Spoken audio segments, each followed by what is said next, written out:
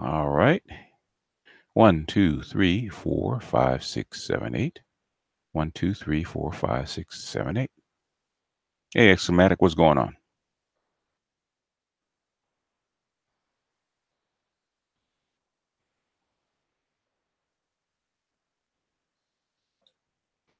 All right. We're in the house. Let me email the link and get that done real quick. There it is. Okay. Software is acting weird.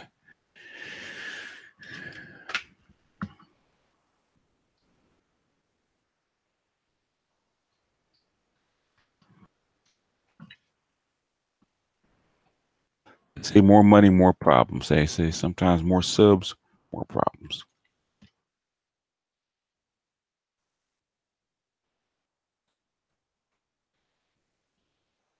All right. There we are.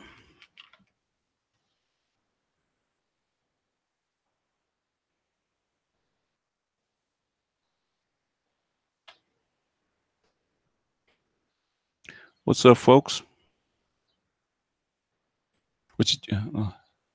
What are you drinking?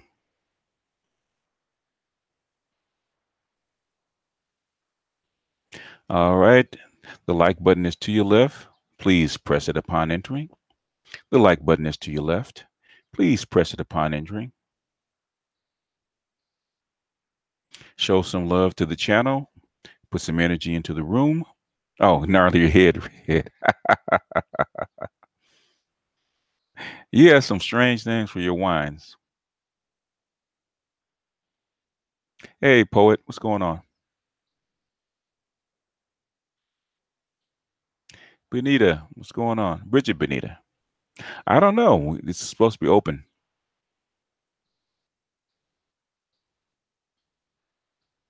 Oh, some Moscato. Okay. Does Moscato taste the same as Moscato? Hey, Taria, what's going on? Haven't seen you in a while. Got a boyfriend yet?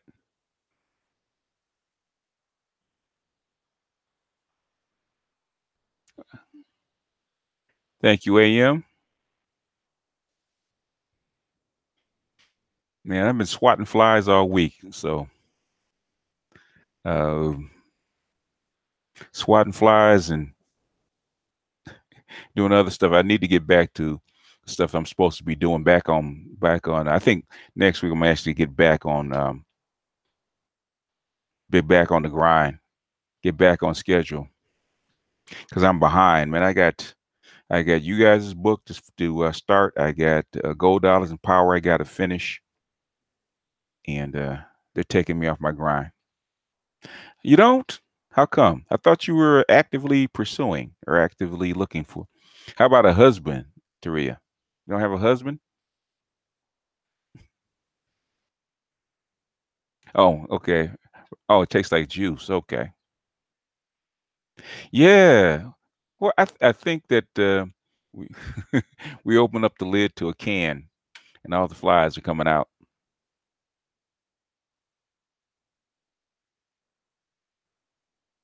But I have to go to the books on these cats because they claim that they're intellectuals, but they every time I beat them up with their own book, they want to come back emotional.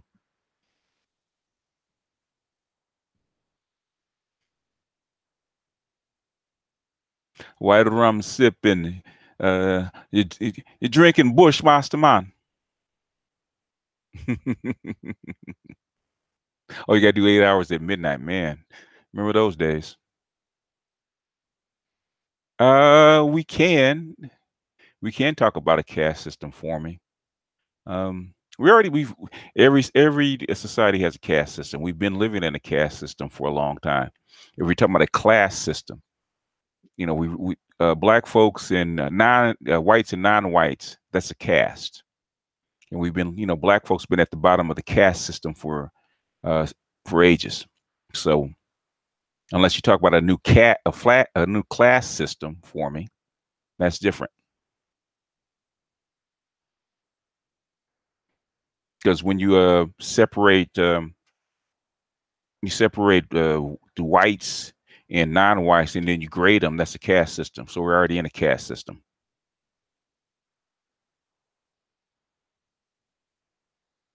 Yeah, it does when you're prepared. But the thing is, you got uh get you all right. So are you dating if you don't have a boyfriend?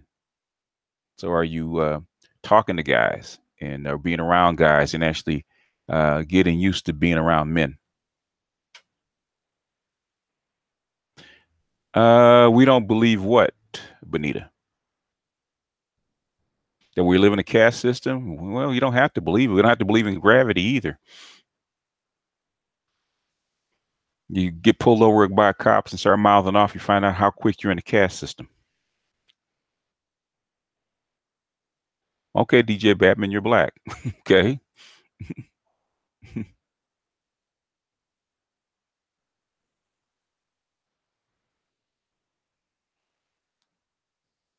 But it's West Indian. What is okay? Oh, you talking to Ray?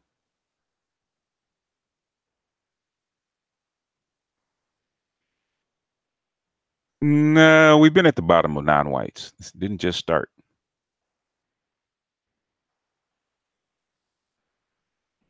It didn't just start. We've been at the bottom of non-whites. Unless you count in the Native Americans that live on the reservation. Even they're not at the bottom. We've been at the bottom of non-whites.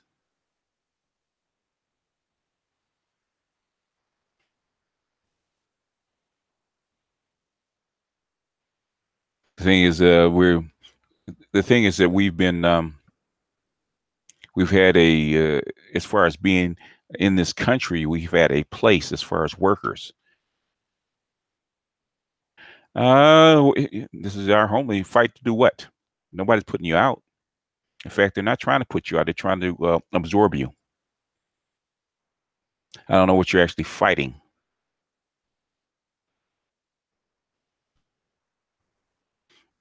Hey, DeAndre, what's going on? Oh, actually, just one.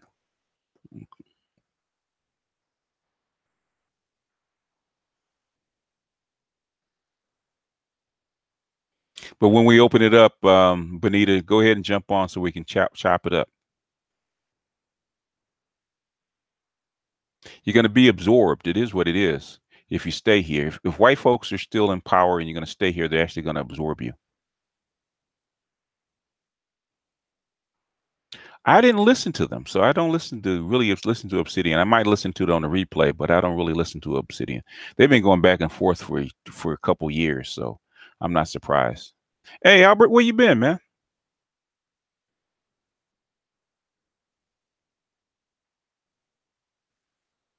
Everybody's gonna be a third world citizen in their own country. Uh, that's that's gonna be in the books as soon as wait for the dollar to actually tank, and then you're gonna see how close we're gonna be in the third world. But that's more like an IBMOR conversation. But if when Char opens it up, email Char for the link, and so when Char opens it up, we can jump in. You can actually talk about it because that's a long discussion. You can talk about anything you want. I don't know anything about the SM Music Festival in New Orleans, but they can talk about it. The people that are in there.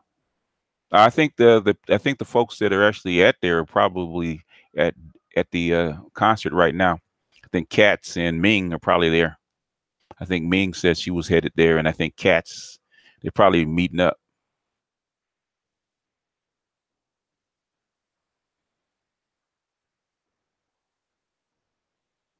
Oh, oh now you're rehabbing it for your mother. Okay, because I know you had done it for you had doing it for your grandfather like a year or two ago.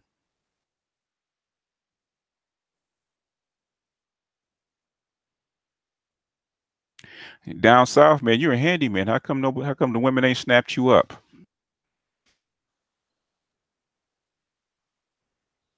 Or maybe you being that player. Any dude was good with computers and good with his hands is never lonely. You know, Uncle Barry's White Society. This is Huckleberry month.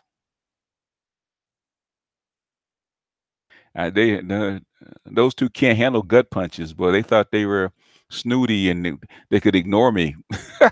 So I started gut punching them, and now all of a sudden, I can't my name. They can't keep my name out of their mouth.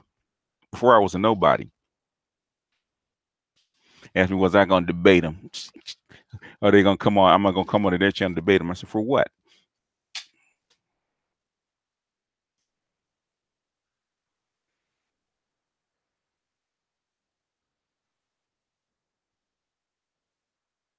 What happened, Albert?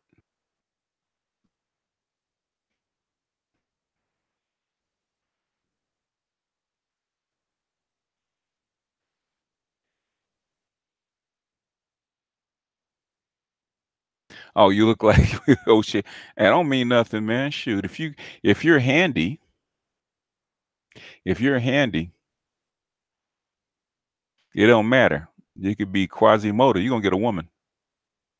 You work on a house. Oh man, if you were in LA, you're in LA, you know how to you were in tech and worked on houses.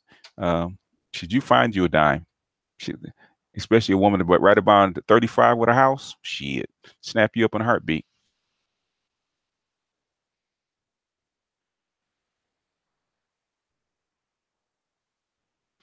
Yeah, the shift has already happened. Well, black male homelessness. What about white male homelessness? It's homelessness. Period. It's all over because the housing is so expensive, and all groups are getting put out of their houses. It's a matter of money. Be just as Monique a beard for who? Monique a beard for who? Her husband or what? Normally, you say a beard, that means a cover for a gay man.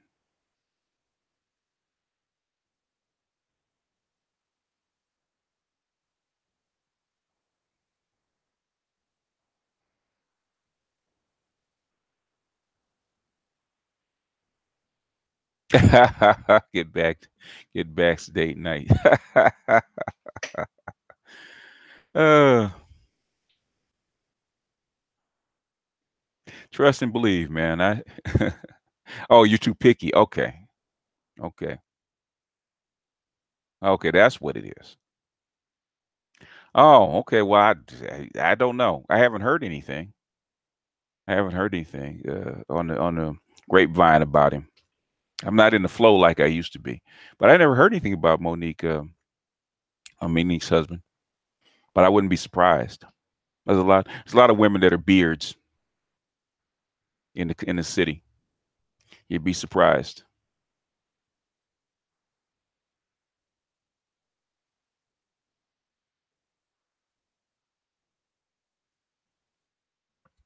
I don't even know really who her husband is.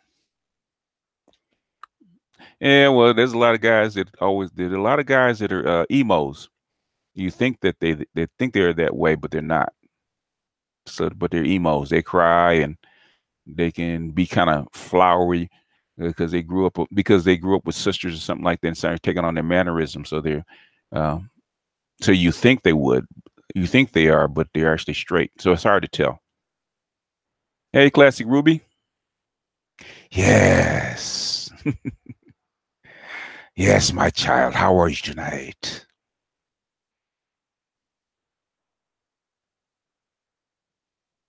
Oh, you got your ratchet. Oh, basically, you got your booty. You got you you got what is she, a 12 to 5 girl? Midnight to 5?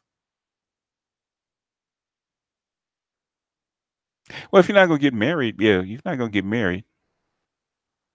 I can feel the darkness rising in you.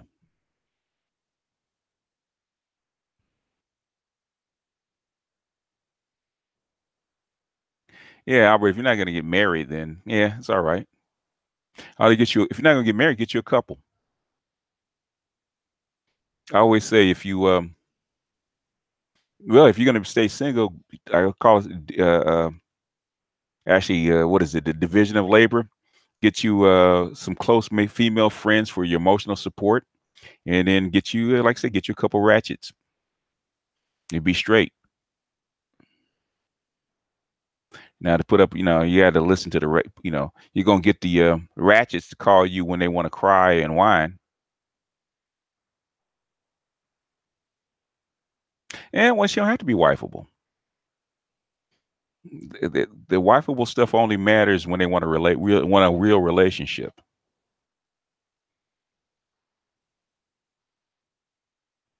Oh, you have 7 females. Poor you. I don't know how you have 7, man. I can't. I can have a lot of female friends, but I can't. I can't have more than 2 girlfriends at a time. And I tried that 3, man. That's a headache. That is a headache.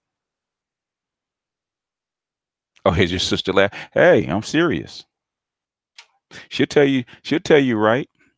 Get you. Get you some good plutonic friends for your emotional support and to hang out with, and then get you a couple of other girls, you know, on the other side, because you're trying to get both of the packages together. And I'm gonna tell you, man, even in a relationship, it's hard to find a woman that can be down for you as far as being your friend and being have your back, and a woman that you're having sex with, because normally sex changes everything.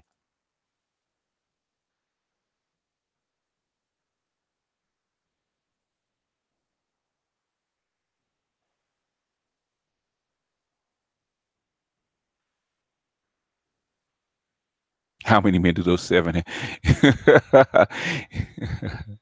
Charlie Willie, it doesn't matter as long as they show up on their appointed day. In fact, if you're gonna have 7 women, it's better that they have boyfriends. I'm serious as a heart attack. If you're gonna have 7 women, it's better that they have boyfriends, because you can't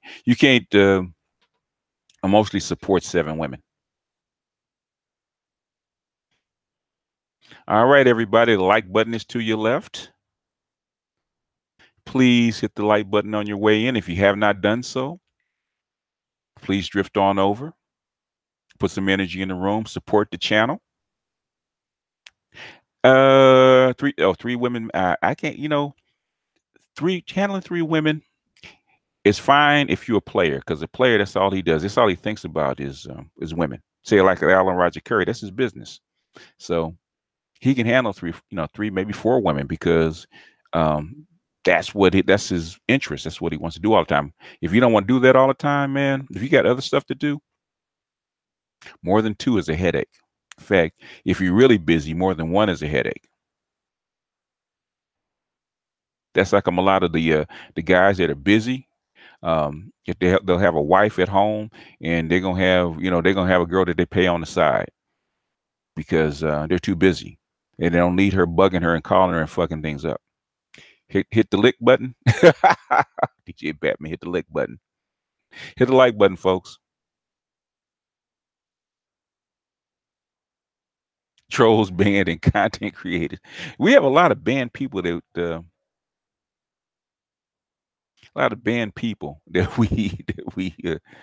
that they still watch. A lot of people that hate. So we probably got some spies.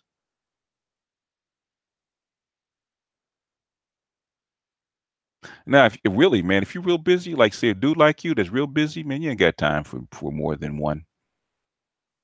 But I would say, since if she's not an actual girlfriend, basically, then you can have 2, man. So when she pisses you off, you got another place to go. Von D, what's happening? Hit the like button on your way in, folks. Hit the like button on your way in.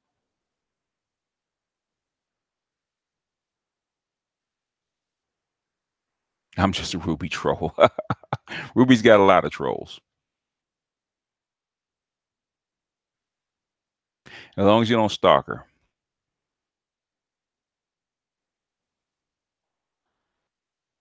Any other questions that you guys got out there? Antoine, what's going on?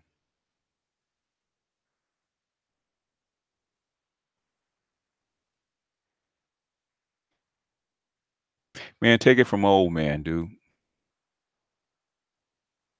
Oh yeah, man, you learn better. You learn better. Hey, DJ Fish Grease, what's happening?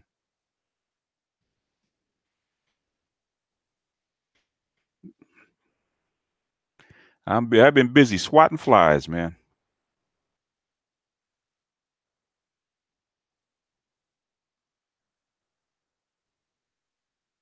If you're banned in, oh, you know, if you're banned, if you type in and you don't show up on the chat, then you've been banned.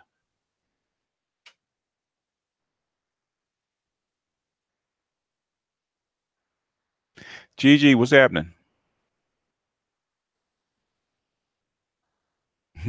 Nisha said, "You're not banned." That's the Gem. That's the Gemini coming out in her. Oh, one of us will tell you goodbye if they're nice.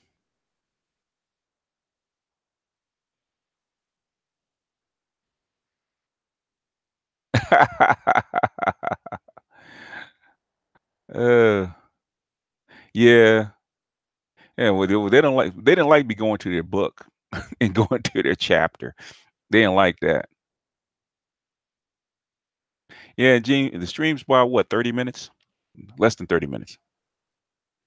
Like buttons to your left, folks. Please hit the like button. Bring some energy into the room. Support the channel. Oh man, you name it. It depends. If good music, so it can be anywhere from classical, because I did play classical music when I was in middle school and high school. It could be always R&B, smooth jazz. Depends on what it is. Straight ahead jazz sometimes. Hip rap and hip hop if it's done right. I'm really particular about rap and hip hop. If it's done right, I'll listen to it. Yeah, it's a good read. In fact, I got to continue my series. Actually, because I'm actually going through the book on my Patreon. So, and that reminds me, I got to go back and start putting up. I think I'll put up the next. I finished the chapter 2, and then I'm going to go ahead and put up chapter 3 and just go through it and put it up because I've been behind.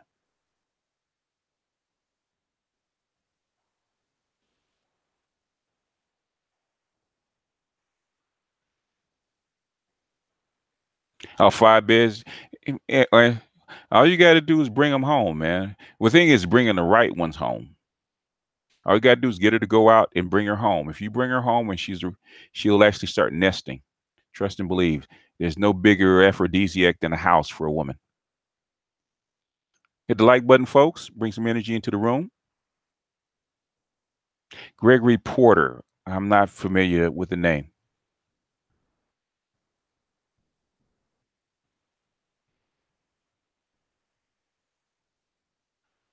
I forgot you were the Mako now. Oh, I remember that.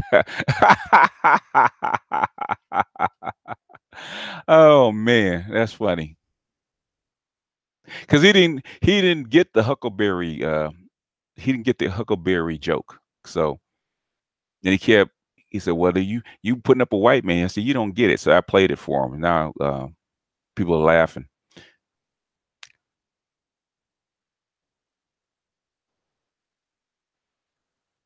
Oh, you don't bring them here. Okay. Oh, you are picky. So that's the problem. You're picky.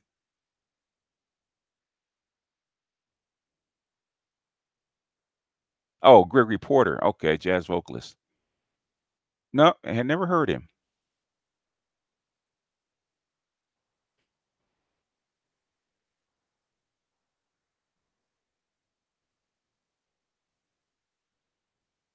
No, he's not. He pretends to be. That's what irritates me. That's what irritates me. If you're gonna wolf like you're intellectual, be one. If you're not, don't, then don't. Because that's what irritates me about some people. If you're smart, you're smart. If you know what you know, you know. If I hate people that blow hard, especially if they think they're smart and blow hard and they're not. It makes me mad. That's what really irritates me. That's what irritates me about him.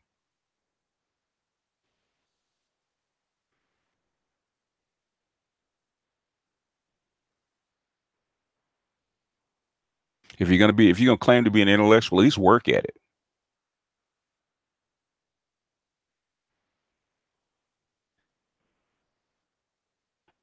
I don't either. Well, I think he's trying to appeal to the women. I think he's trying to, he's like a bad salesman, Kevin. He's got more. He- I admire his work. I don't admire his work ethic. I admire his persistence. Let's put it that way. But he's a lazy hustler.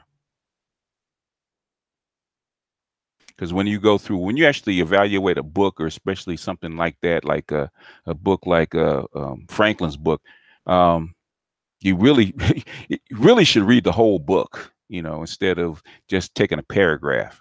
And you have to analyze the whole book, and and that takes work, man. It's a 700-page book. I can understand how come you don't want to read it, because I didn't want to, hell, I didn't want to read it. So I read like three chapters I didn't really want to read because I got other stuff I got to do. You know, my reading load is enough now, man. I got to go through you know, at least 20 articles a day. And then I still have books I got to go through. And so now he's got me looking up shit, man, and reading shit and stuff like that. And as an old man, you get tired of reading sometimes. And then through the day, you gotta read through my comment section and make sure people aren't going nuts. And so it's just I'm constantly reading shit. So, and it just kind of takes me away of stuff that I actually want to get to, like the opioid is actually going off the chains. White folks are actually committing suicide. Man, there's a whole lot of stuff I need to get to.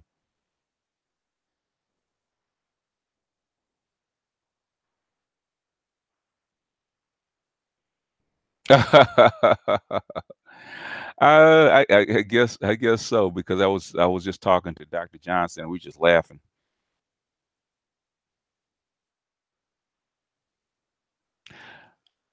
Well, they can't. Dumb people can't play smart if they don't go outside their lane. If when you don't know something, you should shut up, and you should stop. You should not. Um, oh, okay. Do share.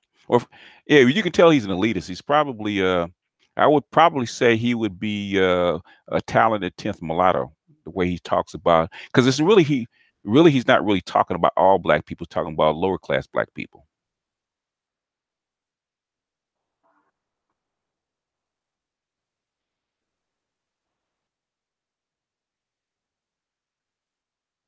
Oh, talented tenth. No, we're talking about E. Franklin Frazier. They wrote the book the Negro Family in America back in 1939. We're not talking about him. No. Oh, hell no. No, we're talking about Frazier.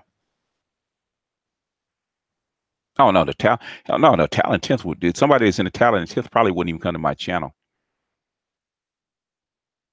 You can ask Ming about them. She's an AKA. She knows about them. In fact, you ask Kevin about the AKAs, they wouldn't even come to my channel. They wouldn't even be bothered.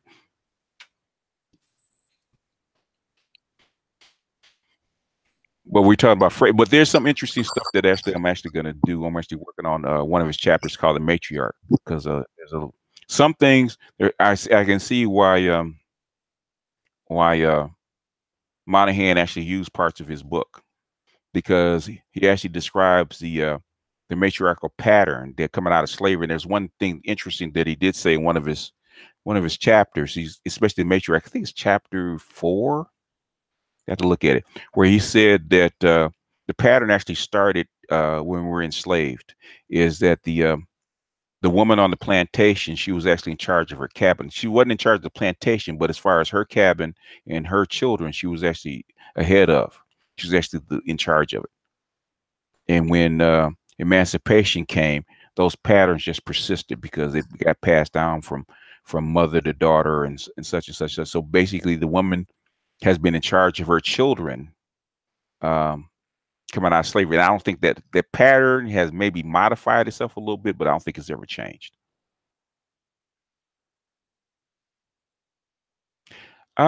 No, we got no, we got female snipers in here. She's not coming through here. Oh no, she'd be. You think the men were bad on her? You think the men were bad? We got snipers in here. Come, come, come, come, come. No, we got snipers. We got snipers. I'd probably have to put down my headphones and close my eyes. It'd be like watching a Nazi get burnt by that by that alcohol.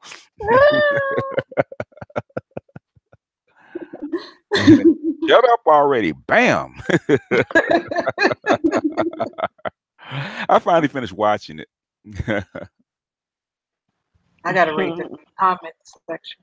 I always like to always go back to that. Hey, uh, ladies, for, for which one? for both when they hot like that Oh, Saturday oh show. yeah. Oh yeah, it was it was crazy.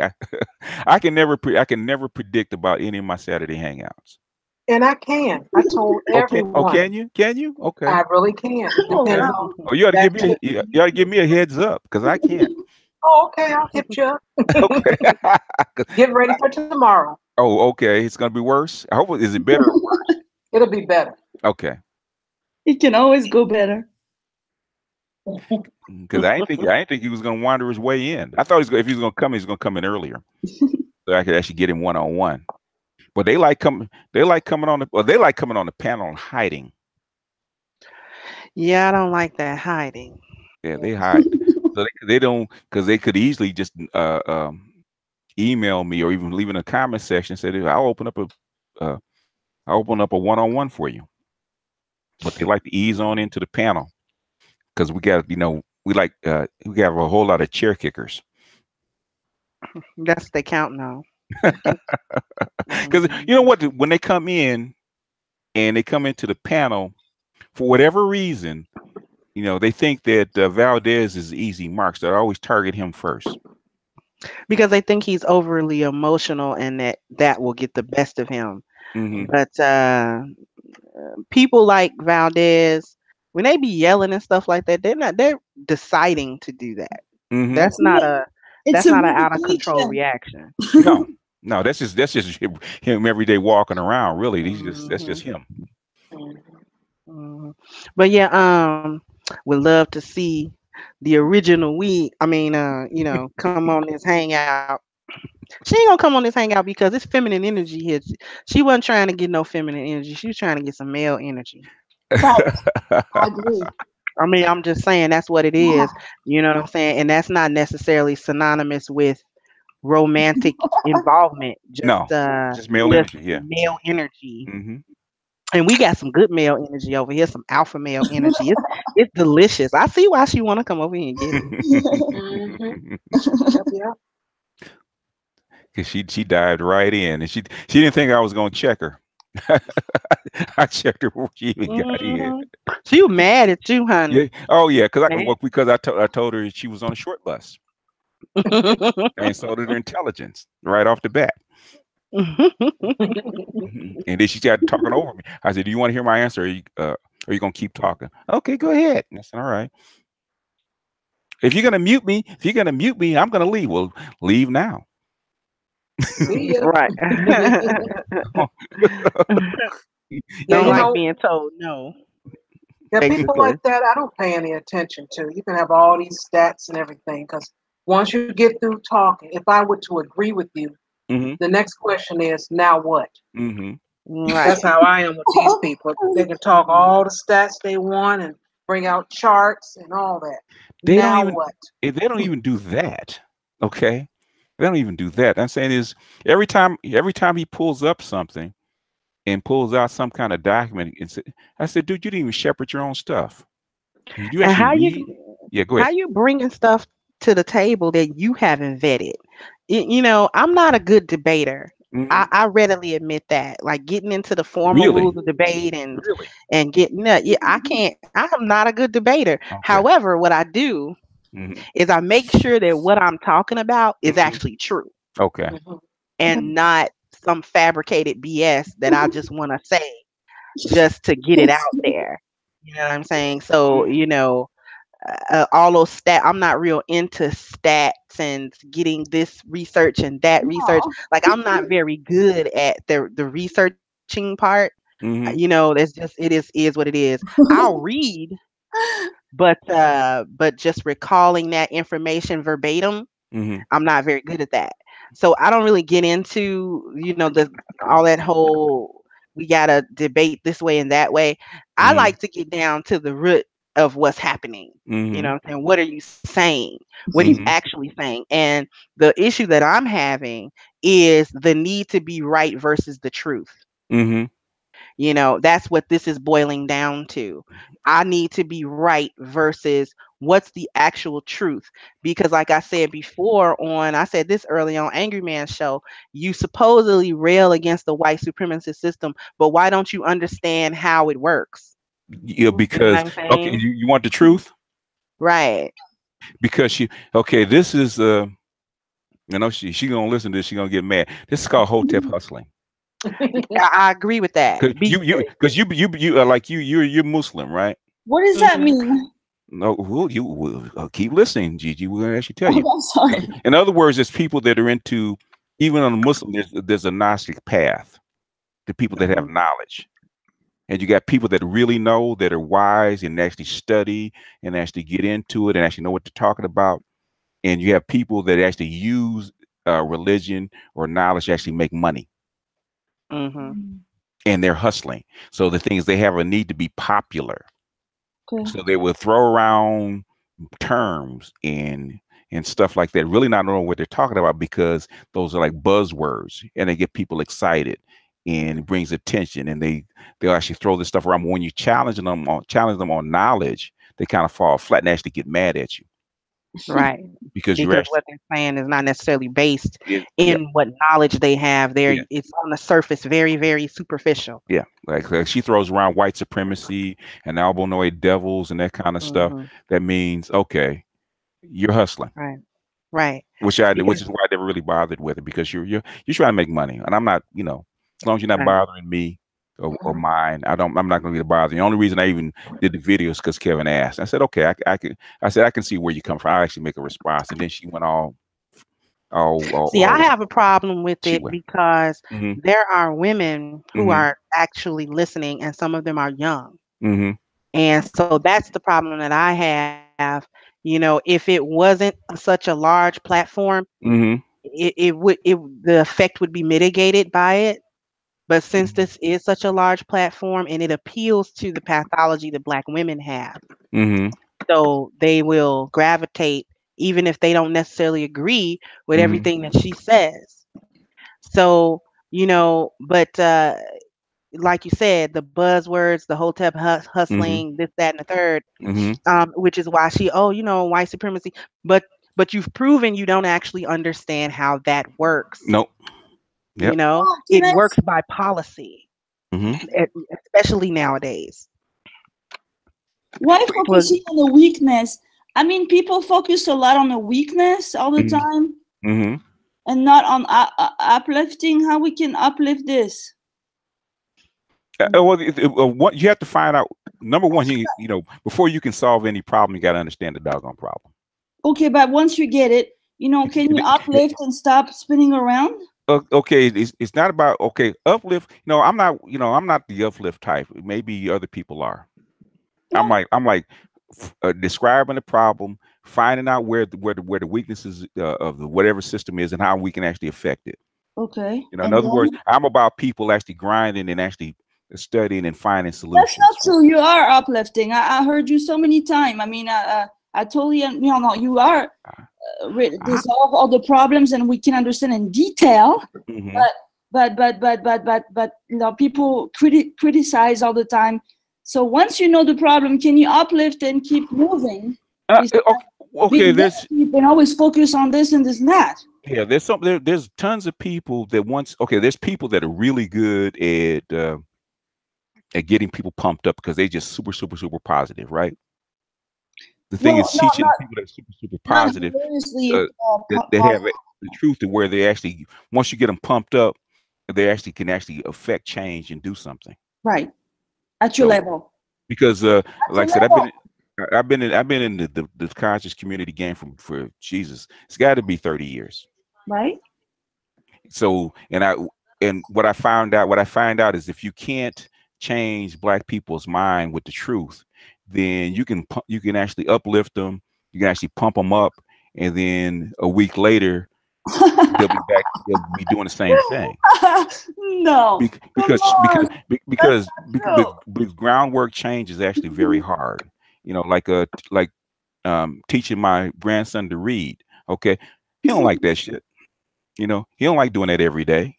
No. And at the end of the day, it doesn't matter whether he likes it or not. The thing is, you got to do the work. And the thing is, whether you like it or not, you got to do the work.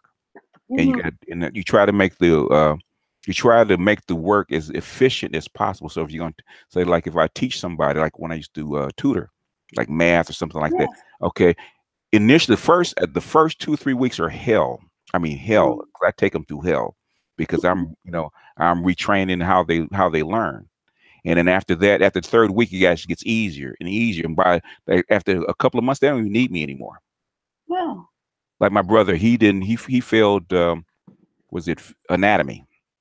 He damn near failed anatomy, and he was failing a lot of more classes. But I retrained him on how to learn. That's tough. And he was pissed for like 3 weeks. But after a month, and he started seeing them grades roll in, he started working the program. And once he started working the program, he didn't need me anymore. There we go. There we go. And which is where you want. This is what you want to do. So when I teach guys how to analyze, I got groups of guys that are actually doing analysis on their own. I mean, actually reading articles and actually studying problems on their own without me, which is what I like. That is a perfect example of being stiff but positive. That's all. You know, I mean, around, at least around you. Yeah. Because I'm about making change, you know. That's what I'm about. I wouldn't even be on here. If you guys weren't changing, I'd be wasting my time. You know, if you guys weren't learning, and I hear you guys, you know, on other channels, I said, okay, I can hear bits and pieces. I said, okay, I can see the gist of it. I said, they're actually, I can see you guys' consciousness actually raising because stuff that you couldn't see a year ago, it's like obvious now. I said, okay. I said, they're coming along. Along, which is because you actually affect change. What I learned from Bloom, you have to replicate yourself like a virus. How does a little tiny virus become dominant? It has to replicate itself. And if I can't replicate what I know with you guys, then it's going to die with me. And it doesn't make any sense. The world's not going to change that way. Exactly. Exactly. I mean, you've got to do something. Even Cynthia G and Amiri, they have to actually read now.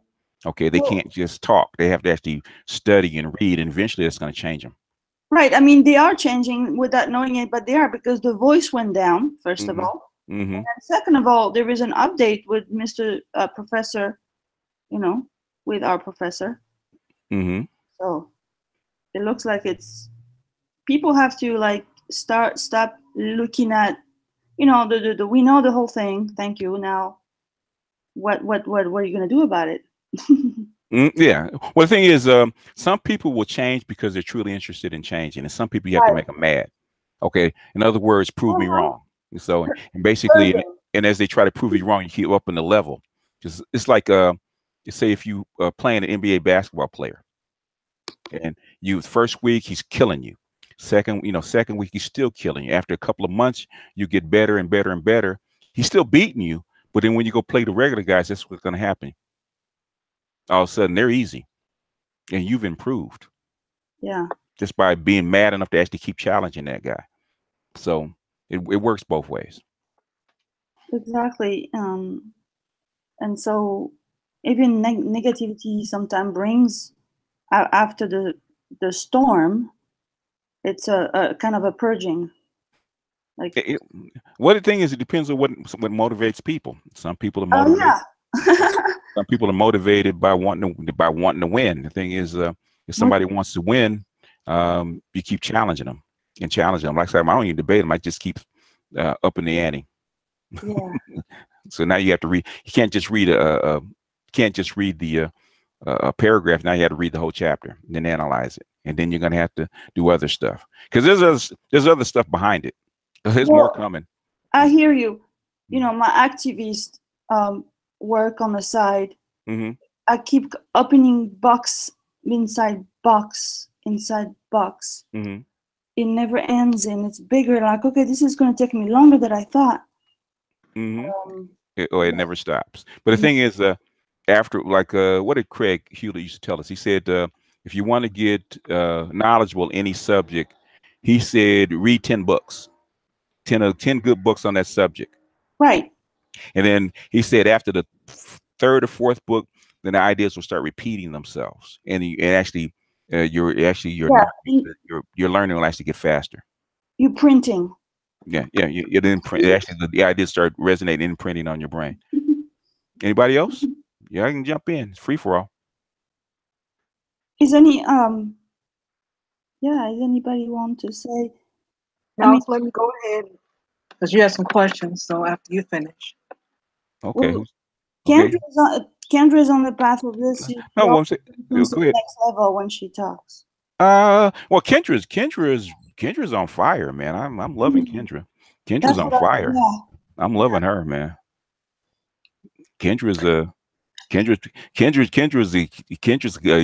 like the sword of Allah, man, coming down out of the mountains, out of the clouds, man. Yeah, silly. Kendra come in like the sword of Allah. Yeah, I come in like a little dove. Kendra don't do that. She come like the sword of Allah. Boom, like Thor with Stormbreaker.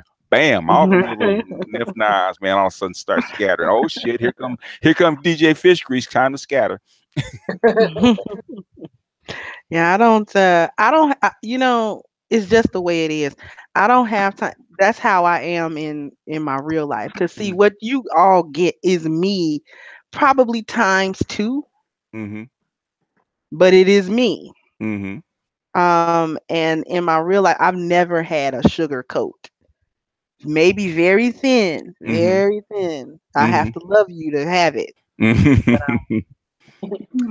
But other than that, I'm just gonna sort of say it. It's gonna be really blunt. This is why my friend circle is very small, because there are not a lot of people that can actually handle that. And that's okay. I've learned to be okay with that. You know what I mean? Like it is what it is. But when I say something, it's gonna be blunt. Not a whole lot of people gonna like it.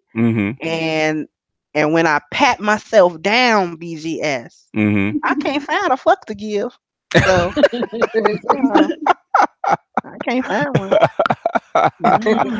Well, you have fuck repellent. Let's put it that way. So yep, find one to give if you repel them all the time. True Seeker said, Kendra, when will you have a super chat? Even when I'm eligible for a super chat, I'm probably not gonna have one because I'm not giving YouTube no money. Why not? Because they take a third. So yes. So does the tax man. Make your money, baby. How much tax? I don't know. I'll let y'all handle a PayPal thing. Like I'll eventually put a PayPal up there. I can do that. Oh man, is it to 30%? No. Because they actually help promote you if right. If you right. They do. and sometimes like me, I know sometimes they would like to flag me, take the channel down, but say, wait a minute, this Negro's making a little money for us. Let's rethink this for a second. They're not as in a hurry to take you down if you. You know what? Let me interrupt you for a moment, sir. Go ahead. Yes, sir. Y'all in these like buttons. I ain't feeling it. Hit the damn dislike button because I know your ass is watching.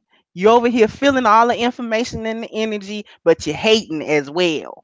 So hit the damn dislike button just so long as you're counted. You understand what I'm saying? Because see, we not actually here. Well, I can speak for myself. Well, I can speak for BGS because he'll give a fuck whether you like him or not. No, I don't. Just listen to the shit if you listening. Hey, Ken, do you think that's a Gemini thing, that Geminis really don't give a fuck whether you like them or not? It might be. Because I sure don't care. I mean, if you like me and I like you, we are Gucci. I will go hard in the paint. If the day comes when you talking about you don't feeling me no more, I will wash my hands of you so fast and go on about my way. Yeah. I think that's why some people don't like Geminis, because we can't do that. We're not going to go back and forth with you. I'm not. I don't have time. Life is too short. Cause I feel, you know what, I feel like it's begging. I feel like I'm Yeah, begging you to be in yeah, my presence. I ain't finna yeah, beg you to be. yeah. I'm fabulous. I'm not finna beg you to be in my presence. Okay? Cause you don't want to be my friend, you missing out. That's all it is to it. Yeah, yeah. Like, thank you for telling me. So, Right. you have a good rest of your life. After You sure some will. girlfriends that I sometimes don't you get. wish you no harm. Yeah, I had some girlfriends quit me and leave and stuff like that, and come back a week later and like I'm like, why are you here? Because they I think you thought you left. playing when you tell them to go. I don't be playing. When I have decided that you are dead to me, Yeah, that's it. Nisha says it's a Gemini thing. Okay. I feel like it is. Yeah. I feel like it is because, I don't have time. Again, I don't have time to beg and grovel all up behind you. Well, are you sure? I don't give a fuck if you're sure. I'm sure. Geminis pretty much like themselves for the most part. Mhm. We're real comfortable about who we are, and we're real about Right. where we're at. So Mhm. we make our peace with it, and after that, psh, Oh boy. Yeah. as long as you don't get on our nerves, we're all right. Yeah. Long as you don't cross the real egregious boundaries, because Mm-hmm. if you cross petty boundaries, Mm-hmm. we'll watch you, but we won't cut you off. Mm-hmm. So you can go on and see people think that's phony. Well, if you that's not, I'm not phony kicking it. It's just that you didn't do the thing that gets you cut off. Mm-hmm. Now I'm not gonna tell you what that thing is, because you fuck around and do it, and then I had to cut you. So so you just do what you do, because I'm not gonna coach you Mm-hmm. on it either. Mm-hmm. Now, what I will do is I'll teach you how to talk to me in the sense of, if you're being disrespectful, that we're not gonna do, because I'm not gonna be disrespectful. Because we can't respect each other, then we don't have to rock, and that's just the end of that. Yeah. You Right. know, I don't Right. play games. I don't play games anywhere. Yeah. And that's relaxing to be with somebody who's so straight. I mean, if the guy is not liking that, then he's a ridiculous idiot. Yeah, because they look well, as far as guys are concerned, Gigi, it takes them by surprise, and they either like it or they walk off, Right. Right. because I don't want to play a game. I'm not playing a game. And Mm-hmm. so they're like, well, what kind of game you playing? None. Because if I like you, I'm just going to like you. Yeah. I don't see the sense in playing coy. Mm-hmm. I kind of like him, but I'm gonna play like I'm not ready to answer the phone. If you call and I like you, Yeah. I'm gonna answer the phone when you Right. call. I'm Mm-hmm. not gonna play phone tag and act like I really wasn't available. I'm available. You know what I'm Mm-hmm. saying, when I want to be. So I will talk to you and text you and all of that good stuff. Mm-hmm. And if you get flaky, then Yeah. you can just flake the fuck on out of here. Yeah. Flake your ass on out. My fiance told me. I remember my fiance early on in our relationship. She said I was calling her too much, right? Hmm. And I said, "Really?" I said, "You really feel that way?" She said, "Yeah." I said, "Okay." And it took 2 weeks later. She said, "How come you haven't called?" Because I'm calling you too I much. was calling you too much. Don't play with me. Yeah, you're gonna get what you want. You can get what you want. Mhm. Yeah. Hey, Miss Regina. Where you been? Where you been, girl? Good evening. Good Good evening. evening, everyone. How you Where doing? I'm doing well. I am doing well. Where I've been a few places. I went to see a man about a horse, and then A real horse? Did you go see him about a horse named Trigger? I don't know. I don't know if I want to actually ask her. Did he but figure no, like a but nigga for with a horse named Trigger, and did you want to ride Did you want right, what you say? him? But no, I was saying, what was his shoe size? what you say? Oh. Enough. That's all we're gonna say. No, y'all stop having me. No, it's Okay. so not that serious. All No, right. Okay. no. But I am the proud great auntie of Mhm. a newborn great nephew. Okay.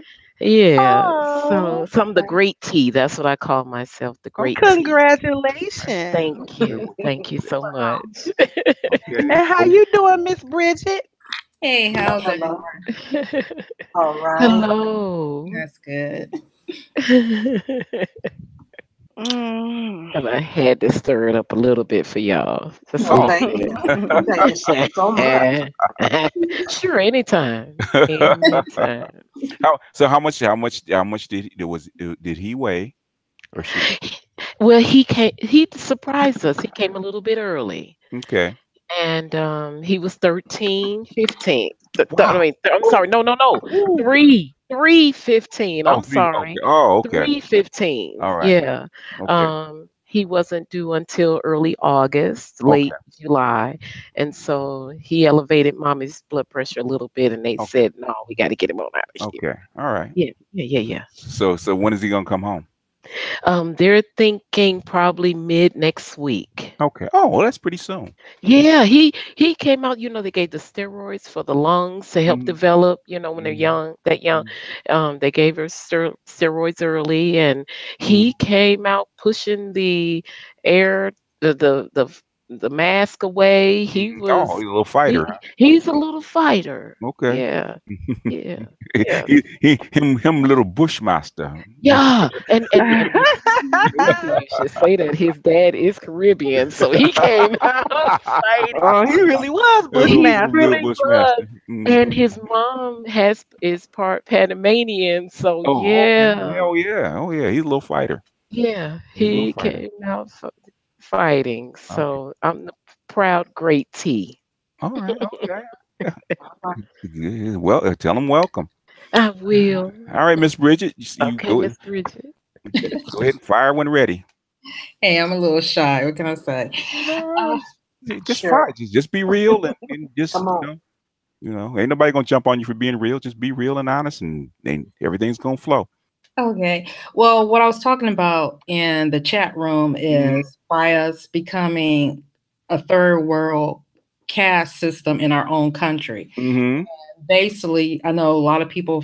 Talking about Well, black. I'm Talking not about gonna say black. a lot of people. Talking Well, about I'm black talking. people. Or you talk? Who you talk? When you say us, what do you mean When by I say us? us, I'm more so, and I hope nobody get offended, but I'm kind of more so Black people that were born in the United States, Hmm. like they say, descendants of slaves. Hmm.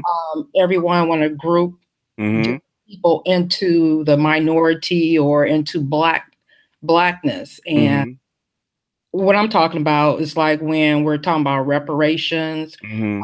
and just like diversity. I mean, it's so watered down now. Everybody gets diversity, and it's Yeah. crazy. Well, there's a reason for that. There's a reason for that. So it's a good reason because I don't see where it's good. The reason for that is because they want to eliminate the black race, period, Oh, not by definitely. killing you, but by absorbing you. Right. And so me and Cerulean talk about this all the time. We're like in the millennials are actually would actually be the second generation of admixture, and the Z's will be the third. And depending on what the Z's will do, whether Hmm. they're actually going to accept the assimilation process or reject it, that's going to determine what's going to happen to the black race. But eventually, they're not going to stop. They're going to absorb you, and they have a push to absorb you. That's like if you notice, they're feeding you all this interracial marriage and interracial dating on TV and commercials and Right. stuff like that, right? Right.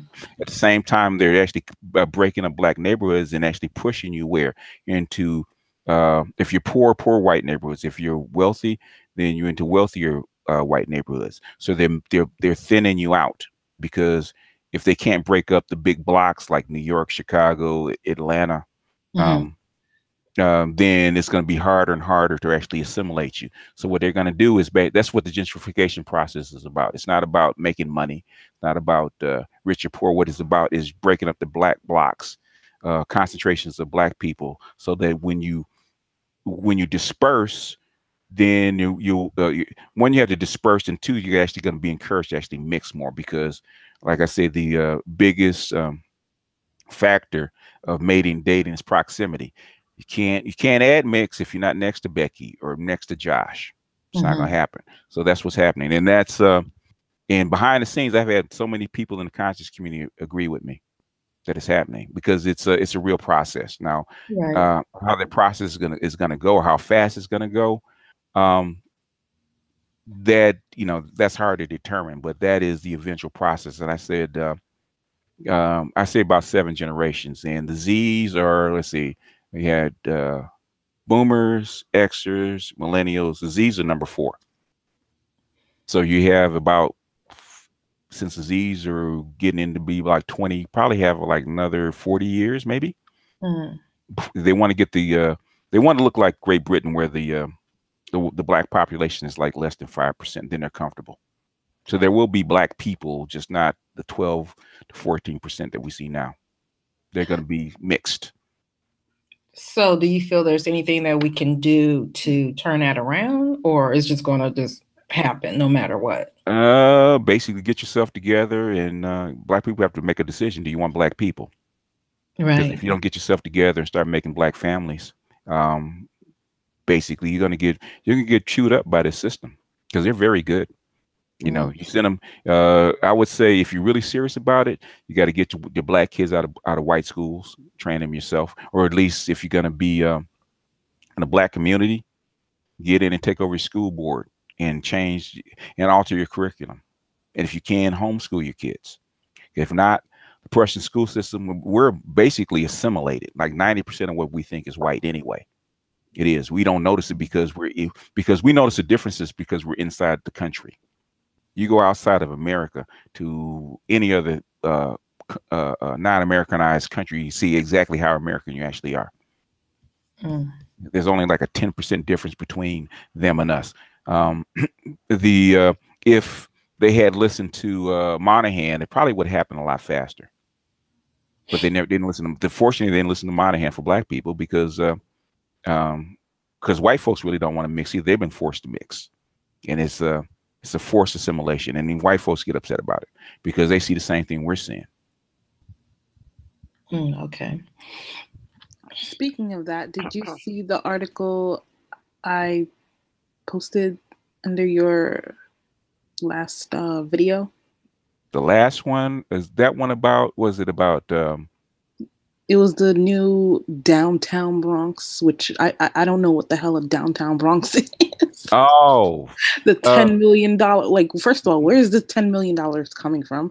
It's coming from the federal. It's coming from banks, and it could be coming, depending on which federal government it's actually coming from. It's probably coming from what's left of what's coming from HUD, because a lot of your HUD grants had stopped because of Trump and Carson, but now they're probably going to resume the process because they've been waiting on that money for quite a while. Because it had, remember that like in 2017 it had stopped, like all this development had come to a halt as far as redoing the affordable housing and stuff like that. Remember that? Wait, are you talking about that article from 2 weeks ago, or the one from? No. What I'm saying is, remember back in 2017, a lot of that redevelopment had kind of dried up a little bit. And now it's back on. It's because they probably freed up some HUD money. They haven't really done a whole lot of investigation. What I'm saying is probably what they're going to do is kick people out, redo all the apartments, the affordable housing apartments, and then it's not going to be for black people only. Of course not. It's going to be for people. It's going to be done by income. Now they're doing art centers. Like, they make it sound so good when they break down. They're not doing it for projects. you. They're not doing it for you. Oh, I know. In other words, it's the so now it's artsy and stuff like that. And people, like you're doing cultural art centers now, and you're creating an improvement fund and swimming pools, and you're out of rich white people. So now you have to encourage lower middle class white people to actually come in. So how do you do it? You got to get the black folks out and the Hispanics, because that's the second largest. Well, even Hispanics. Hispanics is not so much, but it's really black folks because the Hispanics are already mixed. and then Hispanics will mix with white folks. There's no big deal for them mixing with white folks. True, but they're trying to. I mean, they're trying to get him out of Washington Heights too. Oh, yeah, well, they're gonna because they need to get white people in. They need to make room for them. So, yeah, because go ahead. I don't think I sent you that article, but it was on HuffPost last week. Washington Heights is the new Williamsburg. These titles are just yeah. As soon as they change the name, you know they're getting ready to. It's the new Williamsburg, and we know what happened to Williamsburg. Yeah, because hell, where I live, man, 10 years ago it was solidly black, solidly black. You could not find a white person to even come, within like maybe 2 miles of my place. Now they got white people walking dogs at night and jogging, down my street. So it's going to happen. It's just it's going to happen actually faster than you think, because now there's going to be money for it, and they don't have time. Exactly. They did that exact same thing with Cabrini Green in Chicago. Moved everybody out, gave them vouchers if you were on Section 8. If you didn't want to go, you didn't get a voucher. And now, and this is fresh for me, because now my home church that sat in the middle of Cabrini Green, when they would show the Good Times camera, and there was this big steeple church there. That's my home church. And now they're about to sell it, because even though they tried to get it in the initial round of tearing down Cabrini Green, had it labeled as a historical landmark, had the church labeled as a historical landmark, but now it's being sold, and I think the AME Connectional Church is okay with the sale because of the amounts. No money, yeah. And so, yeah, I'm sorry, go ahead. No, I was gonna say, plus they see what's happening in Oakland and places like Los Angeles and San Francisco, where you have a traditionally black church. Yeah. Then the cops are going to have to start harassing you about noise and that kind of stuff, making black people feel uncomfortable. And they probably just want to accept the money and actually get out in front of it. Give us enough money, we'll go build it someplace else. We'll go someplace else. Yeah. As even our Caucasian, even the residents. Well, the last time I visited my home church, even the Caucasian residents started coming to visit. Now that you mentioned that statement, it's like maybe they were, saying, okay, they keeping up a little bit noise over there. Maybe they were on watch notice. But they're talking about selling it and tearing it down now. Yeah. Go ahead, Gigi. I disagree. Oakland has a lot of progressive black schools. They have slang poets, music, all the parking, the bus, the door, and the security is black. So how long can they hold out? They're doing very well. It's part of the landmark, or whatever you call that. How long can they hold out? The cookies and the railroad is another story. The thing is, okay, it's more about class than caste. In other words, they don't care. They don't care that you're black. Exactly. Can you afford?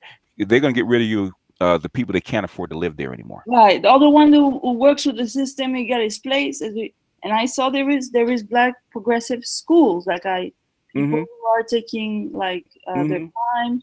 There is classes in community college, Berkeley and Oakland. Now there is a lot of things, and there is also a lot of a business, black business. I hired somebody actually like that, because I'm into helping other race. I'm done. So I mean, there's going to be boutique restaurants and stores and stuff like that.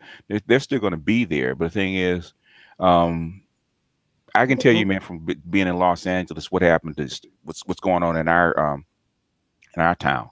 Man, it is so fast. I mean, the change is so fast, and then what's gonna happen is that you're gonna get into if you don't move fast enough, then they're gonna bring in the police, and then if that doesn't work, they're gonna bring in homeless people and stuff like that. They're actually gonna put all that stuff in your area and encourage you to actually move.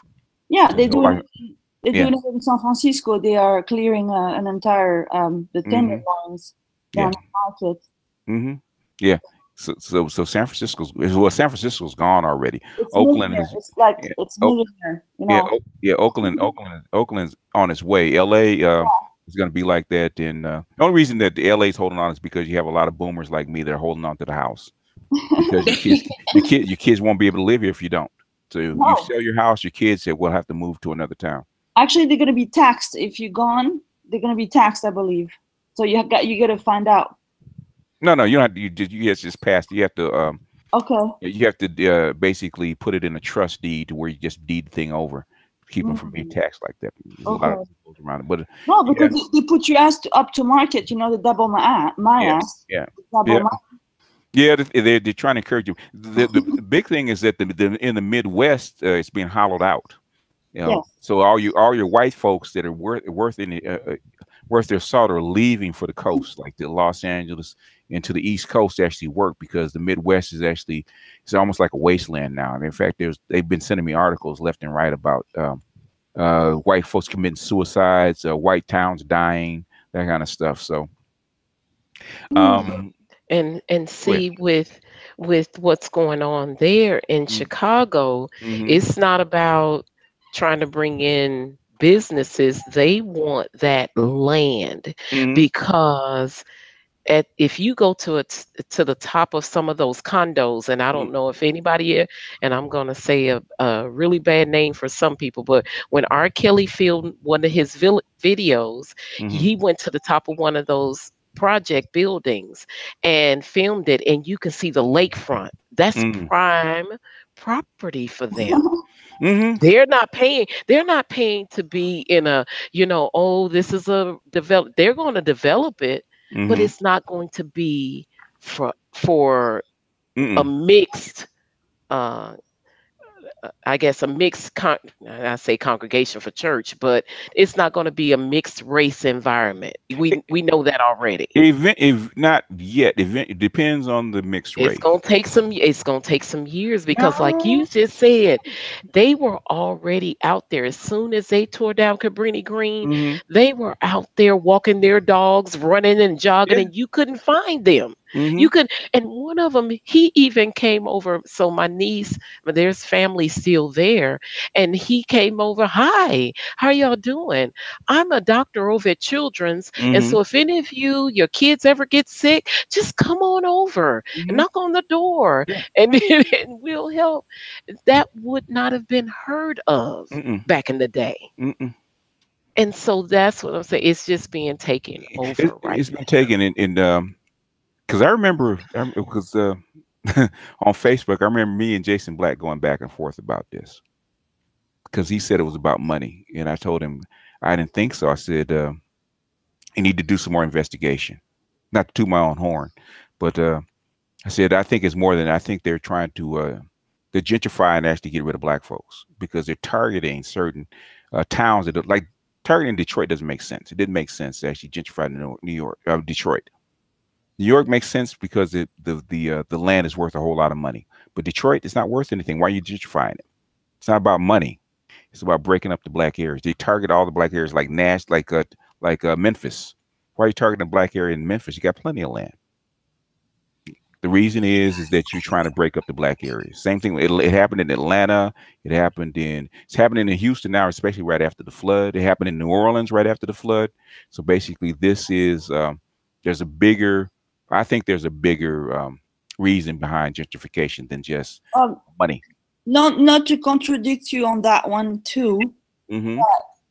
I noticed, like from here, a lot of people are buying, like, because I follow in the real estate business, I follow a lot, and I follow this area, and it has a lot of potential because it's going to flip because the population is growing. You talking about Oakland or where you talking about? Illinois. You're talking about Chicago. No, I'm sorry. No. You just said that. I have a whole. Oh, talking about Detroit? Detroit, sorry. Yes, Detroit. Yeah. Oh, yeah. It's rotating because the class are changing, so some people cannot afford and they start moving. There is a growing population, so we end up like I see a lot of people who buy real estate there for the old days. So the real estate is really kicking. If you go on Google and start looking at real estate, you understand what I'm saying. Yeah. What I'm saying is the real estate is going up because there's money coming in, Gigi. There's money coming in to invest, like Baltimore. When money starts coming into the area, right? People are moving. People are going to move. If you're going to upgrade the area and turn it into this snazzy place, naturally people are going to move. But the thing is, money has to come in first. So it's not the people coming first and then money comes in. What's happening is the money's coming in and now people are coming in. They buy properties. If you follow and you actually go on Redfin and you follow the market, that people are buying crazy. It's flipping. I know that for a fact. Yeah, but it's actually if you look it up, it's called HOPE VI or Hope 6. It was actually passed under George Bush right after the LA riots. Oh, no, I don't know what that is. Sorry. No. If you type it in, it actually come up. It's actually a HUD bill that was passed in 1992. Okay.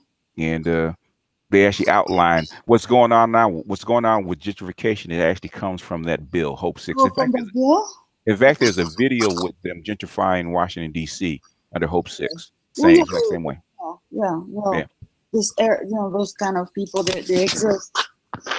Yeah, it's probably I probably could do like maybe 50 different documentaries. That would be awesome. I want to take time. I never met the. I never heard about. Thank you. Yeah. Well, it's I look where people don't want to look. That's where I like looking. Geminis are nosy, so we like looking where people don't want to look. Like what's over here, which gets us in trouble. It's under the couch or far away in a box under the somewhere in an old box somewhere with a lot of dust on it. Yeah. So nobody. This box ain't been open in 50 years. Oh, well, what's in there? Yeah, what is that? That's a Gemini. Only a Gemini. Yeah, only a Gemini. That's true. You have more questions, Bridget? You're kind of quiet. Now, isn't it true that most investors are buying up homes now, more so than homeowners? Yeah. Because they're trying to do it now because the interest rates might spike up. So they feel a wave coming. So they try to ride the wave. Sometimes you get investors that are ahead, and as you get closer to when the ride is actually going to stop, you get more and more and more. You can actually tell when the peak is coming because you get a mania or a craze right at the end. Okay. So we might be, I don't know whether it's hard to predict it, but you probably get into the end of the cycle. Yeah. If interest rates go up, then the price of the homes are going to go up, and then the earnings will actually go down, and people can afford less. And somebody's going to get caught holding the you make money. Yeah, holding a bag, or the music's going to stop, and there's no chair. Because I was reading, I forgot what neighborhood it was, but they had voted to put a cap on investors coming in because they were upset because they said that rent don't keep up the property as the homeowners do. So from my understanding, they put a cap on how many homes that could be bought by investors. Yes. Yeah, because when you raise up the rent, and to maintain a city, you need workers, right? You need people, you need workers, you need folks, right? Right. What happens when you raise the rents too high? People can't afford to live. What are they going to eventually do? They're going to go elsewhere because they have to, out of survival, and you're going to depopulate your area. So if you have like California is a little different because of the weather, and you have this big long coastline, and you have this big tech industry. So California is probably an outlier. Santa Clara, all the way down to Santa Cruz, is full of Asians and Hindus. Oh shoot! Down to Santa Cruz, down to damn near San Diego. Who you think owns like half of Orange County? Oh yeah. way before the Chinese bought up. Is Cap Town still black? Huh? Is what? Cap Town. Cap Town. Yes. Where's Cap Town? Oh, I'm sorry. I must have said it wrong. It's next to Los Angeles. I'll find it on the. Compton. Compton. Compton. No, Compton is Compton. Hispanic. Compton is Hispanic. No, Compton hasn't been black. Hasn't been black. It hasn't been majority black for like 10 years. Compton Yeah, and the Hispanics and Tiffany Haddish, and that's it. They're the only ones that are over there. no, what it's saying is, what happened with Compton is the crack era, because Compton was a nice, uh, quiet black town until the crack era came in, and Right. in the '80s, in the late '80s and Oh, it's early '90s, cracking. yeah, a lot of your black homeowners actually moved out and All moved. the OGs. We moved to the suburbs, and then the Hispanics filled in that gap, and now the Hispanics are actually being pushed out of Compton for white folks. So it's interesting. The only Yeah. thing that's keeping Mhm. Hispanics in LA and some of these areas is actually Hispanic drug money, because they're buying up the houses and refurbishing them and stuff like that. So they're actually washing their money that way. And it's amazing Hmm. that our African Americans are still able to hang in Oakland. I'm serious. It How just because can they're you? now building a new stadium. They're trying to push them out, but Hmm. they're Yes. hanging in there. Yeah. Yes. They're They hanging in are. there. You know how they're doing it? The same way they're doing it How? in LA is because the millennials are living with their parents, and you're living more than one family to a house. Yep. And they have I, the Only way swag. to do it. Yeah, So it's the only way to this. Because my kids, if my kids weren't living with our group, because we we we have like, three houses, and they kind of plant themselves in one house or the other. And same thing with the grandkids. If it wasn't for us, they wouldn't have a place to stay. So exactly. I think you're right. mhm, Yes. yeah. Yeah, you know what? And it's funny you should say that because a friend of mine, the family is still holding on Mm-hmm. to the grandma's property, Mm-hmm. that's there. Mm-hmm. And they're trying to rotate family in and out that'll Yeah. try to live there just so to keep the property, not Yeah. necessarily, it may not be the best house to live in, but You it's hear? something to Yeah. keep that property. Yep. Yeah. Yep. That's Yeah. what it does. And the black folks are doing. Before, black folks would take the money and run, but now they're not doing it because they know they have to look out for the children and the grandchildren. Because if you sell a house or lose the house, Yeah.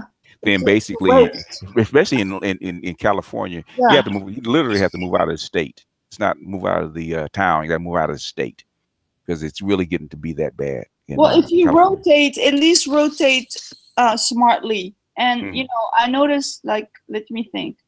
For example, San Antonio, it's a nice place to rotate, in my opinion, because the properties are fun.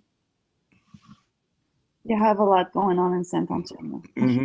Yeah, I know there's a big project going on in Chicago, right? Oh, and Just started. Chicago as well. Just Yes. started. They just started. Uh, I think they were just breaking ground for a new project in Chicago somewhere. Yeah. There was other place to rotate. Like, there was really nice places. Like, I can't believe how much you can buy No, for. yeah, you had to go. That's like a lot of people migrating back down south because the property's fairly cheap, and they still have family down there. Georgia. I heard everybody loves Georgia. Yeah, because of Atlanta, there's a lot of jobs still going on in Atlanta. Yeah. The mayor, he's been selling parts of the city since he got in office. So What's in projects Atlanta, all Where? in Atlanta or in Chicago? Chicago. In Oh, Chicago, okay. oh, Because talking I was about going to say Atlanta got an African American. They have a sister mayor now. yeah. Hmm. Yeah. I think in Chicago they're just waiting for Mm. the little knuckleheads to actually kill each other off, so they can actually sweep it up and actually push people out afterward. But Yeah. Obama take care of Chicago, I heard. So yeah, he's the boss. Oh. Oh Oh. man, not really. I mean, I don't. Well, I'm not. I don't live there. I don't know what kind of boost they got when Obama was in office, whether they got one or not. He's through in a socialist slash library, something like that. Very socialist. You know what? Um, he's an American president, and he's a neoliberal just like the rest of them. And Neoliberalism, you think so? yeah, so you won't get into the office without being one. Okay, especially being black. If you're a black man, you didn't play the game. You're not getting in that office, not within sniffing distance of that office. So True. to say that Obama is not playing the game, I think he's a free soul. This guy. I'm sorry. This is how I feel about Obama. Whatever. Well, you know what, sweetie, I voted for him I love twice. Obama. He's my. I love Obama. I love having a chocolate president, but Exactly. like I say, I am an amoral pragmatist. Okay, he is who he is. Right. I love him to death. I will. He's probably a nice guy. Yes. He's probably a nice guy, but it is what it is. Nice guy. I love how he danced when he went to Jamaica and Africa. You know. He's very charismatic. Yes. That's the Leo in him. Yeah, it is. That's very true. He's very charismatic. He's probably a really nice guy, but you don't get into that office without being without playing the game. And if you don't play the game, Donald Trump got lucky. Well, all those men does plays a game. You know, when you're there, you or I, if we go there, we're gonna have to play the game. You know, it's. I mean, it's hard. You know, it's hard to really wrap your mind around it. How tightly controlled this political game is, especially when you get up that high. They are not going. They're not going to allow a $60 trillion country to actually be handled over by some dude that don't know what he's doing. Even Donald Trump had to have a certain amount of cachet to actually get in. Otherwise, they'd have put a bullet through him a long time ago. Well, I like his humanistic. He's very humanly. He says, you know, I can't do it if you don't do it yourself. Who's that? Obama. He was more like open. Okay. The thing about Obama said this. I wish I had kept the articles. Obama said this when he first got into his assistant. His assistant first got in. This crew first got in. They started looking through the books and looking at the papers. It said because the Bushes had kind of left a mess, right? The country in a mess. Yes. And oh yes. And the assistant said, "Boy, this is a real mess that we got to handle." He said we wouldn't be here if it wasn't. In other words, Obama basically more than just the people in the United States pick Obama. Your G20 actually picked Obama. They didn't want another white guy. They didn't want a Hillary. They didn't want a McCain. They wanted somebody that was outside of that cabal. So Obama was their guy. And if I do believe if they allowed him to run a third time, he'd won again. Oh yeah, no, I'm like, no, I don't want anybody. I want him now. No. Yeah, but the thing is, there's stuff that has to be done, and only certain things can be done under a Republican president. He gives me he has a lot of good energy, you know. I know that's why you think he got elected. And he's intelligent. Yeah. He does. You don't have to put him in front of a prompter and pray that he reads from it. Not stuck in his then pray that he reads from it and doesn't deviate. He's a Harvard trained lawyer. He is intelligent. You wouldn't have to worry about that. And whatever question that came from the audience, you could trust and believe that he could navigate his way to get to the response everybody wanted to hear. He has gone to nothing but elite schools his whole life. He didn't just come out of nowhere. But he has his own style. I don't care what anybody tells me. Gigi, we'll have to talk one day just about Obama. Okay. There's a lot of reasons why Obama went where he went, and there's a lot of reasons why he went to Reverend. Obama did not know how to be black. Okay. Well, he did it well. Whatever that said. He was very well trained by Reverend Wright. Reverend Wright is a high level Mason. His mentor. If anybody in Chicago knows about Reverend Wright in that church, he's in Chicago? Right. Oh yes. Reverend Wright. The Reverend Wright is no joke. Can teach you how to deliver. You will have everybody in your hands by the time you're finished with your last statement. He's a high level Mason. He's a high level Gnostic. He's connected with the University of Chicago. I see. He's not Reverend Wright. Obama was sent to Chicago for a reason. It's not he an accident. started in Chicago. Yeah. No. He didn't start in Chicago. He went to Columbia. He went to Harvard. They sent him to Chicago for a reason. Okay. He's been under Reverend Wright's tutelage for like 20 before he actually became president, like 20 years. All this does not matter. At the end of the day, he did a good job. Yes, it does. Oh, it does. Okay. Well, it depends on depends. She's on board. I'm sorry, BG. She is on board. It depends on what side of the drone that you're on, sweetie. Okay. He's an American president, and I like the dude, but the thing is, he is who he is. I don't have any. I've never seen somebody doing such a good job. I mean, I've been here for almost 20 years. I don't. Okay, Gigi. I'm gonna leave it alone. I'm gonna leave it alone. For one time, I could make my pick on the ground. You who? My pick on the ground. Like my flag, whatever. Oh, plant your flag. Okay. Yes. Okay. I mean, like I said, I voted for the dude, and I voted for the dude twice. I actually voted for him before I actually went to Africa for the first time. So I voted for the dude. I know we actually spent a whole year analyzing Obama, and half my think tank didn't like him. Okay. But I said it doesn't matter because he's gonna win anyway. He's gonna win twice. Don't matter. That's like Hillary's upset because she doesn't have what he has, and they needed him. Well, Hillary is a Becky, so yeah. No, she could be. Even Becky's have charisma. Sarah Palin had charisma. Hillary didn't have it. She's a freak. I heard that I should never. No, I'm not doing Hillary. She is that, but the thing is you could tell there's no goodness inside of her. You can just tell. You can feel it.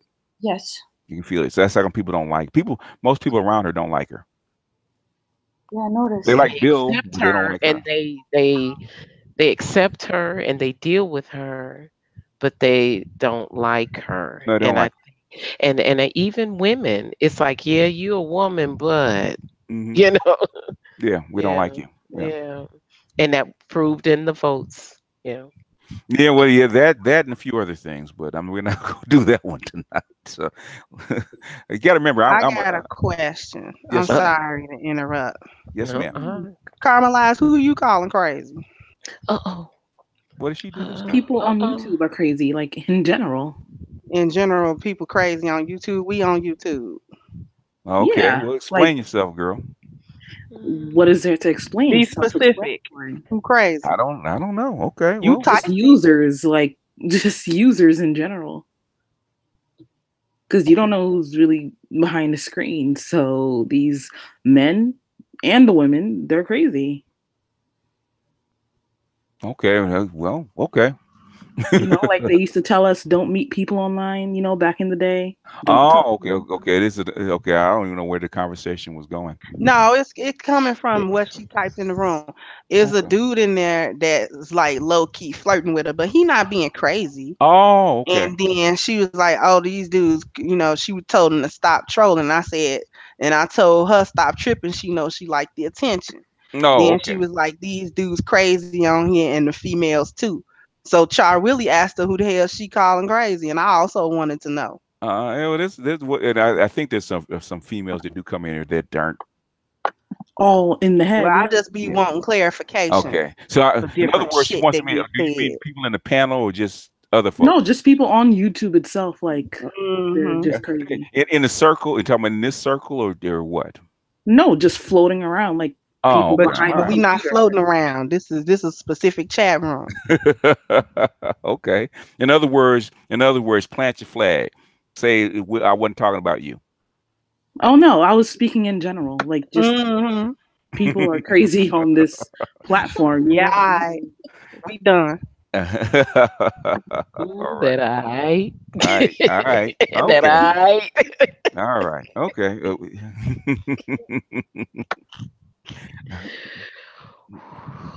All right.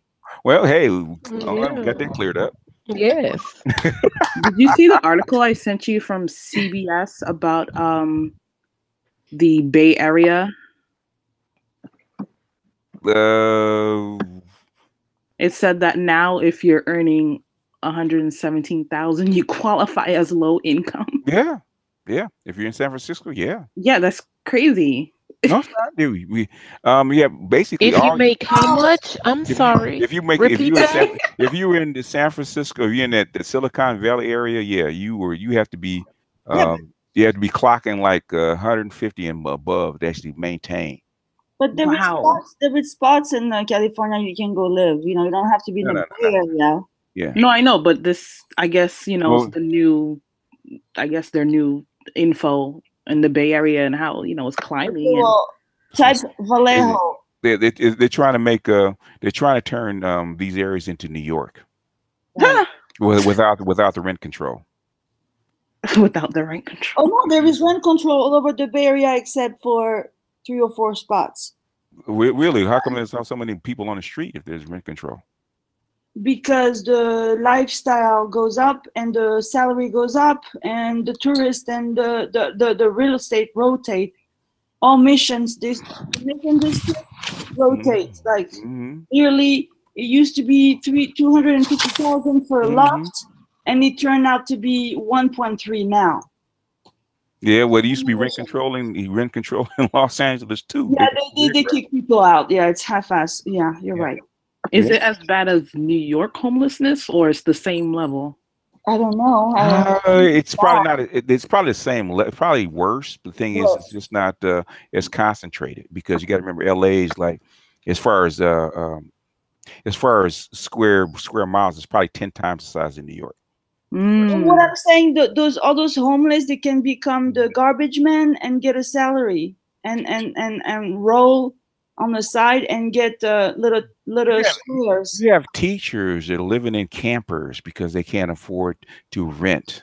But I mean, you can really organize those people, but everybody's lazy and doesn't give a shit.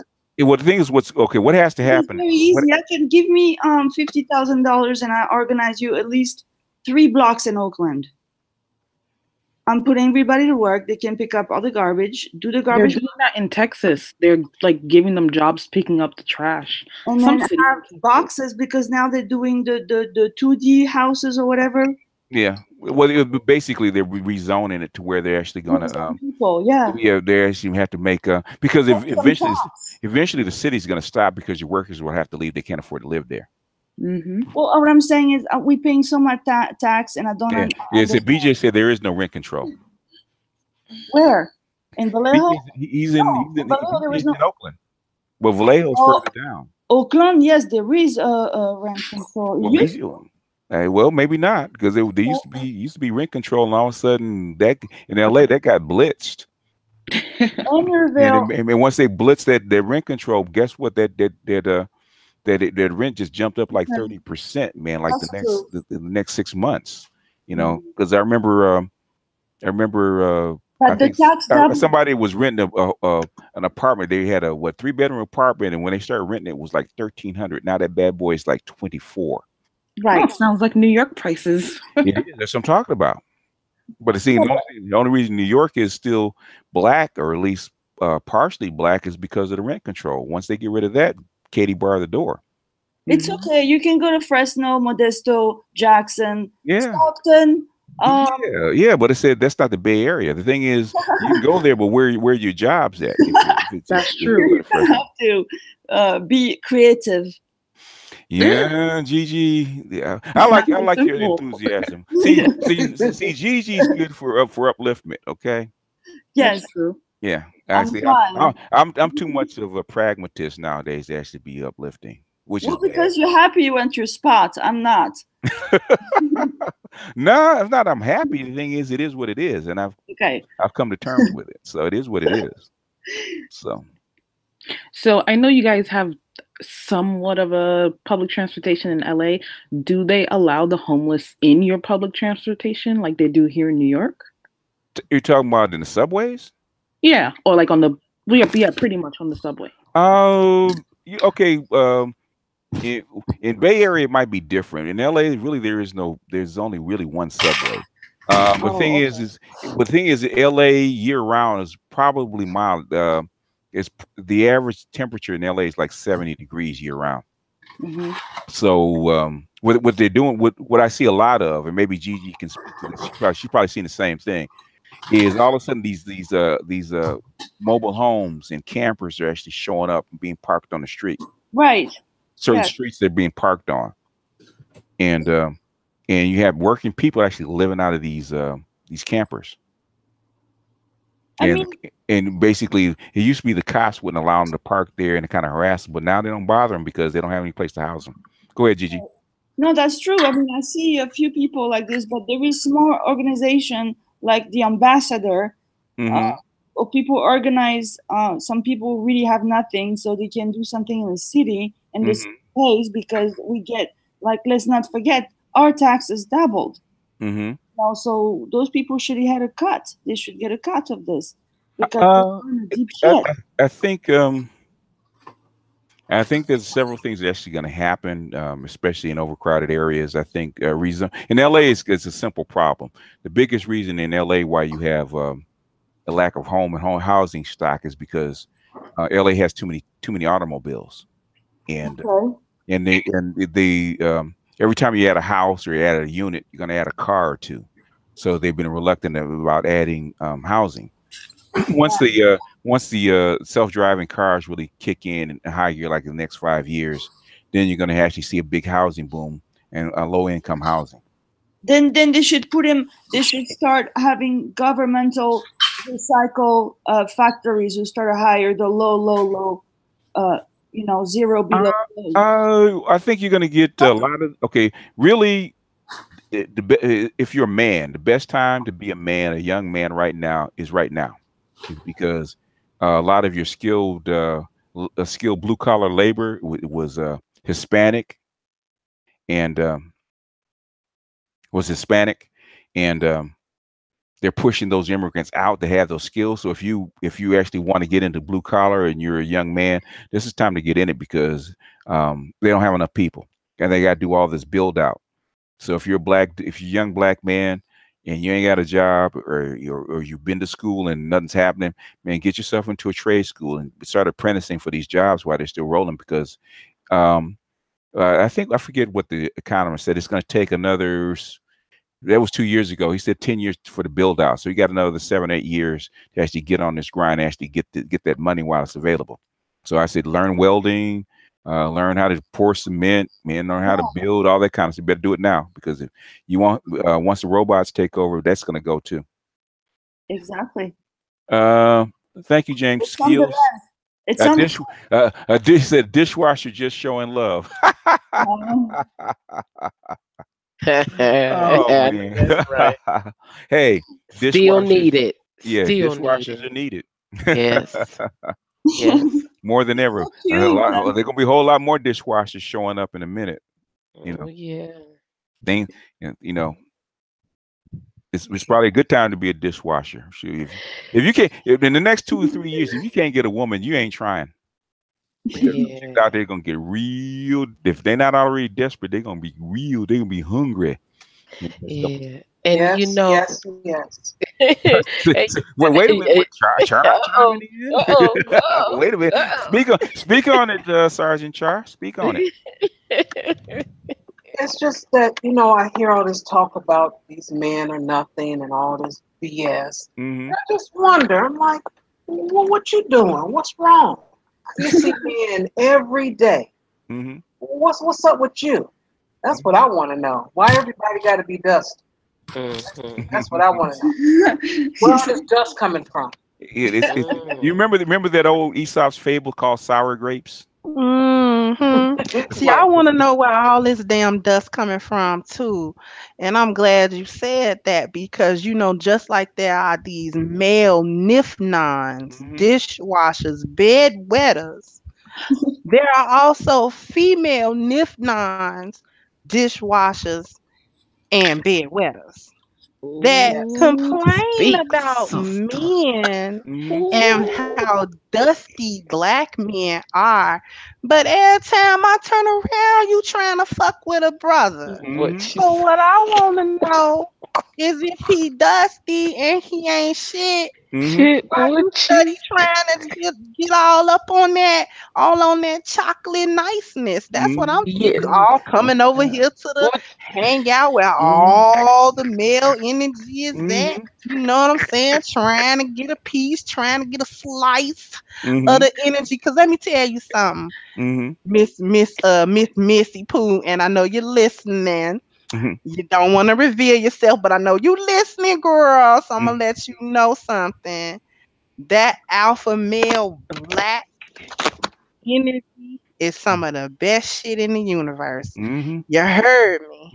And I know why you come over Oh, here, because you just trying to yes. get a little bit of your biscuit and sop just a little bit of that A syrup, little girl. bit. I know you just Jesus. want to sop a little of that syrup, girl.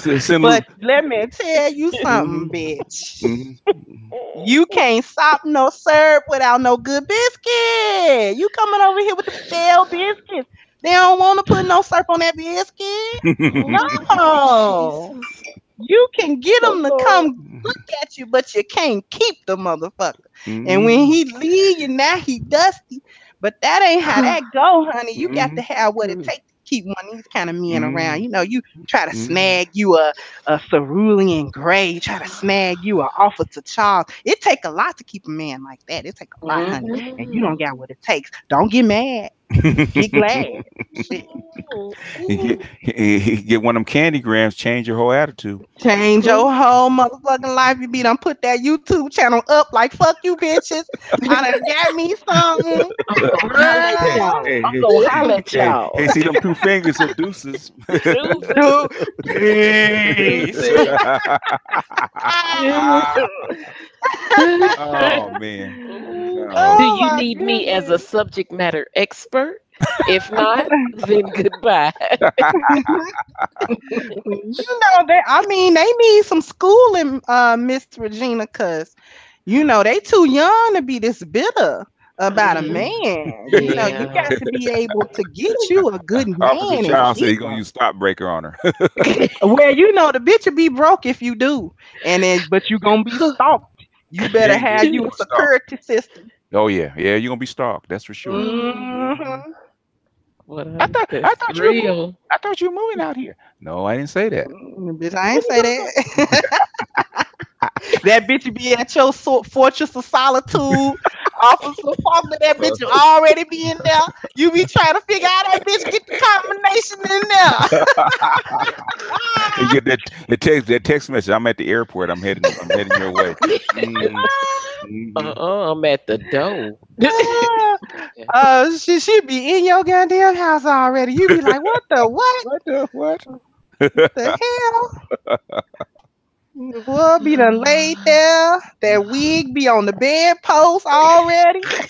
Waiting. uh, she probably bring her own rose water too, and petals. Not to. They're gonna make it special. He said that's why he carry. He only asks what you carry. Faulkner Jr. You ain't shit, Shit. nigga.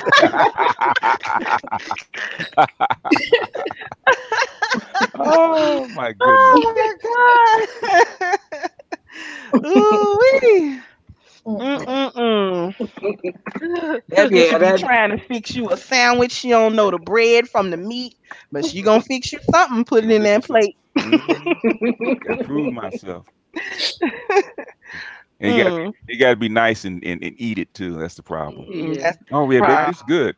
Yeah, our family joke was, and her house shoes will be in the corner. Look, and she already marking her territory. Her house shoes in the corner. That ain't the bad part. Is when they had the panties in the drawer. Ooh, Can I leave these here? get here. It ain't no No, no. they don't BGS. You I know they know. don't I know ask. they don't ask. You know they do I not remember, I remember ask. a buddy of mine. He had been married like 22 years, right? And wife just got divorced. You know, that divorce was final. So we're having chicks come in. I said, all right, don't let them nest in your house. I said, what you mean? I said, when they start leaving articles of clothes, oh man, that ain't gonna happen. Mhm. 2 months later, man, it's hard for me to keep these chicks' clothes out of my house. They Uh-huh. leave shoes, they leave a dress, Leaving they leave shoe to the stockings. right. You're gonna leave Yeah, something. something. You gotta leave some. I have to mark my Yeah. And it's for territory. 2 reasons. Hmm. So they have to come back and get it. Yeah. One, And in case the other bitch comes, she'll come know. Yeah. Bitch, Who I've being? been here, bitch, and I had a Hey, bitch. So you're getting sloppy seconds, bitch. right. Now is what? it true that when if you guys say I'm just being a little personal here. Uh-huh. Okay. Is it true? Say when you go to your man's house for the first time, do you check the closet? No, I do No. not. Nah, check no I don't. No. motherfucking I closet. haven't. No, Why would you do I've that? not. Okay. You don't check What the we drawer checking the closet for? Yeah, for you search, you're fine. female items. 'Cause, yeah, if you seek, you will find. And All right. See, so, you're Okay. fine. Okay. Shit. I yeah. checked Well, the Now, medicine cabinet. hey, oh, well, you know what? Bridget, I used to do that. and really? Yeah, checking for pills. For birth Weight, control, body making sure color, she's whatever. Yeah, I got to take a pee. First thing I'm looking for is birth control pills, because okay. to Gotcha. see what she Gotcha. gonna say. Okay. Because Okay. the That first makes time sense when though. you first try to get ready to lay I down, thought, they either gonna say one or two things: put something on, I'm not on anything, or I'm okay. okay. Don't worry Yeah. about it. I got it covered. Yeah. So I thought you was looking for amoxicillin or No, no, something. no, no, no, I no, didn't no, know no, what no, you no, was no, no, no, Or no, it's no. either No, it's a either no, that list or of it's either this look is old school. This is old school. We okay. should You check so for it's birth either control look for pills. them birth control But hey, pills when or we look still, to see if that bitch is popping pills. when women's word was still her bond, or her so we thought. bond. That's right. If she said she was taking something, Yeah, you believe that. you That's believe. right. Because we really at that age, y'all, and I hear what BGS is saying because I even snuck to get on pills. Hmm. So my mom, when I went off to college, I saw my friends getting up, getting early, getting up, going to pack up, and I was like, "Where y'all going?" And they were like, we getting ready to go to the health department." And like I said, I was away from home, so I didn't know anything about that. So if my mama knew about me being on birth control, she it would have been something she happened upon. Hmm. But I made sure that I was protected.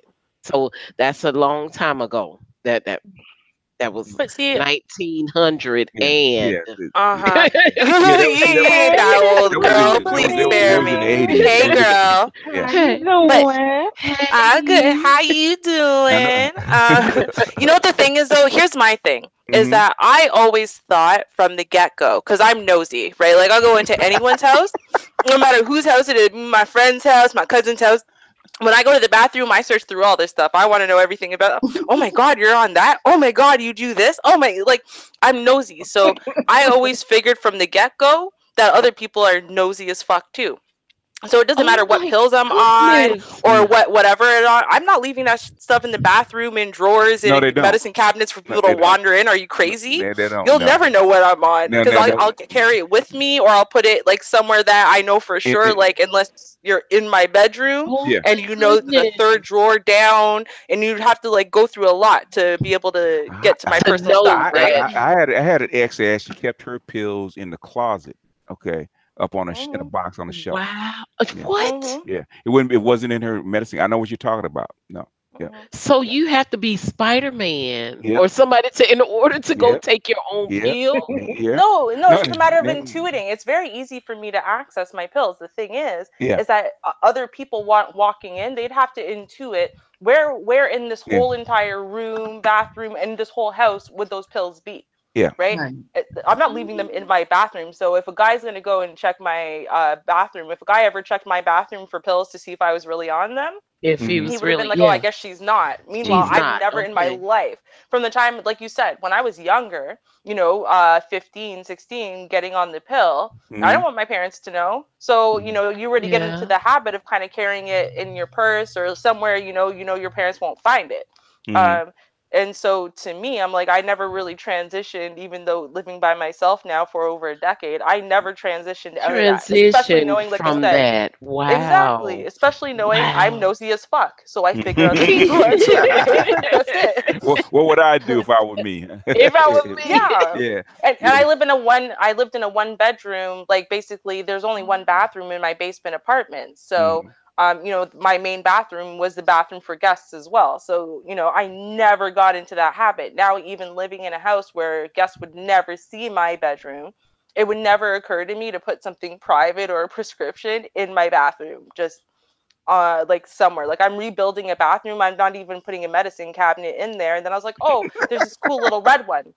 So I got it because it's red, because I'm me and it's red. It's And red. then, Okay. the things I put in there are like not important. Like I put some Robitussin, I have some rubbing alcohol. You know what I mean? Like I have just a bunch of random stuff. Like none of this prescriptions. Put prescriptions in a medicine cabinet for people to see. What the hell's wrong with you? It's all a stage. It's all a stage. Wow. Yep. No, you're gonna get if you come here, and the blessing, I guess, now that is I've matured, I do have a half bath that does not have access to medicine or whatever. But if you were to come into my personal bath, into the master bedroom, you will see the pravastatin for cholesterol. You will see, you're gonna see that stuff. So, and I guess birth control is a different level, Oh, though. that's when you're young. You know how it is. Yeah, when you're young. That's a little bit different. Because they brush your teeth and right, they do their constitution, brush your teeth and take the birth control. So they kept it right there. They kept it right there for you. Anybody looking through my medicine cabinet is gonna be disappointed because they're gonna see some hydrogen peroxide, some alcohol, 91%. Which they gonna see some. The weirdest thing they gonna see is a little plastic thing. They ain't gonna know what that is because I make my own toothpaste. I don't buy toothpaste. I make. Oh, okay. What's your ingredients? Baking soda, a little bit of sugar, and mint. Oh, mint oil. You know what, girl? Yeah, Sorry, just to add to that. Tea tree oil. Yeah, try some tea tree oil, the peppermint. But you know what you should add in is bentonite clay. Bentonite clay, it remineralizes your teeth, and it also helps in cleansing. So like mine is basically almost your exact mix. But I put the essential oils, peppermint, clove, and tea tree oil, and then I use the bentonite clay as well. Do you use because I was thinking about a coconut oil because I saw some recipes with coconut oil and actually charcoal, activated charcoal, which they say actually whitens despite the fact that charcoal is black. Yeah, like once you rinse your mouth, I heard it actually whitens your teeth. It removes impurities. Yeah. Yep, I've done the charcoal thing. I think for some reason it strikes me as something that I either only use a little bit or only use it infrequently. But I like the coconut. When you put the coconut oil, it gives it more of a paste kind of feel. So you mix it with all your ingredients and you get more of that toothpaste when you squeeze it out and whatever, and it kind of feels like that. But coconut oil. Yeah. Yeah, and it actually is good. Like if you do the coconut, the oil pulling, it actually is good at pulling out bacteria and stuff like that too. So it's a good thing to add. Yeah, so that's all they gonna see in my medicine cabinet and some Band-Aids. Boom. If you feel weirded out by that shit, get the fuck out. Okay. Somebody mentioned that somebody left their tampon something behind. That's not okay. That's another level of used tampon. That's I'm not sure. He said, no, BGS for women. I had a girl leave her tampon wrappers behind the toilet. See, that's almost behind the toilet. That's psycho. That's psycho. She's a ratchet. That's ratchet. Yeah, no, sweetie. That ain't right. You didn't invite her back, did you? Well, if she was ratchet, it was probably good. He probably did invite her back. Yeah. No brought up seat at all. What is wrong with these girls? Wait a minute. What number one? What is the chick on her period doing in your house in the first place? Well, you can talk to girls. She can do other things. Well, she could do other things. I'm trying to figure out. Okay. We have other abilities. That doesn't make any sense. Why are we talking about that? See, that only worked. In my opinion, this is my opinion. That was only acceptable because I was married. And I was I was living with him. So it's like That's right. on your period, you do some other shit. You know what I'm saying? Yep. Especially my That's period, true. like 5-6 days long. You wasn't trying. You know what I'm saying? But now, That's like my little nigga that I'm fooling with, Oh, I'm not going over said to her the jaw house. works. He said, yeah, Jaws work. Yeah, I'm Yeah. not going over to the nigga that I'm fooling with house on my period. This is no, some bullshit. no. No, but But what if she's that's your leaving. man? She's So, What if trying that's to your Fuck leave, that boyfriend? shit. but she's Why would I go to his leaving house? marks that she's been there. No, but That's hold on. no, that's I have a ratchet. question because Uh-oh. if Uh-oh. you have a boyfriend, Uh-oh. right? Because I mean, I have boyfriends, for long periods of time, and I see them like every day, whether I'm on my period or not. It's not like, oh, I'll see you every day or every other day, but that's 7 days. Nah, man, sorry, can't see you. Like, Hmm. nah, we can't, So fuck, but if you I if can you're see you. I mean, if God I'm damn. seeing him, if I'm can if you're see in a him, that's relationship and she's seeing you every day, it doesn't matter where she's on her period, and now she's gonna come by because that's your woman. You might not be Mm, having sex, and she goes to the bathroom. She does whatever she does in her house. What I'm saying mm. is the way he explains it, where he's trying to explain it, is that that's not his regular girlfriend. right. Right. That's where I'm That's coming right. from with it. Because If you because just a little nigga I'm fooling with, I'm Yeah. not coming over unless let me keep No. this all or nothing. These is it's all all or or nothing nothing. Yeah. I'm coming shit. in for game. I'm Yeah. not trying to. Right. I'm coming in to play tech. Put me in, coach. I'm Right. not trying to. I'm in the starting lineup. And Shit, and, who else look like and, coming and, off the bench? And even a woman that's ratchet is not going to try to blow up her spot before she actually have a place. So I'm That's saying this is right. a random. This is a This random is chick. rant. You It probably had probably to be. probably picked her up from the No, club. this wasn't a relationship. Laugh No, out loud. no. I was like 19 and she was 18. Okay. Oh, So okay. Well, that Mm. so makes sense. yeah. Yeah, that makes Yeah. sense. Oh, well, she That All was right. young. She's Oh, young. okay. Yeah. yeah. You know. And he picked her up at the club. Yeah, He brought her and I'm home. almost even inclined to believe that she wasn't trying to mark her territory at 18. No, she just didn't She know. was No. just throwing it someplace because he didn't have a trash can. Probably so. Yeah, probably. You know what though, and I'm gonna say this though. Here's the thing, because it's reversed. For me at least, in my days, Hmm. try to give someone head. Like girls didn't do that to just anybody. You got to be real special. They might fuck just anybody. You know what I mean? That they didn't have to be in a relationship for that, but they're not putting their mouth down there unless it's real serious, like love's involved. Yeah, that's it. Marriage thoughts. But now it's reversed. Now it's like, give a hand job, give a blow job, and then then you fuck. Uh-huh. Like it's a different order. So girls are thinking like, Well, I really like this guy, but I'm on my period. Okay, well I'll just go give him a blow job, and hopefully he'll uh-huh. call me again. Like right, like it's there's a different mentality with these Well, millennials and you come Generation from Z. Good Island stock, girl. That's why. I do, I Yeah, do, that's yeah. why. Down here in LA at the time, no. At that time when you were young, down here in LA, no, they were giving a blowjob, sweetie. Well, I'm not saying they didn't give No, blowjob. I'm no, just no. They saying were, like they, it's that they, reversal. they were giving up a blowjob before Cuda down here. Really? Yes. Yeah, that's different. Like that is No. for like I'm watching again. Maybe it's because like I said, we're all Caribbean or African Mm-hmm. here.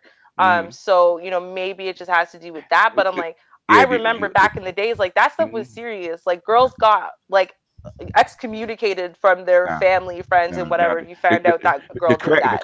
The crack era blew all that stuff out. I mean, blew it all out. All that stuff, all that taboo stuff that black women didn't do, like in the early '80s, the crack era came through and just blew all that stuff out. All of a sudden, It black women did. doing all In the kinds of stuff. 90s, a lot of that changed Yeah, it about changed. what was considered Yeah, taboo and what wasn't. yeah. Yeah, Hmm. well, Before that makes that, sense because we didn't really before get the that, you can have crack a era regular here. girlfriend that didn't give you a blowjob back in the day. You just have Hmm. to, if you wanted that, you got to, in other words, I don't do that. So okay, so I got to go pick up me a little friend on the side.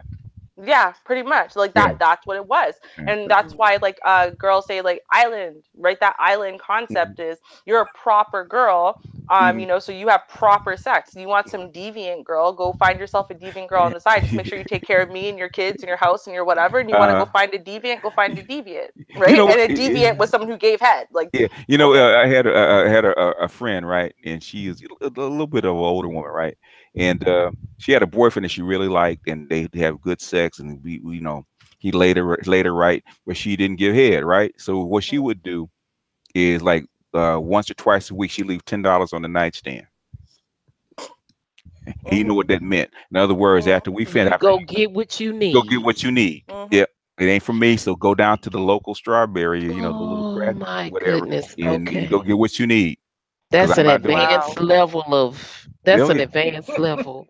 Cause I ain't finna pay for you to go get it Right? back. I was What if gonna say, it, like, what Yeah. the thing is, it was she said because she didn't want him bothering her about it because he would bother her about it. So it's easier Oh, to to give actually you $10. $10 and go to the corner Let and me take take care of it. Yeah, oh yeah, I'm just saying, listen, if I understand that, but I'm mm. still not paying for you to get head from yeah. some next chick. Like, Okay. I'm just not. So Okay, the thing is, if she didn't, she know what would happen. He He would would go actually. do it anyway, so Well, let he him pay no for no it. no no no no. He would get another woman on the side to do it for free. and he Mm. kept the $10. He had $10 in his bank account. Okay, so No no no no, no no we no need no. to go He back. actually, no, No, actually went no, to he okay. actually So went to the did you corner. He actually went to the corner and got it done because no, that's what it meant. okay. You know, in other words, I'm not doing this. So if you You don't, cannot come and get back in my bed. Okay, Yeah, so no, but he he didn't come says back and this get in the is bed. It's after he finishes with her. no, no. Okay, so I just need to go back and revisit what was shared about when we transition into the yeah, because I can't do that. My mentality can't handle Well, you that probably right can. now. Yeah, you I can. can't. And Okay, so but and there and was you a documentary. There was if a hey documentary. Regina, if you can't in your head, then you shouldn't do it because you're gonna do it badly. So yeah. Oh no, oh Oh okay. oh, don't tell So that. Go anyway. no, I ain't talking about. I'm okay. So what I'm sharing is that it's just what the young lady just said. Mm, It's not going to be a random act. It's no. going if I'm performing, it's with Mm-hmm. the person that I intend to be with. It's not Mm-hmm. that I won't do it, and if I won't do it with you, I'm Mm-hmm. definitely not going to pay for it to be done for you. Mm-hmm. If I'm not connected to you in that way, then that means we probably don't need to be together. So I'm not going to pay for it. Mm-hmm. Yep, I'm not I going to agree with feel that. your sex that way. I'm not going to be into you that way that I can't perform this act for you, but Mm-hmm. here's 10 Mm-hmm. and here's I got 5 on it. Mm-hmm. No, no, Mhm. I'm not. I'm just so not. Well, Just so not. I'm not saying this Because is. if I'm into you, Uh-huh. you're gonna get it. You feel it. I feel it. It's not gonna Yeah. be not gonna be. I got 5 on it. But anyway, Mm-hmm. as the Mhm. young lady was speaking earlier Mm-hmm. about the transition of drugs and how this actual act Mm-hmm. became Normal. Yeah. part. Yeah, it Mm-hmm. was part of the drug era and one of the on Frontline, they have a documentary Mm-hmm. called End Game. Mm-hmm. END Mm-hmm. game. Mm-hmm. AIDS in Black America. Mm-hmm. And it talks about the transition Mm-hmm. of how when crack cocaine, all that entered into our community and when it became to a point where, you know what, here, I'll do this for you Mm-hmm. so I can get my next hit. Mm-hmm. And so, yes, it became normalized within our community. Yes, we did not do that in the past. That was not a normal. Um, I guess the best term to say it was not a normal conversation or even to introduce to men. That wasn't the way we. That's not the way we rolled, so to speak. But then it became to a point where if I was if I needed my hit, Mm-hmm. then yeah, you could Yeah. get some. You You could get it. get it. And Yeah. if this is what I had to do to get it, Mm-hmm. then yeah. Yeah. But Yeah. that was a good Yeah. documentary. When I It showed the transition yeah. of all the drugs, Mm-hmm. heroin and cocaine. Yeah, And I'm cocaine. Yeah. sorry. Yeah. Well, heroin wasn't as bad, but for It whatever co reason, yeah. cocaine, crack cocaine hit a woman's emotional center like no other drug I've ever seen. A black woman. I don't know Yeah. about white women, but black women, it made them do shit that you would never imagine them doing it in a lifetime. We're talking about good, upstanding girls. Whatever it did to their mental centers, man, I had never Well, seen it I before. assume that Hmm crack hmm cocaine, because I mean, obviously, crack cocaine and powdered cocaine, act slightly differently, but I would assume that one way or the other, it's about the same. And so, with that being said, I know powdered cocaine, not from personal experience, just I know a lot of people who were addicted to cocaine. And it makes you feel like you're on top of the world. It makes you feel like you are powerful, you're the coolest person, you're the greatest person, you forget all of your faults and all of your inhibitions, and none of that matters. It's like it doesn't exist. You're a different person. So, it's like you want to, on one side, yeah, obviously there's the physical addiction, but that mental addiction is about you going back to that place where it doesn't matter. You know what I mean? And then, you get to that place where, of course, you're physically addicted. It hurts to not be on it. And then, you're just thinking to yourself, you're so desperate to get another hit and get rid of that pain. You would do anything. And at that point, it's no longer about how great it feels and how on top of the world you are. It's just about how desperate you are. Desperation makes people do really, I mean, you see straight addicts, and when I say straight, like as in, only into girls their whole life, sucking dick for a hit, right? Because they got that desperate, and they literally ran out of ways. So, I mean, crack cocaine, heroin, methamphetamine, like those are three drugs. Like, I don't care if my kids want to experiment, try different things and whatever. Don't fuck with those. Don't Yeah, even give yourself the opportunity to be addicted. because like in LA, I've seen people on heroin, I've seen people on PCP, everything you think of. But when the crack cocaine came in, I've had people that did drugs. They said, um, they always tell you, don't hit it twice.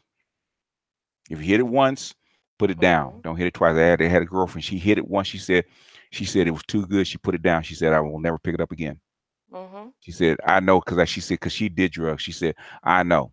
If I had taken that second hit, I'd have been gone.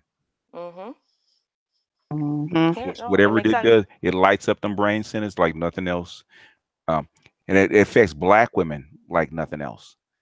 White women took it, and they kind of remain the same. For whatever reason, black women, it's Which like is why took they them out. remanufactured it. I mean, why they went from cocaine to crack. The crack, yeah. You know what I'm saying? Because it wasn't in that crystalline form before, and a lot of men were actually hooked on cocaine. Yeah.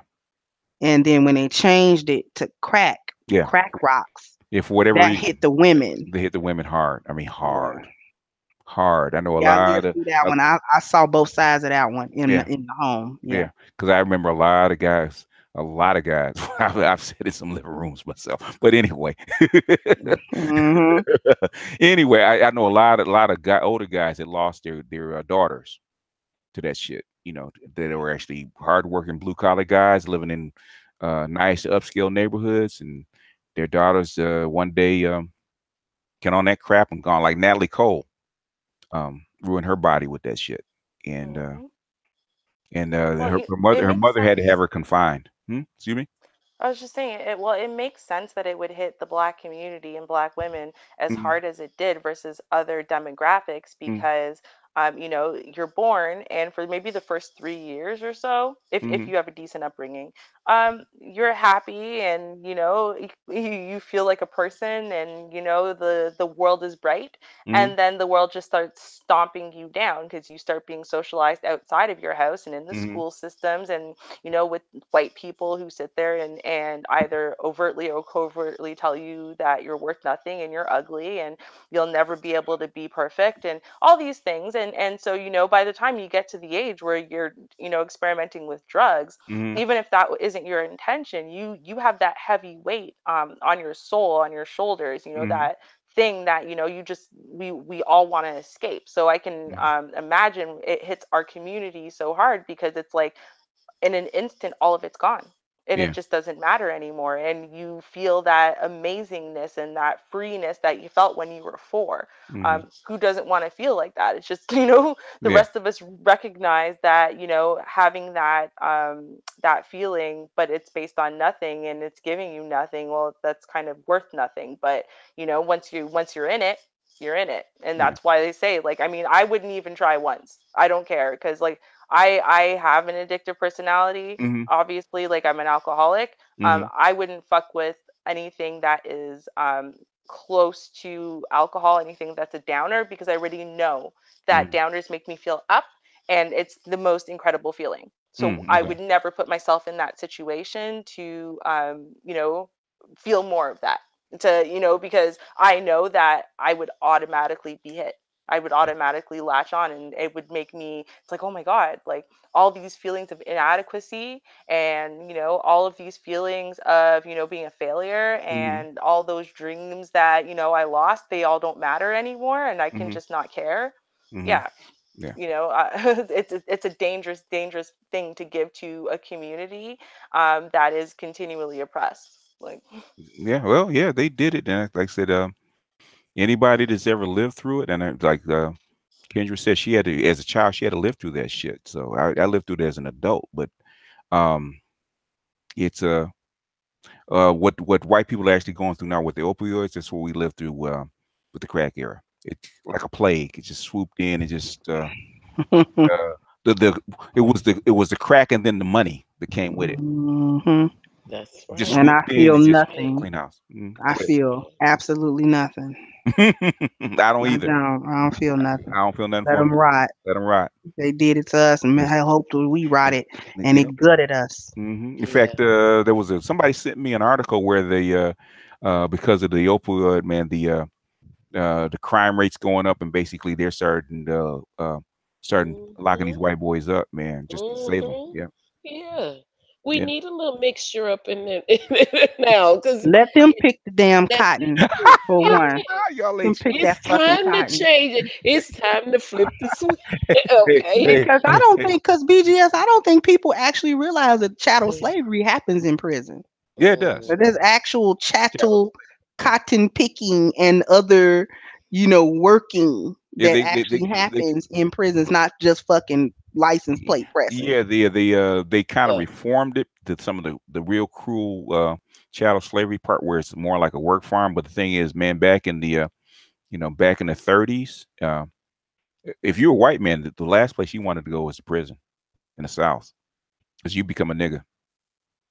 You Yeah. become right inside them, and they treat you just like that. Yeah. You ever see those movies with the chain gangs and stuff like that? Hmm. Yeah, I mean, and in fact, there was one video. I actually will actually get it and actually put it up on my channel where there was, I think it was either in Georgia or South Carolina, where they actually dug up they found a mass grave outside the prison, like 2,000 people, 2,000 prisoners that they had killed over years, and had wow. disappeared as prisoners. Hmm. But I'm noticing they not criminalizing that shit. Saying for them, they criminalize the shit out of crack era. They You know have what to. I'm saying? On Oh us. yes, Oh, it's you a gotta go to jail, crisis. not They, just for It the is. not just Yeah. for the seller, but for the user. if Yeah. And then now all of a sudden it's a fucking health crisis. That show Intervention? mhm. Y'all ever watch Mhm. that show? They had like a little Mhm. special. And it's a crisis for who? A crisis for who? Because it Yeah. ain't no crisis for me. I'm Gucci.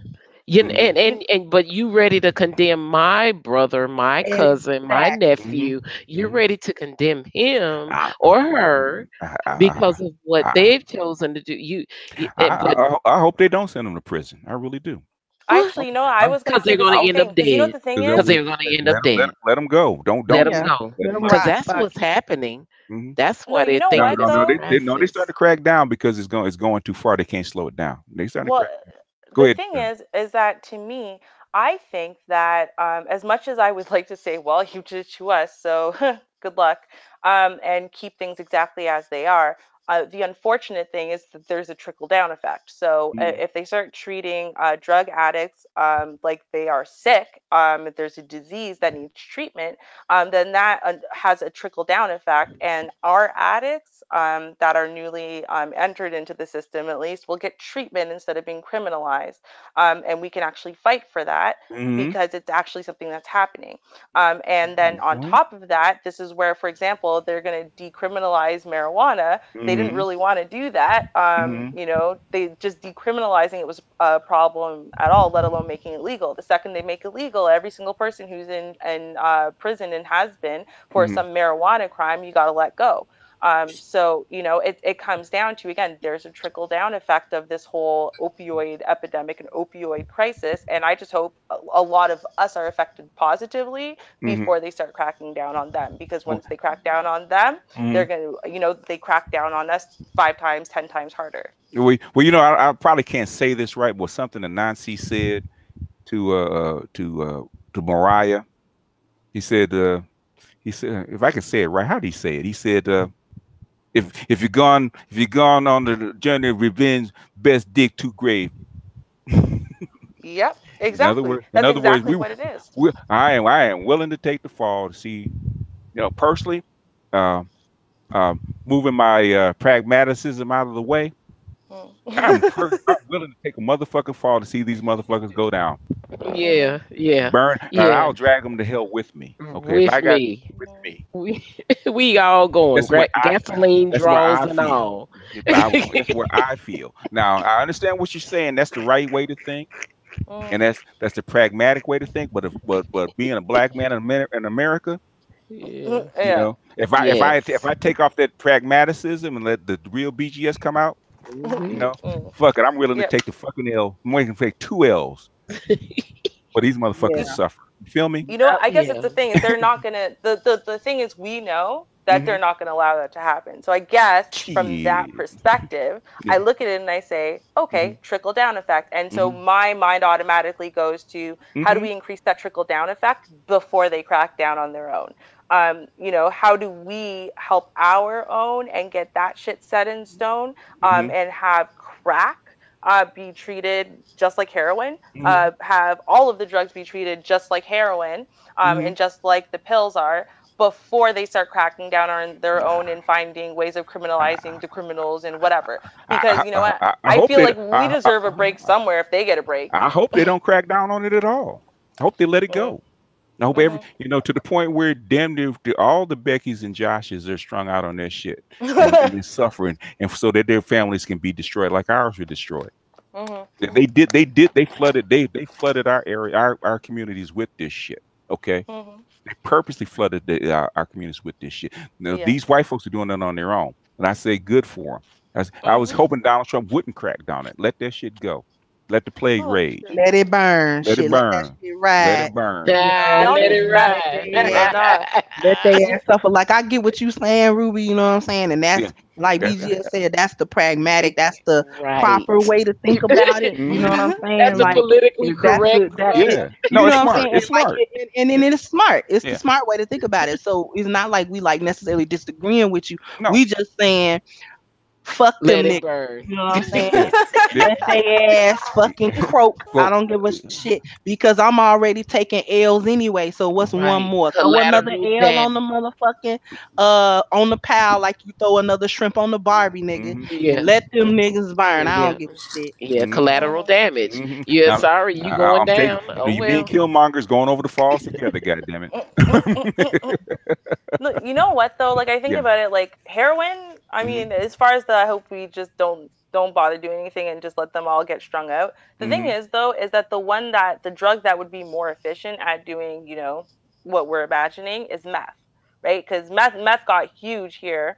I know it's huge in some areas of the States. And the thing is, meth goes, you go downhill in about 8 months, you're just fucked. You're sitting there and picking crystals out of your face so you can smoke them. The thing is why I know that they really have to crack down on it, right? Is that the amount to kill you of say carfentanil, which is the worst. Okay, the amount to actually kill you with that is so small that you would need a looking glass to actually find it. It's that small. That's the amount it takes to kill you. So in other words, a $3,000 with say fentanyl, which is a lot less, like 50 times less potent than carfentanil. $3,000 worth that will actually kill. I think they said that will actually kill like 5 million people just on overdoses. $3,000 worth. So it's so cheap. It's so cheap that the people will actually take a big risk to actually bring that stuff in and actually distribute it because it's so cheap. In other words, you really can't stop this. It's really difficult to Well, stop. no, I understand what you're saying. Mm-hmm. I'm just saying, as far as because when you think about the devastation it caused Mm-hmm. to families Mm-hmm. and to the communities and whatever, Mm-hmm. a lot of that devastation didn't come from overdosing and dying. Mm-hmm. It's not about, oh well, oh, another one died. No, that's not what it is. It's watching them, watching your auntie, your mom, your dad, Mm-hmm. whoever disappear and just become a crack addicted prostitute on the corner, Mm-hmm. and watching your community slowly go from the happiness and thriving into that. Mm-hmm. And that's not something that heroin, I think, will basically I don't think heroin is It's the same, as in it's I think meth, a community it's full of meth, that will yeah, but, give you the but same effect. we're not talking about heroin. We talk about the synthetic stuff, which is more Or way like, yeah, like fentanyl or whatever. I mean, like the carfentanil. opioids. Yeah. In Yeah, other words, the the opioids are killing people. In other words, But see, exactly, since it that's my was point. 2016, easier. they don't even report the number of deaths anymore because there's so many. No. Yeah. But see, Ruby, I understand what you're saying about the type of drug and the effect of the drug, but it was too easy to stop meth Mm-hmm. because they were making meth labs, but all you got to do is stop them from buying lye. Mm-hmm. Like I like to make soap. I can't even buy lye no more. You know Mhm. what I'm saying? Like so, basically, if you stop the key ingredients Mm-hmm. from being able to be obtained on the street, because you used to Mm-hmm. be able to get lye at the hardware store, right? Which is what they Mm-hmm. were doing. Mhm. But once you stop them from being able to actually manufacture the methamphetamine on their Mhm. own, you can effectively stem the tide and control it and Mm-hmm. control how much is actually being distributed. Yeah. So they were Right. able to crack down on the methamphetamines, which Mm-hmm. is why it's not as big of a deal as it was at one point. Mm-hmm. True. True. So Mhm. a kilo of fentanyl will net you just a kilo will net you $10 million. Oh yes. Mhm. A kilo. Oh Cause yeah. if Prince was Yeah. on that, that's what Prince. That's Well, what he was. he He took he, the he had wrong dosage fentanyl of it. and some other thing. Yeah, Yeah. but fentanyl killed him. Mhm. Yes. Much of it. Yeah, stopped him from. In fact, he did it twice. In fact, the first time he Mm. did it, they had to land the plane so they can give him that shot.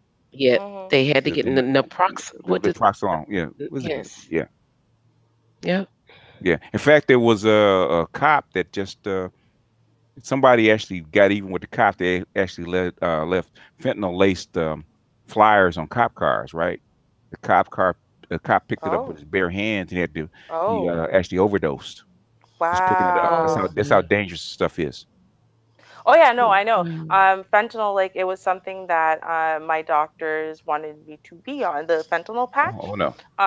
And I didn't want it because my body doesn't synthesize drugs properly. So what Mm-hmm. will happen is, and that's from ingesting them, but still, what will happen is sometimes I'll have days where my drugs won't kick in for 12 hours, and then all of a sudden they kick in all at once. Mm-hmm. And I just thought about what would happen if I was on the fentanyl patches and Mm-hmm. switching them as normal, and then they weren't working, and they decided to all kick in at once, build up Oh, in my system. yeah. And I'd prefer not to die of asphyxiation, Mm-hmm. just because like fentanyl is dangerous. Yes. And the thing is, the unfortunate thing is, so for people like me who have legitimate pain, Mm-hmm. this opioid epidemic is fucking us all over. Mm-hmm. Because what's happening is legitimate pain patients and legitimate doctors who know what the fuck they're doing are all under such scrutiny that doctors are terrified of prescribing Mm-hmm. pain medication, and people like me will go severely undertreated because of the fear surrounding this opioid epidemic. Meanwhile, the opioids that are all over the street that you can buy like this are being prescribed obviously to people from doctors who they're being trusted, quote unquote. So it's to me it's a really frustrating situation. Like when I hear this whole opioid epidemic and all that stuff, I see it from a completely different perspective, because for me it's been really kind of screwing me over because I'm not able to get effective treatment. Mm-hmm. And my doctor is terrified. Like she's terrified of when she put me up to the level of Percocet that I'm on now. Mhm. She was so scared. Mhm. And now they're cracking down on gabapentin. I just went up to 2,400 milligrams of gabapentin, Mhm. but they're cracking down on gabapentin because they were so overprescribing gabapentin, Mhm. and everyone's so loose with it because they're scared of prescribing opioids, and Mhm. people are overdosing on gabapentin and dying Mhm. because it's a much more serious drug than Mhm. Percocet, right? But So I think I'm really going to say I think the American Medical Association is now being more cautious, and HHS even is being more cautious and letting them know that they need to be. And when I say HHS, Health and Human Department of Health and Human Services is really trying to be more um, specific in how doctors are prescribing those types of medicines. I just recently I've had fibroid treatment, and my doctor prescribed me a fentanyl patch, and I'm like, why are you giving me this? Well, you're going to need. I'm like, no, I think it's now a matter of the doctors really examine and really figuring out the knowing that whether or not this patient needs that level and that heavy of medication, that dosage of medication. And I understand they need to be more careful, but everybody is not in a position where they really need to have that level, because I don't think I needed a fentanyl patch. I really do not think for my procedure that I have. I really don't think I needed that. See, But but that's the thing, though. So you didn't need a fentanyl patch. The thing is that pain is subjective. There are people who have surgeries, and literally within a couple of days, they can just go back to work. They're fine.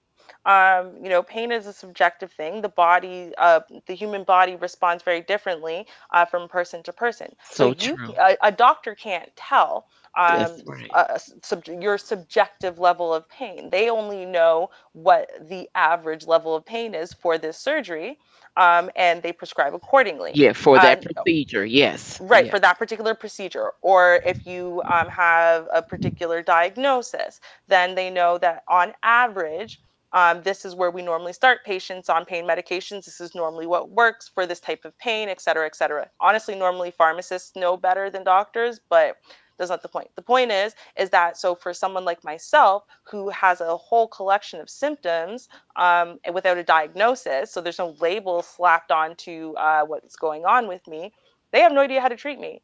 And since there's no way of saying, well, this subjective level of pain deserves this medication, they have to take my word for it when I'm saying, well, this is what works, this is what doesn't, this is how it works, this is how it doesn't. And a lot of people aren't that self aware. So, we're kind of left between a rock and a hard place where, for example, you're saying, well, you were going to be overtreated, and so if you were not paying attention, you would have just been given way too high of a dose of something starting off, and hey, maybe it would have you would have started using it for incorrect things like to try to fall asleep or this or that, and suddenly maybe you would have been addicted. That could have Mm-hmm. happened. Mm-hmm. People like myself, I've Easy. been right, exactly, right. Whereas in people like myself, I've been on Percocet for 8.5 years, and they put me on Percocet. I didn't know I was on Percocet for almost 9 months. I had no idea because it didn't say Percocet on the bottle. It said ratio oxycosset. Wow.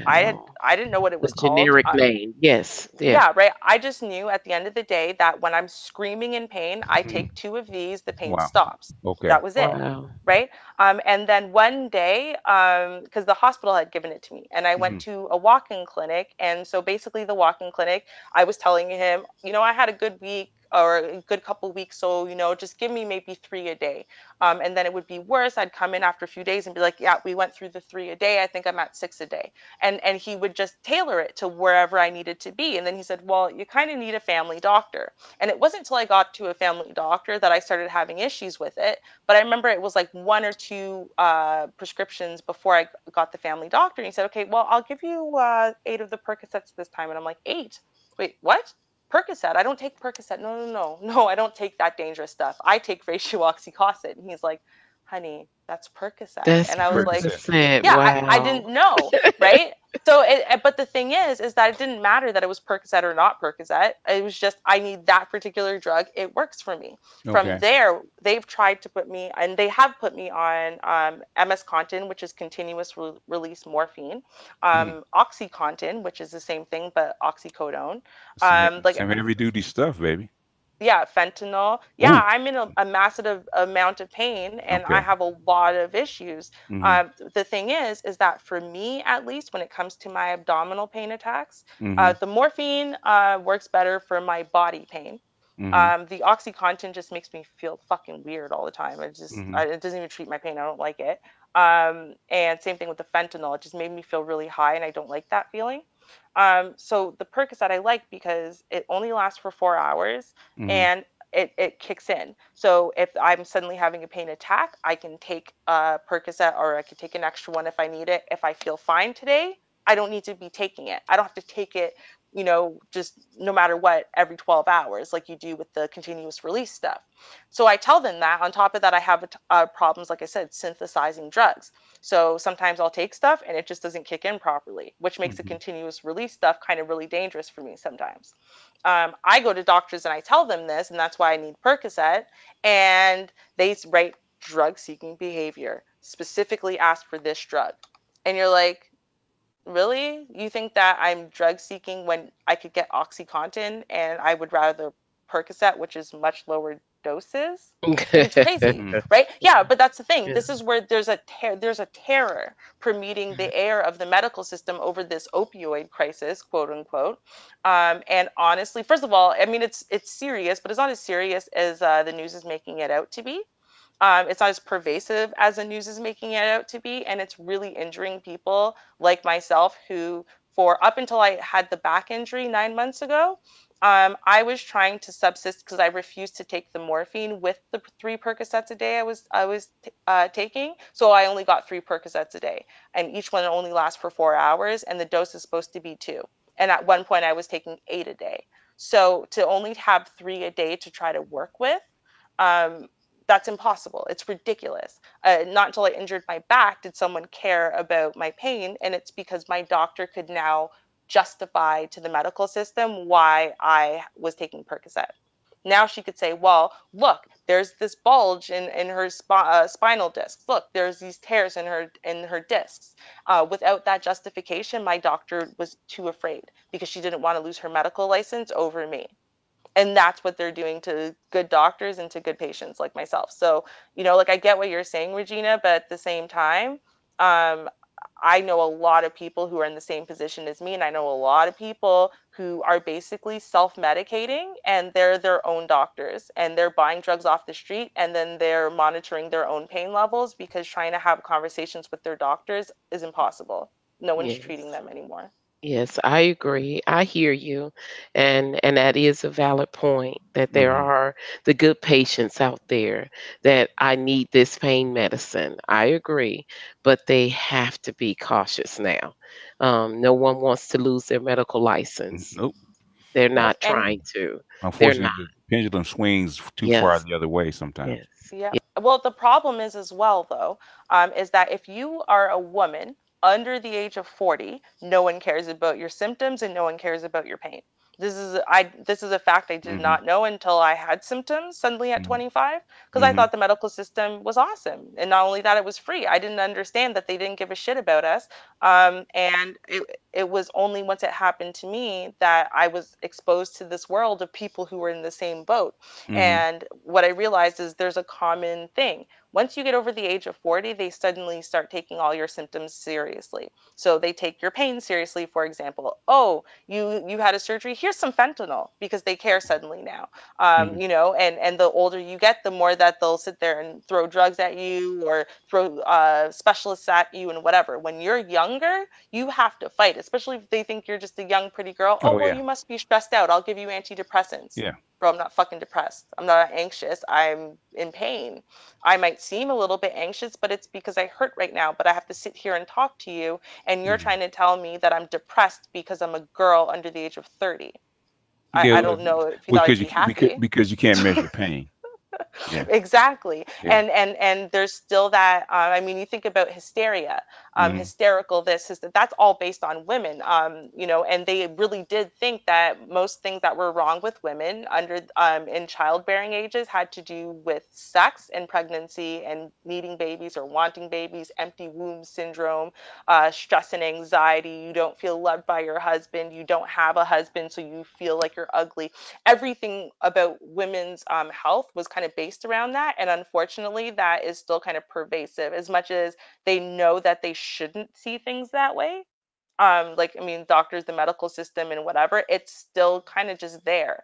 Because I notice like women, if you're like 55, you go into a doctor's office, say, I have this pain in my lower abdomen. They're like, okay, you know what, we're going to send you for scans and blah blah blah, here, let me examine you and whatever.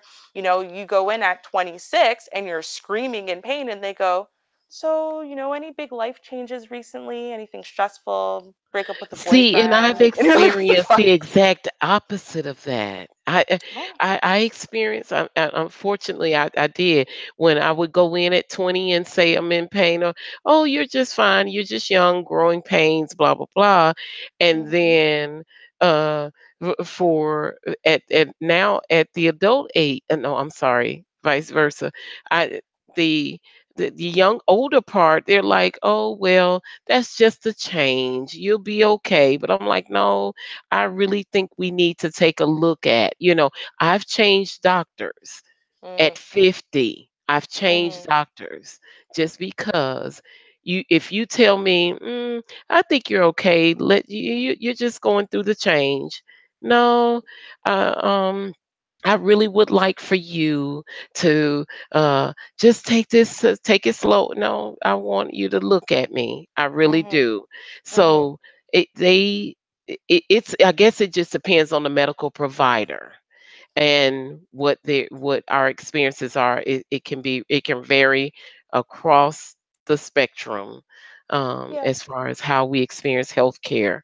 Um, Well, you know what, Regina, and I agree with you, but I will say that one way or the other, what I've noticed almost unfailingly is that when men go into doctors' offices and say, "I hurt, I'm in pain, this there's feels like there's something off with me," they don't even have to be particularly descriptive. They get taken very seriously Mhm. in comparison to women. There's a reason Um, why. There's a reason for that.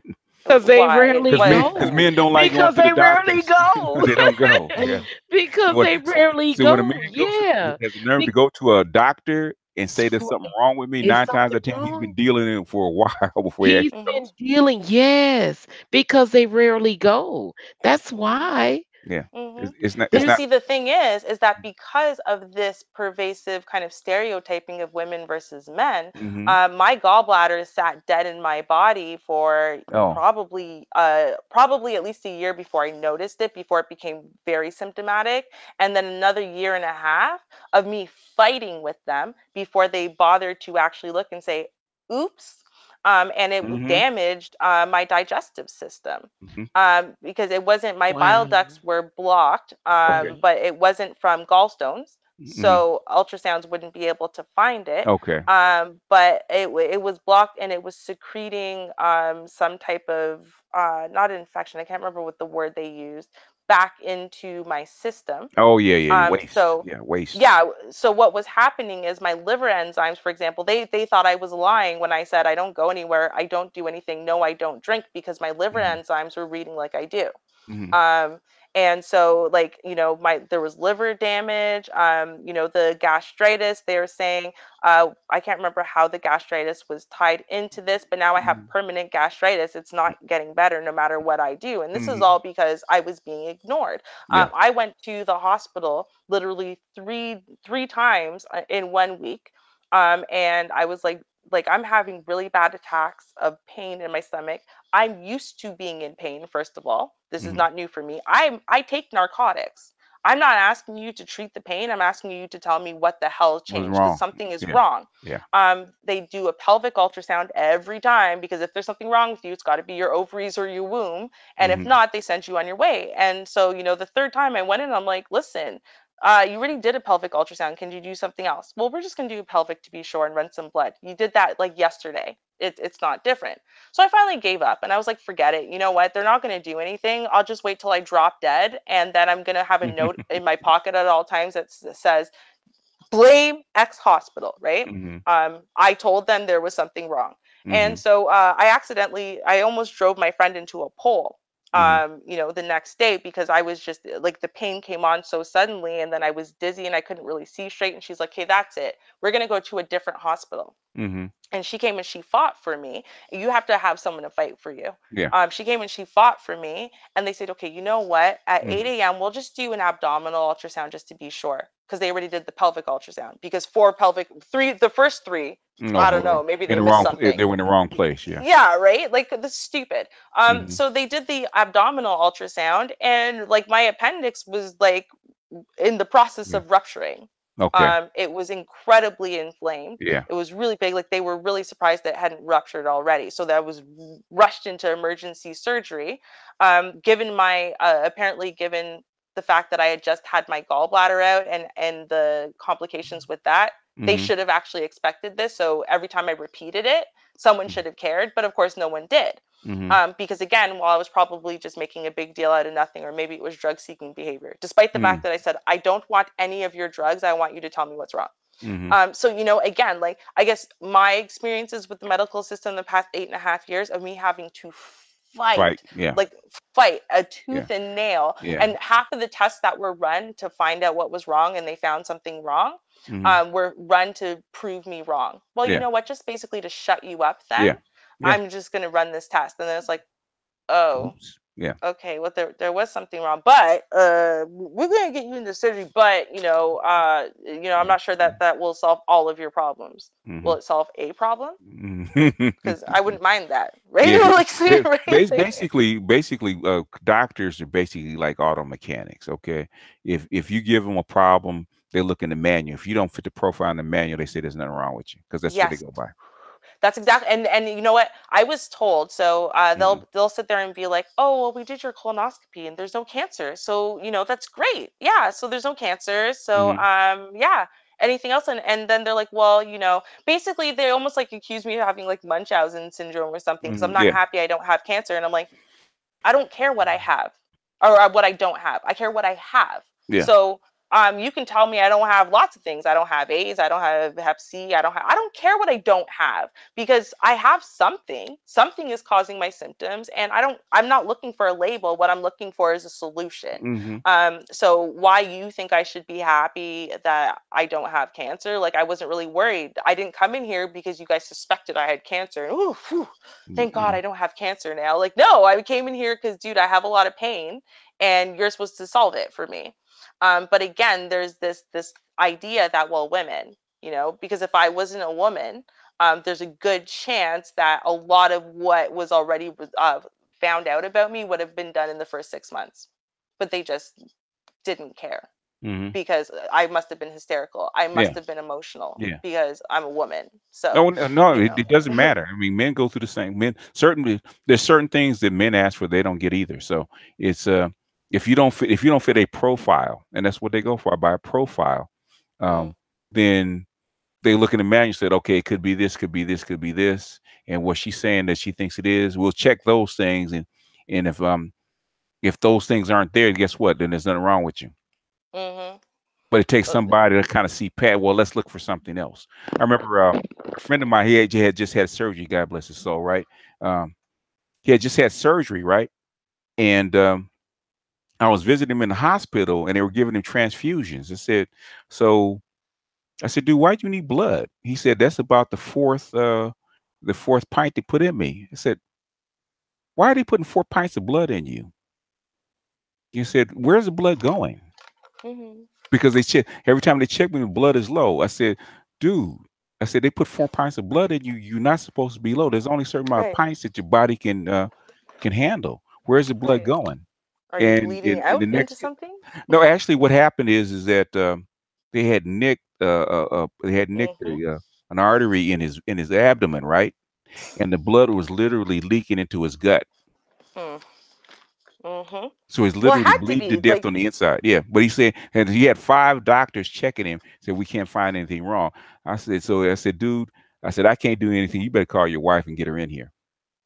And see, That's so crazy. she called her, said, he said, two things. If you can't do anything for me, come here and say goodbye before I die, because if not, I'm gonna die. So she came in and she felt his abdomen because it was rock hard from all the blood that had actually leaked Oh. into his gut, right? And so Mhm. she raised holy hell, and Mhm. they immediately right after that they wheeled him into surgery and repaired that artery. But you would Otherwise, he'd have think. been dead. Yeah. So they had surgery. So Mm-hmm. they did a surgery on him, I'm guessing, Mm-hmm. right? Mm-hmm. Then after this surgery, he's sitting there and they have to keep pumping blood into him Yeah. because his blood is low. And you would think at some point they'd be like, hey, you know what? That's too Since much we blood. just did surgery, Yeah. maybe we should just open him up and just take a look since we just did surgery. In Right? other words, Like, I mean, the common, the first question. I'm a novice, right? I'm not a medical professional. I say, where's all the damn blood going? Why are mm-hmm. they pumping all this blood into him? Man, BGS, Yes, ma'am. that you have to, when y'all say you got to be an advocate and you have Mm-hmm. to, fight these people on what should be common sense Yeah. stuff, Uh-huh. that is so real. Like, oh man, so many years of it, Mm-hmm. Mm-hmm. of my husband being sick Mm-hmm. and them and just saying goofy shit. Mm-hmm. And it's like, what is y'all problem? You know what I'm saying? Just like the thing you said with the blood, like nobody thinks that that's weird that we put 4 pints. How many pints we take? Like 6 at any Mm-hmm. given time. We Yeah. have like 6 pints of blood. Well, So if you it's four. gave me Yeah. 4, Yeah. Yeah. so what the fuck? Yeah. You know Where's it what I'm Right. going? Yeah. saying? Where's it going? Yeah. So nobody saw his abdomen. You said it's this kind of stuff, the little lazy. Yeah. They I'm not saw his gonna abdomen. do it. You know what Yeah. I'm saying? Yeah. I'm going to do what's right here in the book, and then I'm not going to do anymore, and then I'm barely gonna do that, and then Mm-hmm. they get mad at you Mm-hmm. when you come in and just like you said, I'm a no. I haven't been to medical school. Right. I don't know. But when I come to see an issue and it doesn't make logical sense, Mm-hmm. Right. I can't be the only one that thinks that this is weird. No one else in this hospital that's treating him thinks that this is weird. And if you thought it was weird, why haven't you addressed it? Because it is weird. Right. Right. So, like, Right. what the hell? And Yeah. I have had to threaten to burn hospitals Oh, to the oh, ground, oh, yeah. Mhm. Yeah. okay, Mhm. before they figure out how to do something. I think I told y'all the story of my husband had a surgery on his abdomen Mm-hmm. where they cleared out a bunch of dead tissue and a bunch of just, nothing scar tissue. Mm-hmm. Mhm.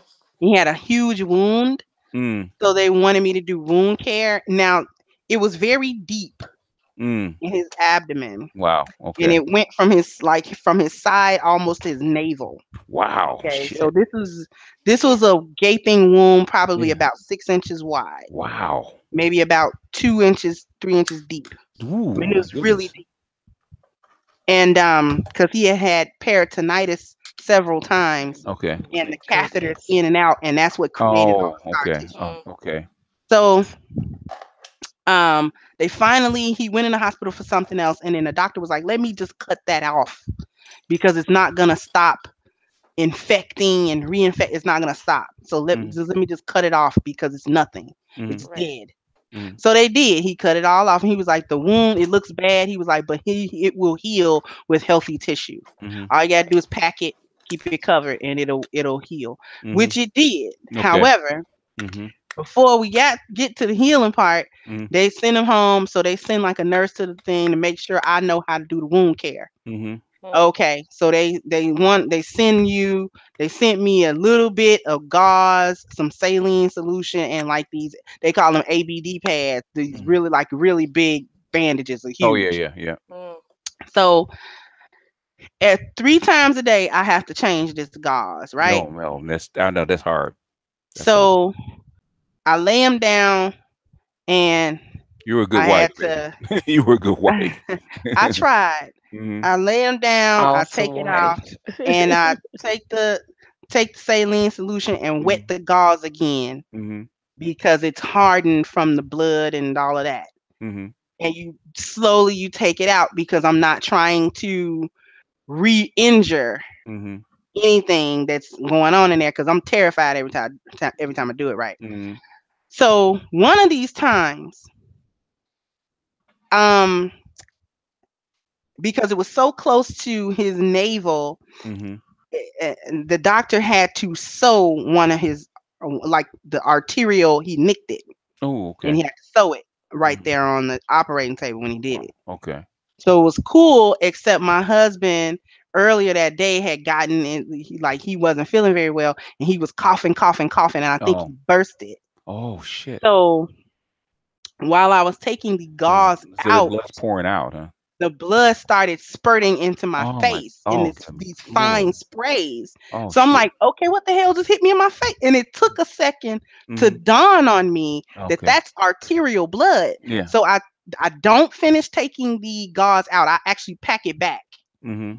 And so I'm rattled. I'm shook, Yeah. right? I'm like, because now he's arterially bleeding from Yeah. his abdomen. Yeah. His time is ticking now Yeah. because it's not gonna stop.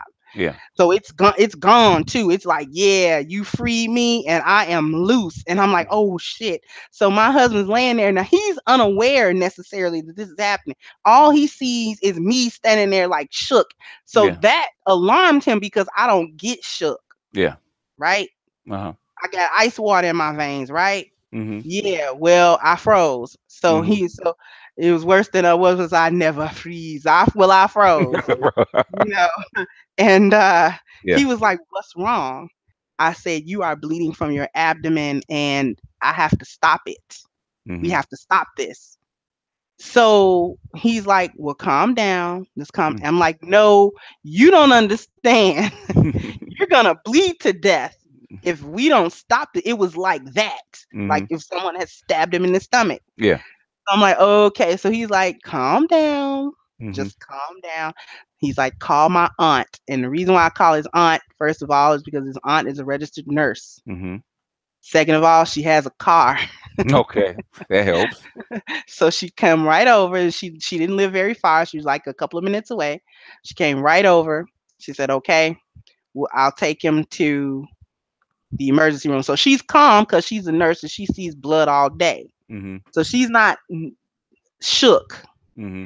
I was like Yeah. unable to really gather myself necessarily, which I hated it because I'm like, I have to be able to operate and function in this situation. Yeah. So we in Chicago, Char and Regina, I don't know if you all are aware of Jackson Park Hospital, which is just as much of a killing floor as Loretta. As Loretta, yeah, Yeah. you kept Hmm. saying, you take me to Cook County before you take me to But I don't care how far it is. I want to go to Cook how far County. it is. Right. Hmm. Because they get so many gunshot wounds, they're used to taking care of it.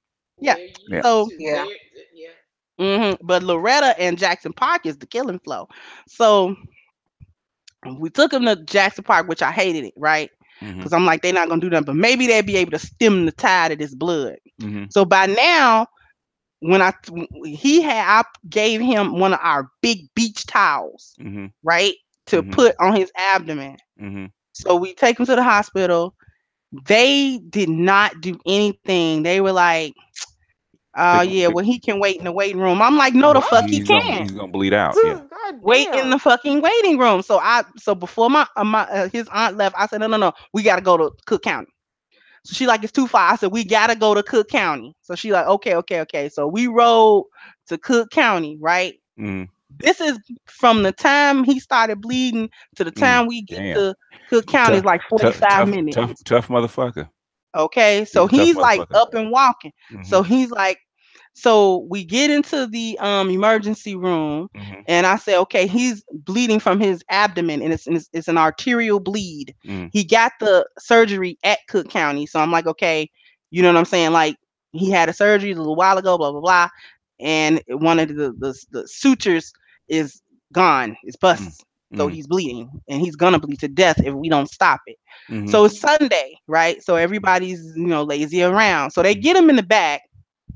So by now, my husband is ashen Mm-hmm. in his color From loss of blood. Yeah. from loss of blood. And Mm-hmm. he was already real light skinned. My husband was real light skinned.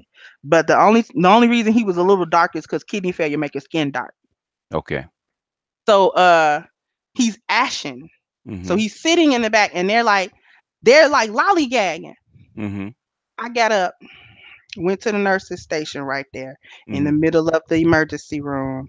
I said, one of y'all is gonna have to stop his bleeding from his abdomen, because if he don't stop bleeding, somebody gonna pay, and somebody family gonna have to start some funeral arrangements in here, because you don't give a fuck about him, but that is mine. See that man over there? He's mine. I give a fuck. And I will raise fucking hell and high water. All you motherfuckers are burning here if you don't start tending to him. Because it ain't nobody fucking back here. It ain't no reason he shouldn't be getting tended to right now. Well, ma'am, you don't have to talk like that. I said, fuck you, bitch. I took my hand and swiped all that shit off her motherfucking desk, all them papers and shit. I don't give a fuck who file it was. Okay? Somebody got some fucked up medicine behind that, because I fucked them files up. And she, oh my God, I'm gonna call. I said, call the security. Call them. I double dog dare you to call somebody. You're gonna have to call more than that. Get him together right now. I'm not fucking with y'all. So they hurried up, start calling. Yeah, but we gonna call. Well, we think the wound center is open. I said, I don't give a fuck who open. Somebody know how to sew somebody up in here. Yep, right. Gotta be. Yeah. Because that's all he need is a few stitches. That's all he need. He been bleeding for going on an hour now. The beach towel that he had was soaked. You hear me? It was soaked with his blood. He finally started, like, he was like, I'm sleepy. I said, no, you can't go, you can't doze off. So I'm sitting next to him. I'm hitting him. I'm pinching him. Like, come on. I'm rocking him. I'm like, come on. You can't go to sleep. I don't want you to go because you're going to die. You're going to be unconscious. Finally, they get somebody down here. Take him in the little room. So, ma'am, you can't come in this room. I'll fuck you. I'm fit to sit right here in this room. You tell me where to go. Sat right there. Now sew him up. They removed the towel. And the blood just was everywhere. It was everywhere. And they were like, oh, yeah, we got to sew him up real quick. Like, so the doctor, he sat there and did it. He was like, okay, let me just take care of this really fast. Like, we'll take the fuck care of it. So he did. They vacuumed all the blood out of it and all that good stuff. And they're like, he needs to sit here for a while so he can kind of recuperate from all this blood loss. He need pints in it. Or did you guys have the practice where he actually allowed transfusions? We allowed transfusions and stuff like that. Okay. He needed a transfusion. He needed at least a few pints in his arm. He needed them, but he was like, no, I don't fuck y'all. He was like, I'm already fucking mad at y'all. He was like, I'll be all right. Just let me sit here for a minute. That's a Negro for you. He was like, I'll sit here for a minute. Y'all be all right. He's like, because y'all got me mad, pissed off anyway. So he's sitting up there. And so my trifling ass, I'm going to tell you how trifling. See, y'all think I'm a unicorn, but the reality is I'm ghetto as fuck.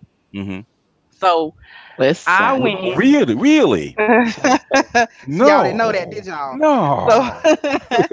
So all them like little, I needed tape. I needed gauze. I needed some more saline solution. I needed some chuck pads. I needed the ABD pads. I took a shopping bag. I don't know why the hell I had a shopping bag, but I sure had one. No, they gave me one. They gonna put a couple of little pieces of tape. And I looked at that bitch. I said, okay. And we hope this is enough. And I didn't even wait till she left out the room. I opened them. You know how they had them little cabinets in the room. And I start opening them damn cabinets and the drawers and shit. And they said, ma'am, what is you doing? I said, y'all want me to take care of his wound or nah? Because I don't have money to spend on this shit at Walgreens. This is high. I said, so he got insurance, bill him. And so I took a armful, y'all should have saw it, of chuck pads. Then I took, no, hell no, I ain't shit. And then I took like 6, 7 rolls of tape.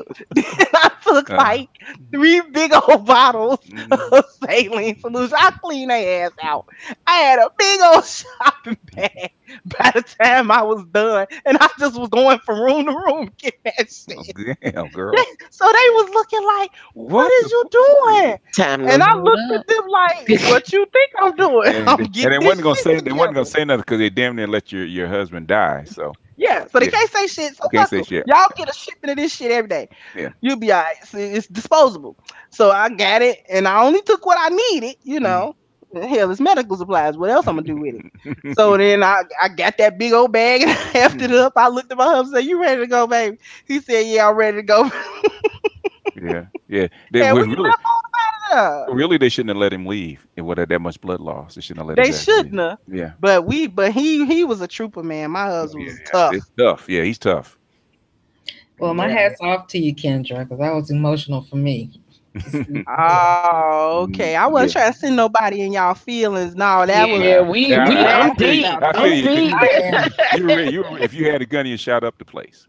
Oh yeah, yeah. Yeah, Oh, you they'd have shot. died. You'd have Them died. Yeah. doctors have died several times the way they used to try to treat my husband Mm, because some of them was prejudiced because he was Muslim Mm. and he was obviously Muslim. mm-hmm. Big beard, Mm-hmm. bald, tall. Mm, He wore the traditional mm-hmm. garb Mm-hmm. all the time. So they didn't like him on sight. They're scared of him, Yeah, and he's black too. yeah. Yeah. And they what country you from? He was like, what country I'm from? Nigga, I was raised in the Henry Horner homes. Country I'm from, nigga. That country enough for Oh, you. oh, you from here? Yeah. Your wife too? Yes. I wish I'd known you was in Chicago. I just love Chicago. Oh, okay. Yeah. Born and raised in Chicago. And yeah, Chi-town. Chi-Town Yay. represent. So yeah, Represent. too many times I almost had to kill these folks, but I believe the last dialysis center he was at actually did him in Mm, because they wasn't doing their practices right, mm. and I can't prove it. He got an infection or something. No, I just don't think that they were helping him. It Mm. was too many dialysis patients, not enough Oh, techs and nurses, okay. and I don't believe that they were helping him to maintain or manage his blood work Mm. because you can't get too much potassium. You can't get Oh too yeah, much, yeah. like you can't, that you got to watch your hemoglobin levels. Hmm. You have to watch all of your levels, Yeah. calcium levels. And he was adept at watching them, Hmm. but he used the blood work analysis that they would give him Hmm. to help. Hmm. You know what I'm saying? And so the new place that he went to, they stopped giving him that analysis, and they were like, "Oh, go online and do it." And they were real vague about how he was supposed to do it. And so once he told me that they want him to look online, I said, "Well, I'll do it," because my husband he hated like computer shit. Hmm. So I said, "I'll look online and see it for you and do it for you," but I feel bad because I never did. And he was like, "No, you ain't got to worry about it," and blah blah blah.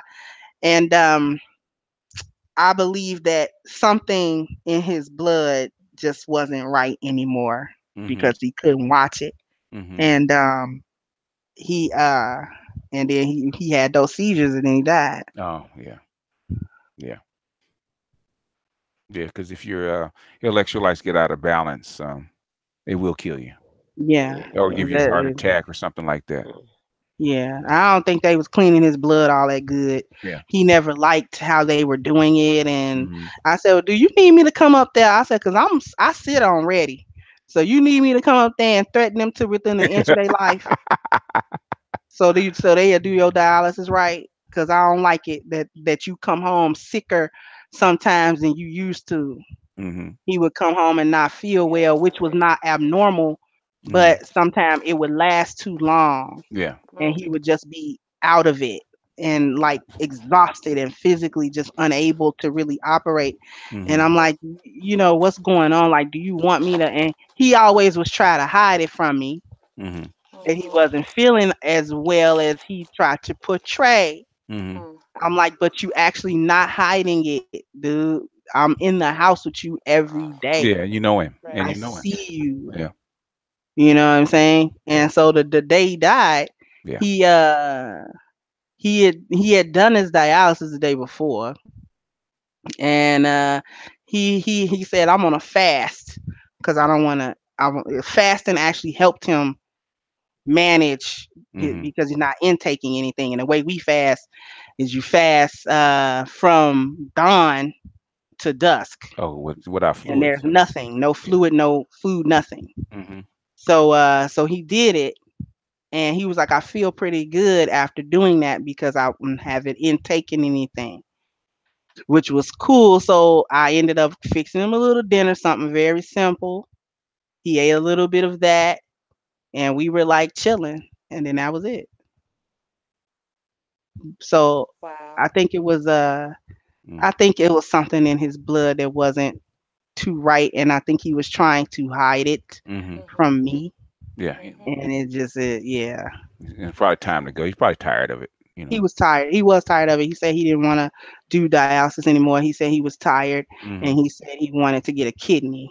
Mm-hmm. He said, I'm gonna go ahead and try to get a kidney. I said, well, I'm the first one to sign up for them to do the test to see if we compatible because I give you one of mine. He was like, you. I said, don't fight me on this. Mm. I have two perfectly good ones, Mm-hmm. and Mhm. you're gonna get one of them Mm-hmm. if I'm Mhm. compatible with you. And Mhm. he was like, okay, we'll do it. I'm gonna sign up. But before he could sign up, that next time he went to dialysis, he passed away. Mm. Oh. Oh yeah. Yeah. That's sad. I mean, it's yeah, it is what it is, but it's Yeah. yeah, It is what it is. At yeah, this point, I just had to deal yeah, with it. yeah, Mhm. yeah. You remember the best times that you had because I remember when I found out my best friend had cancer, right? And found I was mad because they had been monitoring it and didn't tell him. Oh. And I said, I'm glad it's you, man, because I blew that fucking hospital to the sky. It was me. Mm. You know, That's they didn't tell crazy. him. They said, we could just look at it. I said, they didn't tell you that you had it. They had been looking at it for 3 years and then What? And they metastasized. didn't tell him? Okay, They not didn't tell him. 3 years, not Yeah, three, three. three. Yeah, they were. They said it was Okay. under. They said it was under No, the control, second but they find cancer, they need to tell you. They don't have the right to withhold that it, information from you because you could change your lifestyle and all kinds of things to try to work with this cancer thing. But that's crazy. yeah, that's what he Wow. told me. I said, but he said, but he was tired. You know, Hmm. he was tired. I said, okay. I said, at this point, what can you do? He said, nothing. I said, okay. He said, you have to enjoy what time you have left, but Yeah. at this point, it's not going to help you. You know, being mad is not going to help you. But I said, I'm glad it's not me because I blown the motherfucking hospital up. Right. Mm, mm, Mm-hmm. mm. But that's what they do, man. They, But and it was too expensive to keep alive. That's really what it was. All the ailments that he had, and they do that. So I know they do that. They count pennies. Mm-hmm. mm. But okay, so to bring this to a lighter note, because Okay, go ahead. Yeah, Jesus, we kind of went. We you kind of know, went. Yeah, we kind of went. yeah, the blessing is that Mm-hmm. we have advanced technology that Mm-hmm. can predict things and know things in advance. And sis, I am so sorry to hear about the passing of your spouse. I don't even know how I would be able to handle that. um Mm-hmm. Uh, you have we got to make lighter of this. Okay, Regina, bring it. Okay, so she go in and burn. so She go ahead I and was burn some going of them. somewhere. I was going She go in and somewhere. burn some nif nines and fry Yeah, it. Make her feel better. and make some. But for real, Yeah. the blessing is that we're educating. Hopefully, we are educating others to know how to fight. Go in the room, Mm-hmm. ask the questions. You're not just going to come to me and say that, okay, they're bleeding from the inside. This was insight for me Mm-hmm. because a friend of mine, a really respected colleague right now, they're saying he even told me today, Regina, they don't know why I'm losing so much blood. So this was education for me Mm-hmm. to be even listening to this, to go in there. Okay, so I'm finna. I'm finna be. I'm not. I'm going all straight. There's no grammatically correct way to put it. Mhm. I'm about to be the one to go in there and say, okay, where's this blood going? Mhm. Y'all should know something. Y'all cut on him when? Mhm. If you cut on this individual, this is educational. And I hope that any other individual, if you're not experiencing it now, you may have. Hopefully you won't, but if you have that experience, that you take this as an educational moment to say, you know what, this is what I need to do. I'm going to fight for this person, and I'm going to stand up and say, y'all need to do something. You're going to find out where this blood is going, and then when you find out, what are you going to do about it? Mhm. Yeah. Well, what's Yeah. ridiculous though is that so they can actually, just with an ultrasound alone, they can actually monitor blood flow, and see where, so, for example, in your abdomen, they can check your abdomen and see if Mhm. there's an increased blood flow where there shouldn't be any. Mhm. So to me, I find it ridiculous, that they didn't at least do that basic ultrasound and say, hey, you know Mhm. what? There's a little bit of extra blood flow going on in this area that we cut into you. So, hey, let's do something about it. Like in my case, for example, because I have been in a place where I basically lack protein, iron, I have low blood counts in general. But my blood counts themselves were getting lower and lower. And so they were worried that I was losing blood Mhm. somewhere, but it was very slow. And so they said, if it was more rapid, then there are tests we can do, to try to look for where you're losing the blood, not Mhm. just from the outside, but scanning on the inside. So from the outside, as you said, the rock hard abdomen, your abdomen's rock hard. It's supposed to be soft upon palpitation. It's one of the first things that doctors are supposed to do with any type of issue, is, they do that palpitation on your stomach just to check it. And Mhm. why? Because if your abdomen's hard when it's supposed to be soft, okay, well then we know something's going on. The thing is that these doctors are not even doing the basic tests. Like, I don't know if anyone watches Grey's Anatomy, Mhm. um, but they had this episode, and it was the episode where Mercy West came, and it was the two sets of the interns, and this woman died, and they were trying to figure out, why did she die, whose fault was it? Basically, they're trying to blame someone, so whose fault is it? And so they were running through all the things, and so it's like, if there was this big fire and everyone had come in, and this woman was with her kid, and it was all chaotic, and the first thing you're supposed to do is check the airway. If there's ash in the airway, you put it in a tube, and then you do this, and then you do that, and this whole entire thing. And basically, the person who fucked up Mhm. at the very, very beginning. And although they went to go check the airway, something had distracted them and they didn't look. So Mhm. they didn't, so therefore they missed that fact that she had the ash char in her throat. Mm. And so every single symptom she had thereafter, um, It which was it could have been, misdiagnosed. yeah, Yeah. they didn't even diagnose her, because no one knew whose patient she was, because Mhm. again, everyone kept seeing her for 2 seconds and assuming she must be someone else's patient and Mm. stuff like that. Mm. And so they didn't diagnose her, and by the time she was in that full whatever the fuck that thing is called, it was too late Mm. and she died. Mm. If someone had checked her airway early, they would have put in the tube, and she Mhm. wouldn't have died. Mm. That's like the moral of the story. The thing is that what I'm noticing with doctors these days is that they're not even doing the ABCs. So they're not doing the things that they should be doing. Oh, hey, we have blood loss. What should we do? We should look for where's the The blood blood going. Yeah. going, Yeah. right? Again, like, right, the Yeah. common sense Yeah. answers. You don't have to be in medical school for you to sometimes just answer common sense Yeah. questions. And those are normally steps 1, 2, and 3, but doctors are skipping over those and just, well, let's look for the three major causes, which is this, and this. And so Yeah. I'm going to do a blood test. Wait, did you touch the patient? Did you look at the patient? I've actually saw my doctor. Literally, I Mhm. got a pap and whatever just recently. But before that, my doctor has not physically touched me, and I see her every 2 months. Every 2 months, she prescribes me my refills. My doctor has not physically touched me in 3 years. Three. But I see her every 2 months. And I think about that and I'm like, so I tell you about increased pain or decreased pain or increased sensation, decreased sensation, numbness, tingling. I'll tell her about all my symptoms. At no point does she ever touch me to be like, hey, let's just see if we feel something different.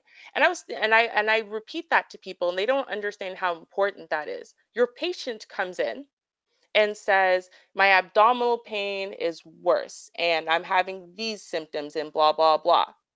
And you don't say, hey, well, let's just check really quickly just to see if anything's there. Never. Like, like you think about how crazy that is, but that's because, it's like, oh, she's practicing empathy and nodding and then giving me my pills. And it's like, doctoring 101. Did you touch your patient? Your patient is talking about, I mean, she's given me antibiotics before without actually looking in my throat. I will tell her I have strep. I know I have strep because I get it a lot of times a year. Now, thank you for trusting me, but did you look in my throat before you gave me antibiotics? No. Oh, okay. Right? Okay. Yeah, because, and that's the thing, it's like this laziness factor that doctors have, at least here, where it's like, well, whatever. Yeah. Oh, I understand. Well, if it gets worse, go to the hospital. You go to the hospital. The hospital says, well, this is something that's been going on. So you have to see your physician because this is for stuff that is emergent, as in brand new. You go back to your family doctor. Your family doctor goes, okay, well, maybe you should see a specialist. I'll send you to a specialist. And then in a year, when you get to see the specialist goes, well, I don't think I'm the right specialist for you. So I'm going to let your doctor know that. And then you see your family doctor. This is what's happening. Like you're just being passed around like you're freaking like platter of appetizers and no one really wants to do their job. And I have this one doctor, he's actually been in the papers and stuff like that, Dr. Alan Gordon, anyone who wants to look him up. And he has a pain clinic. And that pain clinic, he's a holistic doctor. And that is to say, he looks at the whole body. He's actually a neurologist, but what he does is he assumes people come in, they have pain, it's not being treated properly. He doesn't want to just throw drugs at you. He wants to make sure that you're properly diagnosed. So people like me, for example, who are mystery diagnoses, he loves people like me. And he'll send me to 20 different specialists and compile all the data. And on top of that, every time you go in there, you get a full physical exam. Now, one of the interesting things he does is right at the beginning, your intake is like 2 hours. And so during your intake, what they do is they actually literally from the soles of your feet to the crown of your head and everything in between, they test you for pain, abnormal responses to touch, and sensation and stuff like that, including, which is really awkward for both men and women, including the anus, the perineum, the vagina, I mean, inside of it, everywhere. They literally, all of the pain tests they do on your feet, they're doing to everywhere. And so it's really an uncomfortable experience. But what I thought about was, you know what? It's interesting that, when I think about now with my lower back being injured and how much it affects everything from my belly button down, and I do mean everything. And, it makes sense. No one would have tested before to see, hey, is she having abnormal muscle spasms in other places besides her lower back or whatever? These people do. Now the problem is that you get doctors who are like this, and hey, guess what? He was just suspended for medical malpractice, and all we can find online because we're looking for it, everyone is, are a few women who say he's a pervert.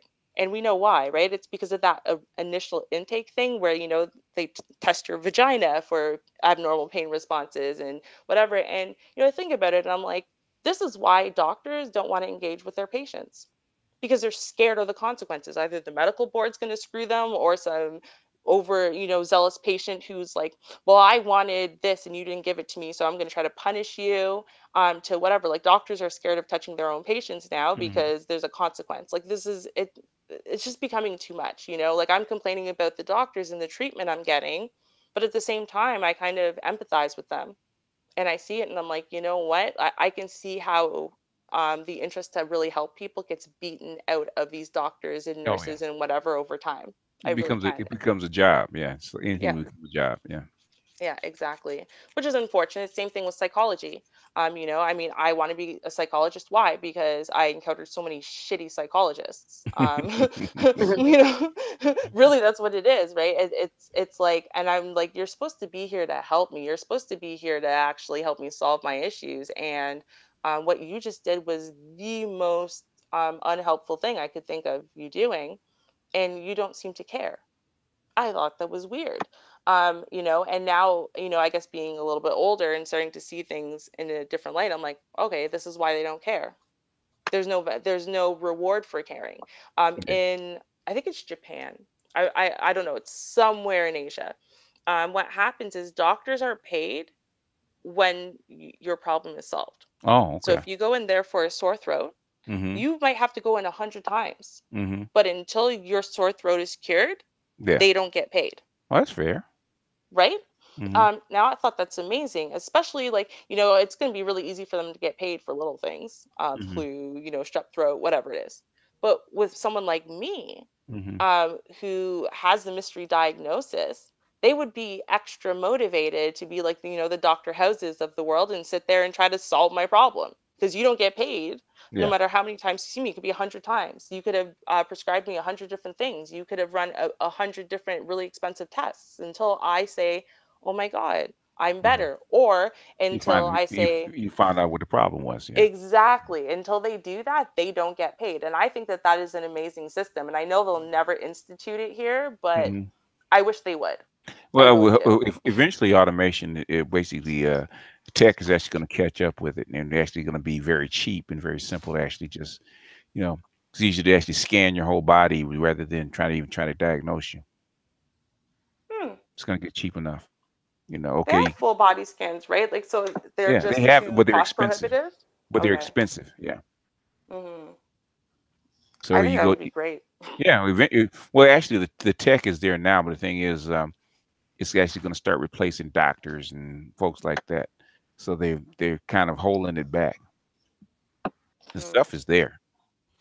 Half the stuff that's wrong with you that's there. Like if they were really letting this stuff go, say like you don't have a gallbladder, they should be able to actually um, basically basically grow you another gallbladder and sew it in Oh, from that from would your be own kind of cell. awesome. Yeah, Because I they thought can. gallbladders were completely useless, but they actually aren't. No, They're no, no, just no, no, super. no, no. They actually a lot of the bile that breaks down. Actually, they catch bacteria. They break down bile. They produce Yeah, bile that actually helps with your digestion, which helps your liver. yeah, So yeah. your liver Uh, can't function as well without your gallbladder. Right. Well, especially when it comes to fat, which people don't Yeah. realize that the Hmm. gallbladder. So that's why if I eat anything fatty now, for example, it runs right through me because my Hmm. body doesn't have that same store of bile and that same reaction Yeah. coordinated with the gallbladder basically to synthesize it. But Yeah. the thing is that the human brain Hmm. thrives on fat. Yeah. So it's hard to feed your brain if you have no gallbladder, That's true. honestly. Yeah. And but let me ask you a question because my mother had her gallbladder taken out, and a couple of friends have their gallbladder removed. Right. Hmm. Um, They said the hardest thing to actually digest to eat is hot dogs. Is that Really? true? Yeah. They said they I it's yeah, they said they get pain sometimes trying to digest hot dogs. I mean, I wouldn't be surprised necessarily. I mean, I would look at maybe that in comparison to the other things that they eat. Because for me, for example, the worst thing for me to try to eat is the fattier steaks. So, like, say, a Okay. T-bone or whatever. The only thing I Hmm. can eat steak-wise is a fillet. Okay. Um, the rest of them, yeah, it's incredibly painful because what happens is basically it turns into like water almost right Okay. away, Oh, but really? the rest of your digestive, yeah, right, because it's like watery, like the Yeah. runs, right? Yeah. But the rest of your digestive system is full of like, normal poop. Yeah. So now you have this urgency and your body wants to expel this right away, but Yeah. you have all of those feet of intestines that are full of something normal. So it's Okay. it's kind of stuck between a rock and a hard place and it Oh, becomes yeah. So really you get pain. painful. Yeah. Yeah. A lot of people don't realize that because like I was able to kind of pick up on the difference eventually, and the Hmm. reason why is because I don't eat as much like as everyone else. I Okay. eat a lot of calories but in small doses, so Okay. it was really kind of easy. At first I thought it was just pain. I was like, oh my God, I'm gonna die and whatever. But then eventually I started picking up on it and I'm like, oh, okay, I get it. So when I eat a T-bone or a sirloin or something, even if I don't eat the fat on the side, it's just a fatty. It's really a fatty steak. Okay. And so it runs right through me, Okay. and it's trying to push everything out. And if I Okay. just literally kind of sit on the toilet and Okay. just kind of wait for a couple hours, the second that watery part of it runs through, I'm done. It's fine. Okay. Yeah. So just let them know it's probably just the fat content. And you can actually kind of you can build up your system to increase and be able to take in more fat. Just start with like kind of good, healthier fats and in Mm-hmm. small doses, and then you eat a little bit more and a little bit more, and you make sure that you eat it with binding things. So make sure Okay. you're eating it with breads and stuff like that with in small doses, and you can kind of build it up. So it's like instead of eating a giant hot dog on a little bun, Okay. eat a little bit of hot dog, maybe slice the hot dog in Okay. half, and then eat that with the whole bun. You know Okay. what I Because mean? you don't have the bile, normal bile to actually break it down. Exactly. Okay. Like, yeah, but your body will still produce bile. So Mm-hmm. basically, you want to almost train your body Mm-hmm. to react a little bit differently and still try to coordinate that bile as best as it can to come Mm-hmm. out and help process the fat. But you Mm-hmm. can kind of work on it because my gallbladder came out in 2011. And Mm-hmm. now, with the exception of steaks, which I still stay the hell away from unless it's a fillet, because no, it's something serious because it will start coming out both ends because it's like it's too much. So, but other than that, like I'll eat avocados, I'll eat like chips, I'll eat chocolate, I'll eat everything else that's like covered in fat, and it's fine. It's just like I would literally have to eat a giant piece of fat for it to have like that same really painful thing. Okay. Yeah. Interesting. Yeah. Well, guys, we have 30 minutes left, and I want to ask to see if Miss Bonita had something to say for. I want her to go first if she had something. Not right offhand. Yeah. She's been mighty quiet. She's been listening. Well, you know Yeah. something. Yeah. She has to put her toe in slowly, I guess. I just Not a came off. problem. I just came off a third shift, so I'm in the kitchen looking for something to eat. Yeah, I heard you. I muted you. I heard you. You sure did. So did you drink the wine before you went to look for something to eat, or you gonna wait? I'm just saying, forget it, because I'm about to go to bed in a minute. Yeah. Okay. Well, if you didn't have anything, I want to thank you for joining us. And we have a weekend. We do 4 hours, which you've been watching, so you know that. Yeah. And thanks for having me. Yeah, it's not the Wild West like the IBMOR show is. Yeah, it's getting the IBMOR. The IBMOR. The Saturday nights are getting wild, boy. They They really are. They are. Yes, they are. are. So, do you think it's gonna get wilder, Char? I'm in for more. Yeah, you are. I think it'll be that way probably till school start. Then they'll slow down. All right, so I kicked the hornet's nest, huh? Yeah, I think so. They coming out. Thank you for your patience with us. Oh, you guys are fine. This is Yeah, like you guys are good. It's having Thank patience you. with those hard legs sometimes. you don't have patience with them. You give it. Yeah, Yeah, totally I've get listened that. in. I have, and we thank you. GS, did you ever think that we'd come to the place where I was part of the good ones? Come on, Oh like yeah, you're one of the good ones. You're one of the easy ones. yeah, Like me? Yeah, just yeah, me. yeah, I am pretty awesome. yeah, yeah. You were still my problem child, but we got used to each other. Yeah, I think that's it. I think ultimately Hmm. we We're a we lot gained an alike. understanding. Yeah, Yeah, we're I actually a lot that's what alike. it is. Yeah. Yeah. We're a lot alike, and I think that we both it's not like neither, like I'm not talking out of my ass when I'm No. speaking about something and whatever. I'm not just randomly talking out of my ass or just random, well, but I feel this way. So I No. mean, I used a lot of that language, Yeah. but it wasn't actually a feeling. It No. was a thought. I just Yeah. was trying not to come off too aggressively, I think. So Hmm. but I think, yeah, we got to a nice happy medium. Hmm. And I was like, I know yeah, I know we start fights every now and then.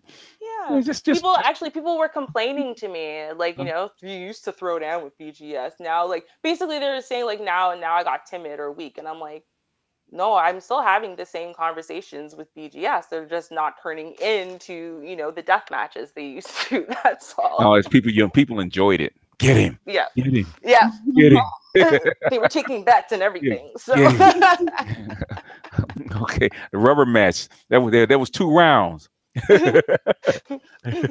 one day you'll win, Ruby. One day. Come on, keep going. Yeah. 1, 2, 3. 1, Get 2, it. 3. Okay. You got him pinned. You got him pinned, Ruby. Keep him down. Keep him down. Hit him. Get him. Oh, good times. No, after the first, I said, we're keeping her. We're keeping her. It was so funny. I'll just never forget that moment where it's like, you know, because I had been being goaded by Shar and by Haitian Man and by Don Teasy to get on. And I was like, I'm not getting up there. I already see how this is going to go for me. Right. So fine. But at the same time, I'm so damn opinionated. So I was like, oh, okay, fine. I'll get on. But then I wanted to hide in the corner. And then Haitian Man's like, oh, well, you know, do you want to say something? Like, no, I'm good here. And then it's like, BGS, you have a new person and she wants to talk. I'm like, no, I don't. What the hell's wrong with you? And it makes her like at you and everything. I was like, I want to light you on fire, boy. You have no idea. I was like, God damn it. And sure enough, we got into it. Because I think it was Shar was like, I didn't think you were actually going to get in. Because I was like, okay, I'm going to get in this time. And everyone's like, yeah, right. Right? Like, you're not going to get in, you chicken. But I got in. You see, I did it. Put on my big girl panties and everything. Yeah. Boxing gloves. Yeah, she's strapped up. So I'm gonna get him. Right? I'm not going out like no punk. I'm gonna get him. Damn right. You know. I said, oh, we keeping her. I said, we gonna keep her. Everybody thought I was mad at you. Said, now we keeping her around. And I never left. She never left. This is my home now. Good. That's good. So everybody throws down with me now. Even Regina throws down every now and then. Oh, stop! What? What did I throw down? Every now and then, she'll spark up. She'll spark up every now and then.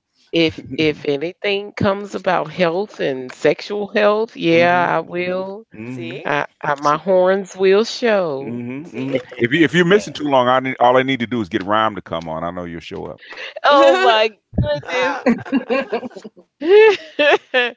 Tell him I said hey.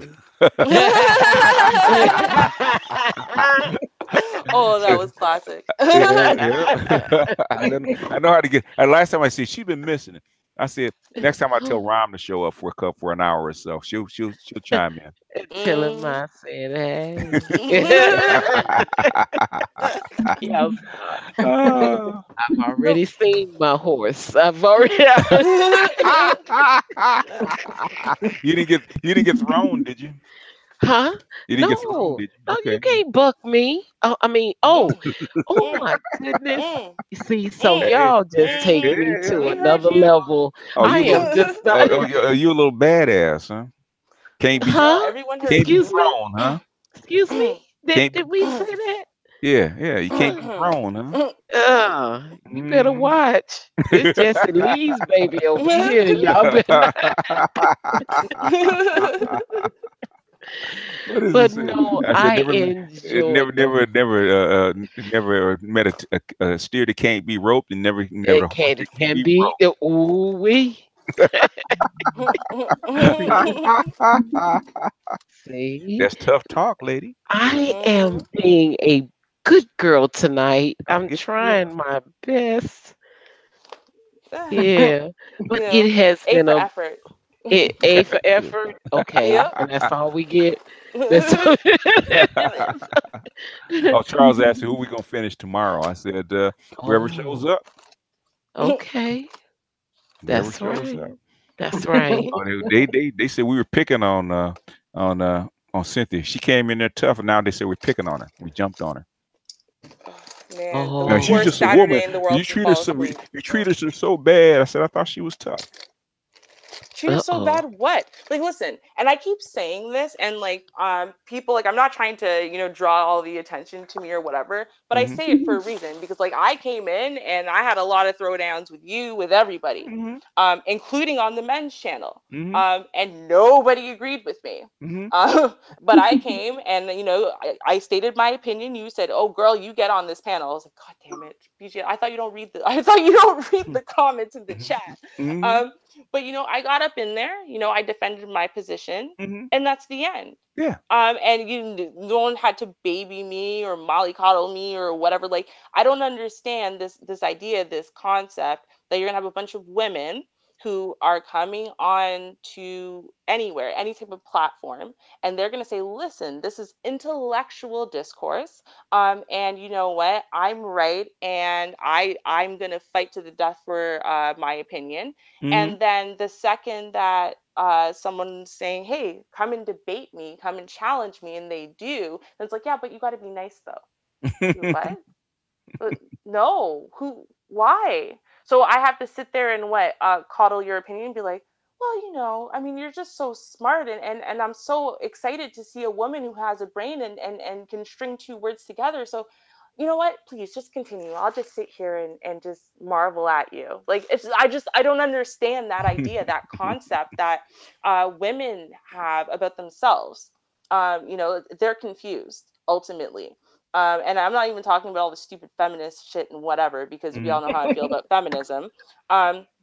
But it's this idea that if someone disagrees with you or speaks firmly or even raises their voice because, hey, they're passionate about this subject, that somehow or another, that it's a personal defamation of you. It's a personal, slandering of you, and it's hurtful and it's shameful, and they go home and cry about it. And like, I don't understand that level of sensitivity.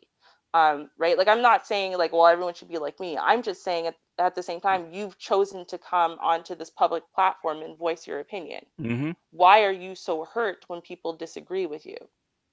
Like, they're not sitting there being like, yeah, but you're a dirty skank whore or something. Like, they're disagreeing with you firmly. They're telling you got to stand up and defend your opinion. Most black women don't think highly of black men.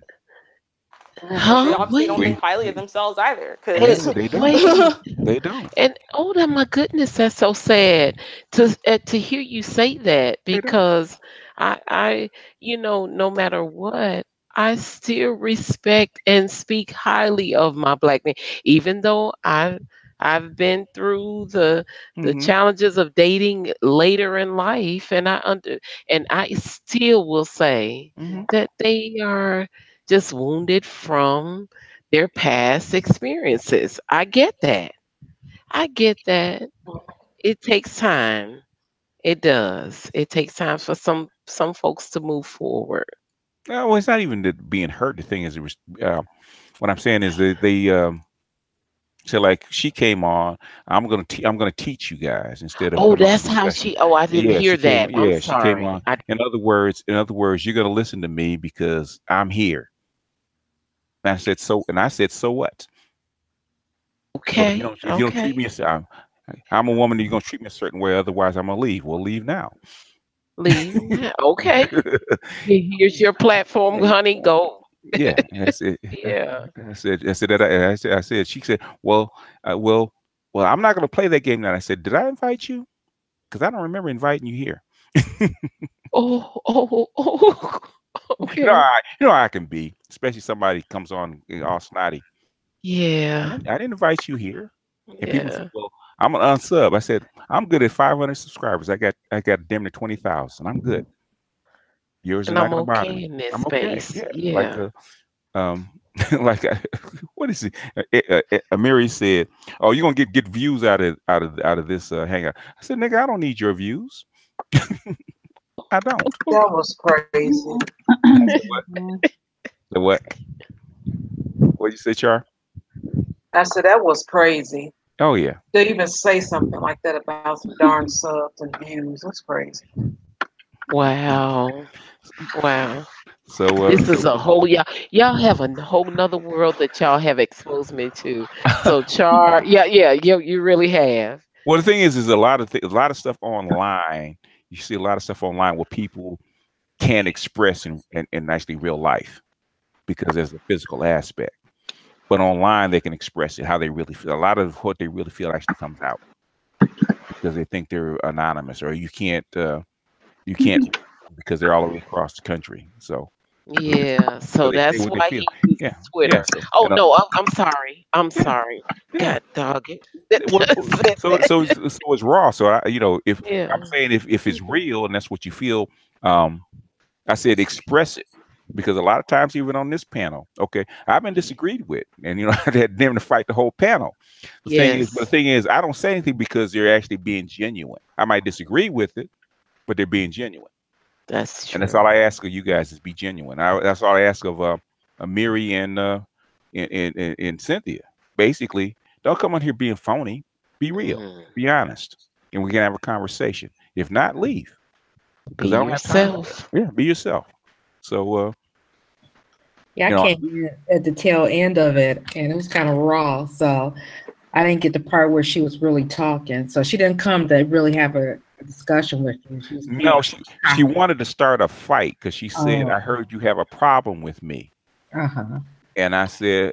I was basically telling her, I really don't care about you one way or the other. Well, you won't say something in my face. I said, what have you heard so I can address it? Okay. Now, if she asked me how I felt about her, she might have had a different conversation. But Mm. she asked me, did I have a problem? I said, no, I don't know you. And you're not I was trying to tell her, you're not important enough to me for me to have a problem with. Like she asked me how I felt about her, I told her how I felt about her. She didn't ask that question. Because then she'd have heard a few things. She'd have heard a few things how I felt Wow. about her. Wow. Women know what question not to ask. Black women are very smart at knowing what question not to ask. So that's how come I don't treat them like babies or idiots or airheads, something like that. That's not. Women are smart. They can pretend like they're dumb, but they're very smart. They can pretend like they're helpless, but they're not. I said they're very crafty. They're very smart. They're very intelligent, and you need to treat them like that. Yeah. Officer Charles is dreaming that he could ask her some questions. He said interrogate her, but she and any other person that has a platform that has just a lot of rhetoric, there are no solutions for them because that would be the end of them, the end of their show. So they're not going to want to solve anything. They're just going to keep with whatever they're saying, whether it's statistic or I feel or I see or it seems or whatever language you use. It's going to be the same. Speak, sister. That my tutor over there. That my tutor. Speak, sister. I'm their Huckleberry now. That my I'm a tutor. Huckleberry. Now they just took a couple body blows and all freaked out. It's great, the artillery hasn't even started yet. They freaked out. This is their information. They're freaking out. Yeah, I got to catch up on the videos you dropped. I only got a chance to watch half of the one that's an hour. Oh yeah. That And was then the just one response. today I missed it, so I got to watch those. Yeah. I mean, I gotta get to the last one. Yeah, I mean, it was just me going through the chapter that he kind of pulled a little paragraph from. What even a paragraph did he pull from? He said, "Why don't you read the rest of it? Because it's like 17 pages worth." Because he didn't go through the rest of it.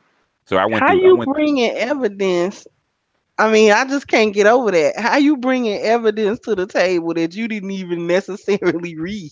He might have read it, but the thing is, you basically a lot of people do that the intellectual switcheroo by taking out the excerpt that they want, and then I'm gonna actually take a 30-second excerpt, and then I'm gonna actually talk for the next 17 minutes on this 30 seconds, like the preachers do in church. Yeah. I'm gonna take one scripture. Represent the message overall, and that's they say that like in when you're doing papers and stuff like that, you cannot mischaracterize or misrepresent a source. So just because the source said this sentence, if the overall meaning of that source is not that, so they were making that statement, and the next statement they turned around and said, but this is not the case. You can't take that sentence and be like, oh, well, my source says that, all dogs are vicious. When the next sentence says, but this isn't the case, even though people seem to think it is.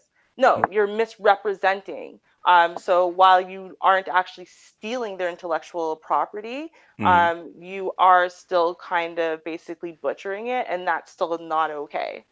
I don't know. Like this is one of those things, right? Like I don't understand. If you have to misrepresent sources in order to make your point seem valid, then maybe you should reevaluate your point. Because you should be able to find at least one, if several sources that easily support exactly what you're saying. Yeah. So that we can be like, yeah, see, it's right here. Yeah. Like like when he tried to pull the man in the house rule. The man in the house rule was struck down in 1968. He said, so that means that fathers could live with the woman and his children and still be on AFDC, which was not true. The man in the house rule said that the father couldn't live with them, but she could have a boyfriend. So as long as he's not the biological father and he doesn't owe that child a child any kind of support or any kind of maintenance, then he could actually live with that woman without any problem. But the father couldn't do it because under AFDC, it was actually originally built for married women that actually had lost their husband or the husband had gone missing because he went to look for work or something like that. So they would actually come in and take care of. So you had to be married, and the husband had to be someplace away, like he abandoned you. That's how come a lot of women say that he deserted me. Right. I mean, man, he could be 2 blocks over for me to get some kind of aid. I had to say that I was can't abandoned. Find him anywhere. He's gone. I can't find him nowhere. Do you know his next of kin? No, his kin are all dead. Yeah. And the real disingenuous part about that, it was struck down. But now you don't understand the fact that there are many laws on the books anywhere. When have Black people been treated necessarily according to it when it was inconvenient for the dominant society? You know what I'm saying? Yeah. Like, it's plenty of laws on the books that say this, that, and the third, and you're supposed to have these rights and you're supposed to have those rights, but our rights get violated all the time. Yeah. But it actually, if he had read the case, instead of going on Google and said the man in the house rule was actually struck down, he actually read the case. It told him right there it didn't apply to the father. It applied to a boyfriend or somebody that wasn't biologically attached to that child. And it didn't change. They didn't change AFDC until 1988, when they actually changed the law, the Federal Support Act in 1988. So in other words, through what you saw in Claudine in the 60s and the 70s and even the early 80s, that was all true until 1988, until they actually changed. They had to actually make, in 1990, they actually make states change their laws in 1990. So you don't know nothing about no Claudine. Hugging and love again. You gotta remember how old I was. Getting into the kissing. Yeah. Okay. Go ahead, Char. I was gonna say Anne Marie not even the head of this household, so right. Oh Lord. Oh Lord. Not what I heard Saturday. Can you all keep it down? Get me. Please. And he said he was at work driving. He said he was at work driving around. Yeah. Right. Driving a truck. Yeah, right. Yeah. Mm-hmm. Poor thing. Hey, said, dude, I said, just keep it real, man. You don't have to do all that. You don't have to do all that, I doubt he got 6 kids. I do. Yeah, he's not above being disingenuous. So a lot of stuff I doubt. It may be true, but I'd have to. If I were in his city, I would have to double check. Okay. Yeah. There's something going on there. Well, he's trying to build up an audience. He's trying to get the women actually pay, so he's trying to get in the good with the women. So I know where you're headed, boss, but don't come over here with that mess. Stay do like Derek Jackson. Don't even bother with the guys. Do your thing. Ignore everybody else and make your money. Don't call people out. Not on stuff. And that's not necessary with any game. You ain't got to call nobody out. Do what you do. Mm-hmm. Have your platform. Do what you're gonna do, Mm-hmm. and you and make you know what you do, and if you're good at it, Mm-hmm. it will show. And I'm so new to this. I'm like a preemie at this because Shar is she taking Oh, me on a journey I've never thought I would have. Shar is battle tested now. I She don't say see. nothing, but she battle. You know what? I am so amazed. I'm so amazed. Shar, This is Shar, not the Shar, Shar I Shar knew. sees all now. Shar She is, yeah. does. She has an insight. What they call the third eye. No, She had. no, She has a fourth. she's a spy master. Okay, Yes. yeah, she's like Yeah. the NSA. Yeah. She about to find you.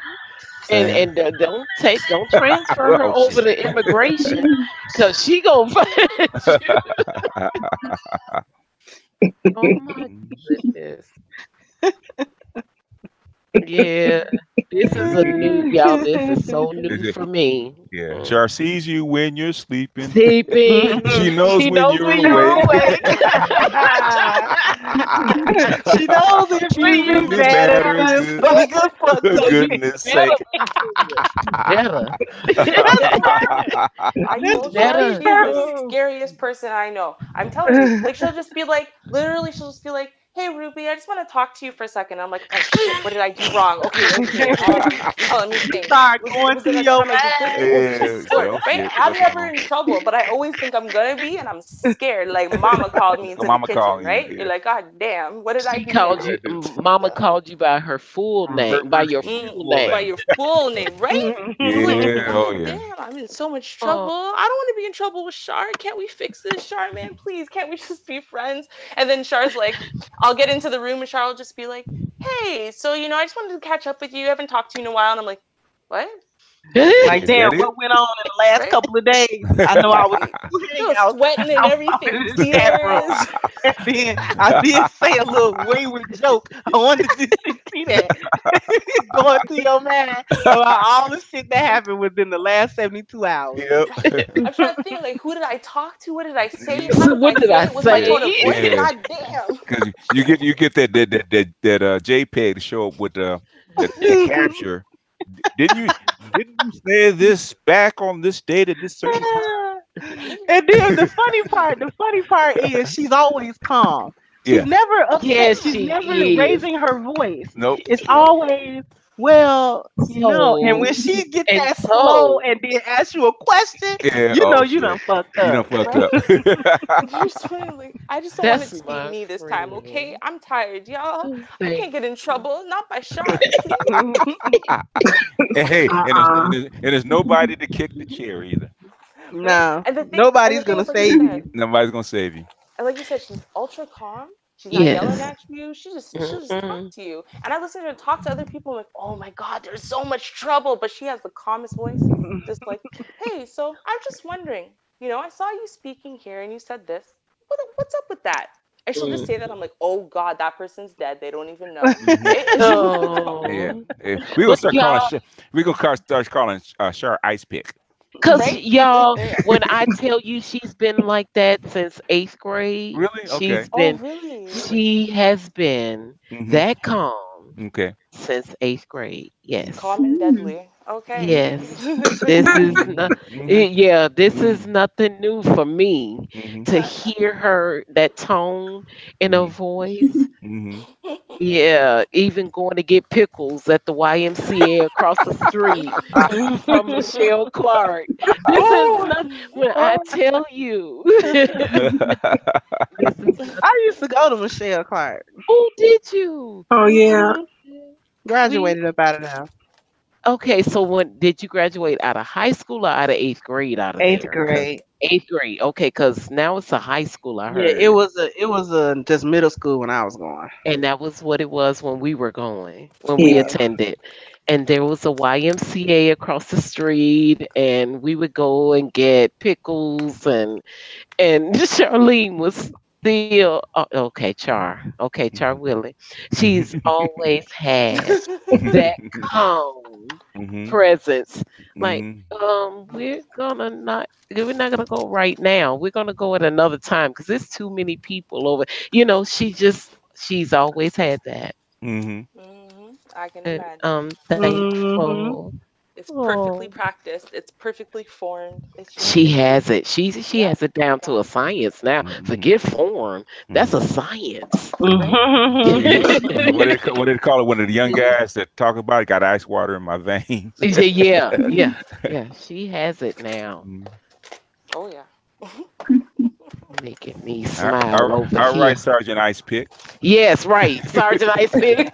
What do we do now? So what do we do now? My liege. Well, thank you so much, and it was a great show. And thank you so much, Miss Juanita. I appreciate that you came on. Hope to see Thank you around. you. Okay. Yeah. Please come back again. I Yes, will. please. And you all have a great weekend. All And right, you you too, too. sweetie. You You too. Thanks. as well. Thank you, BGS, for It's this platform. oh, this is a Thank you pleasure. so Yes. much. I gotta roll up my sleeves for tomorrow night, though. Oh Oh yeah. You yeah. better get you some Yeah. sleep tonight. And Yeah, I'm you talking got about Get a you got couple to of get you drinks. that Yeah, kind of you ain't sleep. lying about the drinks, boy. You got to get you the kind of sleep. You know how you get comfortable and you be so comfortable in your bed, you just keep moving your legs around like, Yeah. ooh, I'm so comfortable. You got to get that kind of sleep tonight. What I need is to buy me a bug zapper, though. Shit.